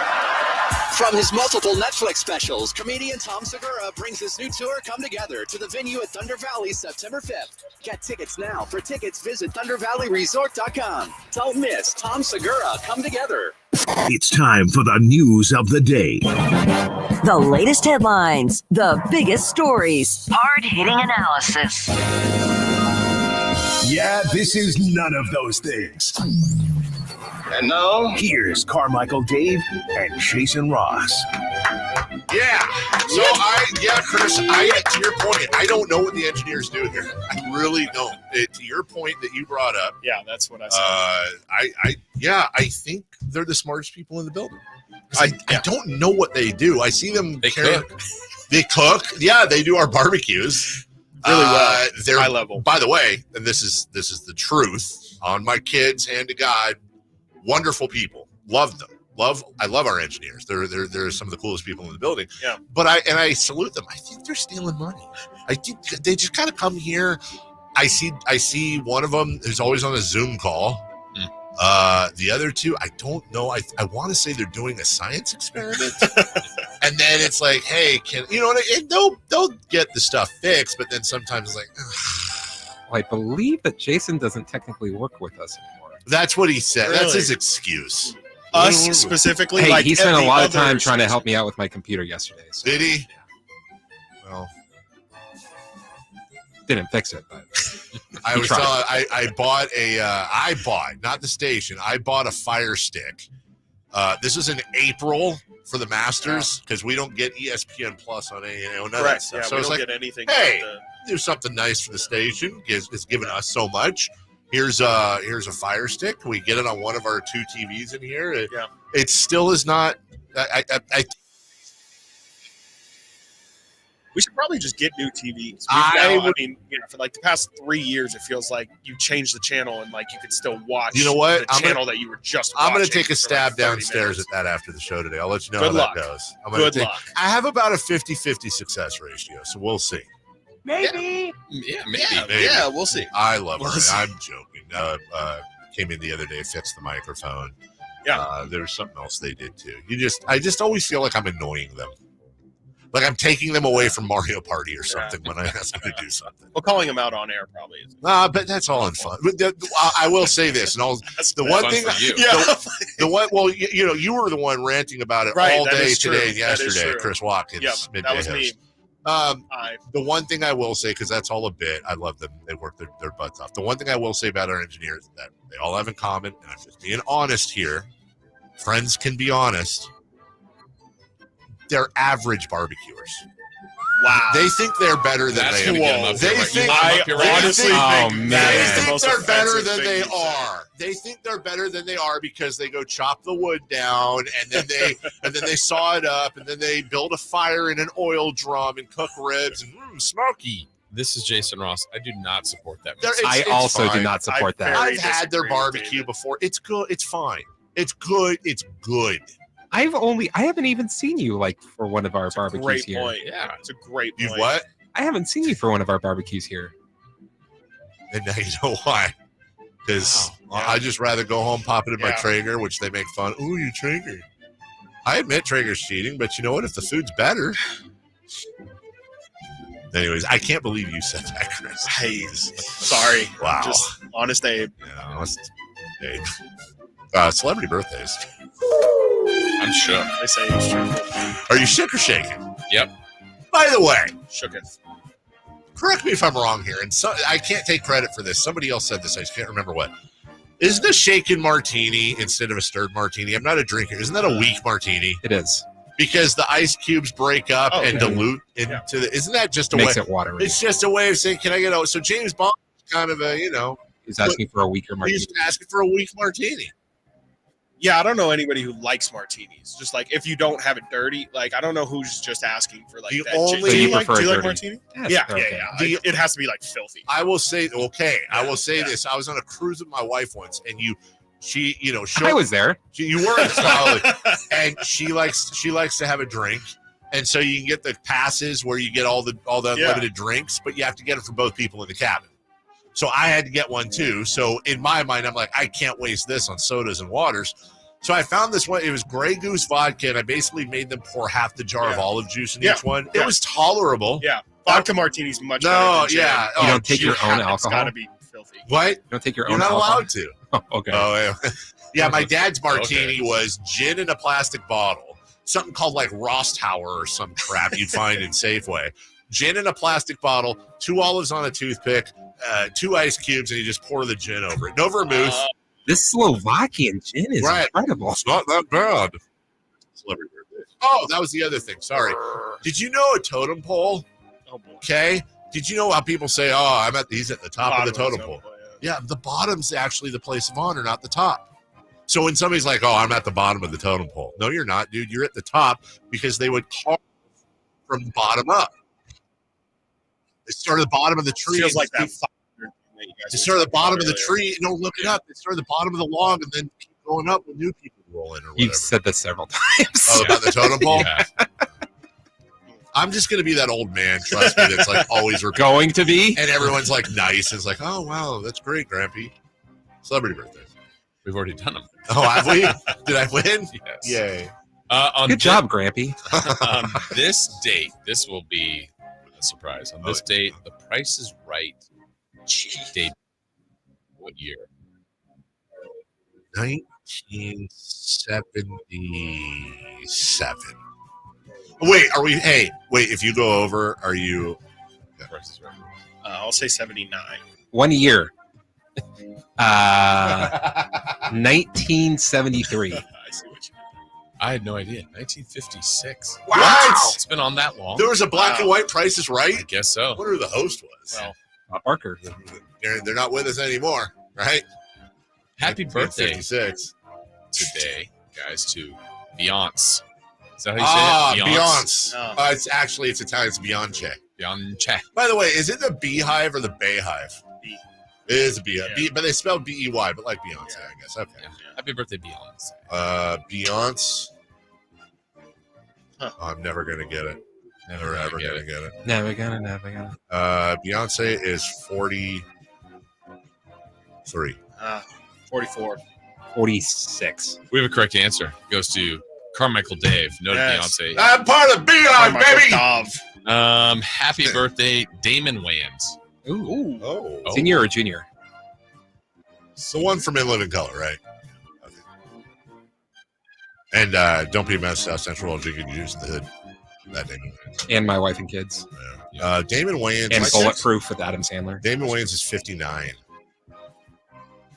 55. 63. Christopher Lott's close to 64 for Damon Wayans. Happy birthday, Mike Piazza. Ooh. How old is Keenan Ivory? Piazza is he's actually 56. 52. 58.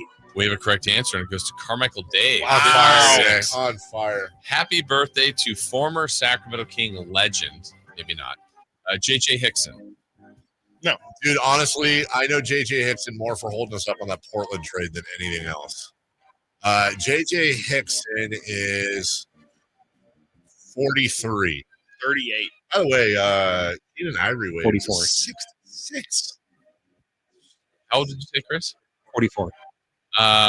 He should still be playing. He's turning 6 today. What was he, 14 when he think played so. for us? All right. Tom Watson, the golfer. Ooh. He's like 78. Say 82. 73. 75. The last one, Steve Lavin. ESPN. Yeah. Okay. Steve Lavin, and ESPN. 74. 77. 76. Yeah, nice. Yeah, he is. Yeah, we must be thinking of Steve. I know we don't have a lot of time, but what's coming up on the show? So much so that I can't even tell you. That's how it goes. You're just gonna Way to sell it. You're just gonna have to find out. Yeah. It's Mess around and Watkins find and out. Watkins. Yeah, just me. Just me and all me. They can't get anybody to. Wow. Well, you know. Nate's here. Yeah, Nate's here. Is Nate going to be your board off? Yes, Oh. I think so. Oh, look I out. believe so. Okay. De'Aaron got a new shoe. I'm Who? sure you'll have a De'Aaron shoe. Oh, yeah. Absolutely. All that and more. Coming up next. All that. Subscribe to Sacktown Sports on YouTube and watch the Carmichael Dave Show with Jason Ross.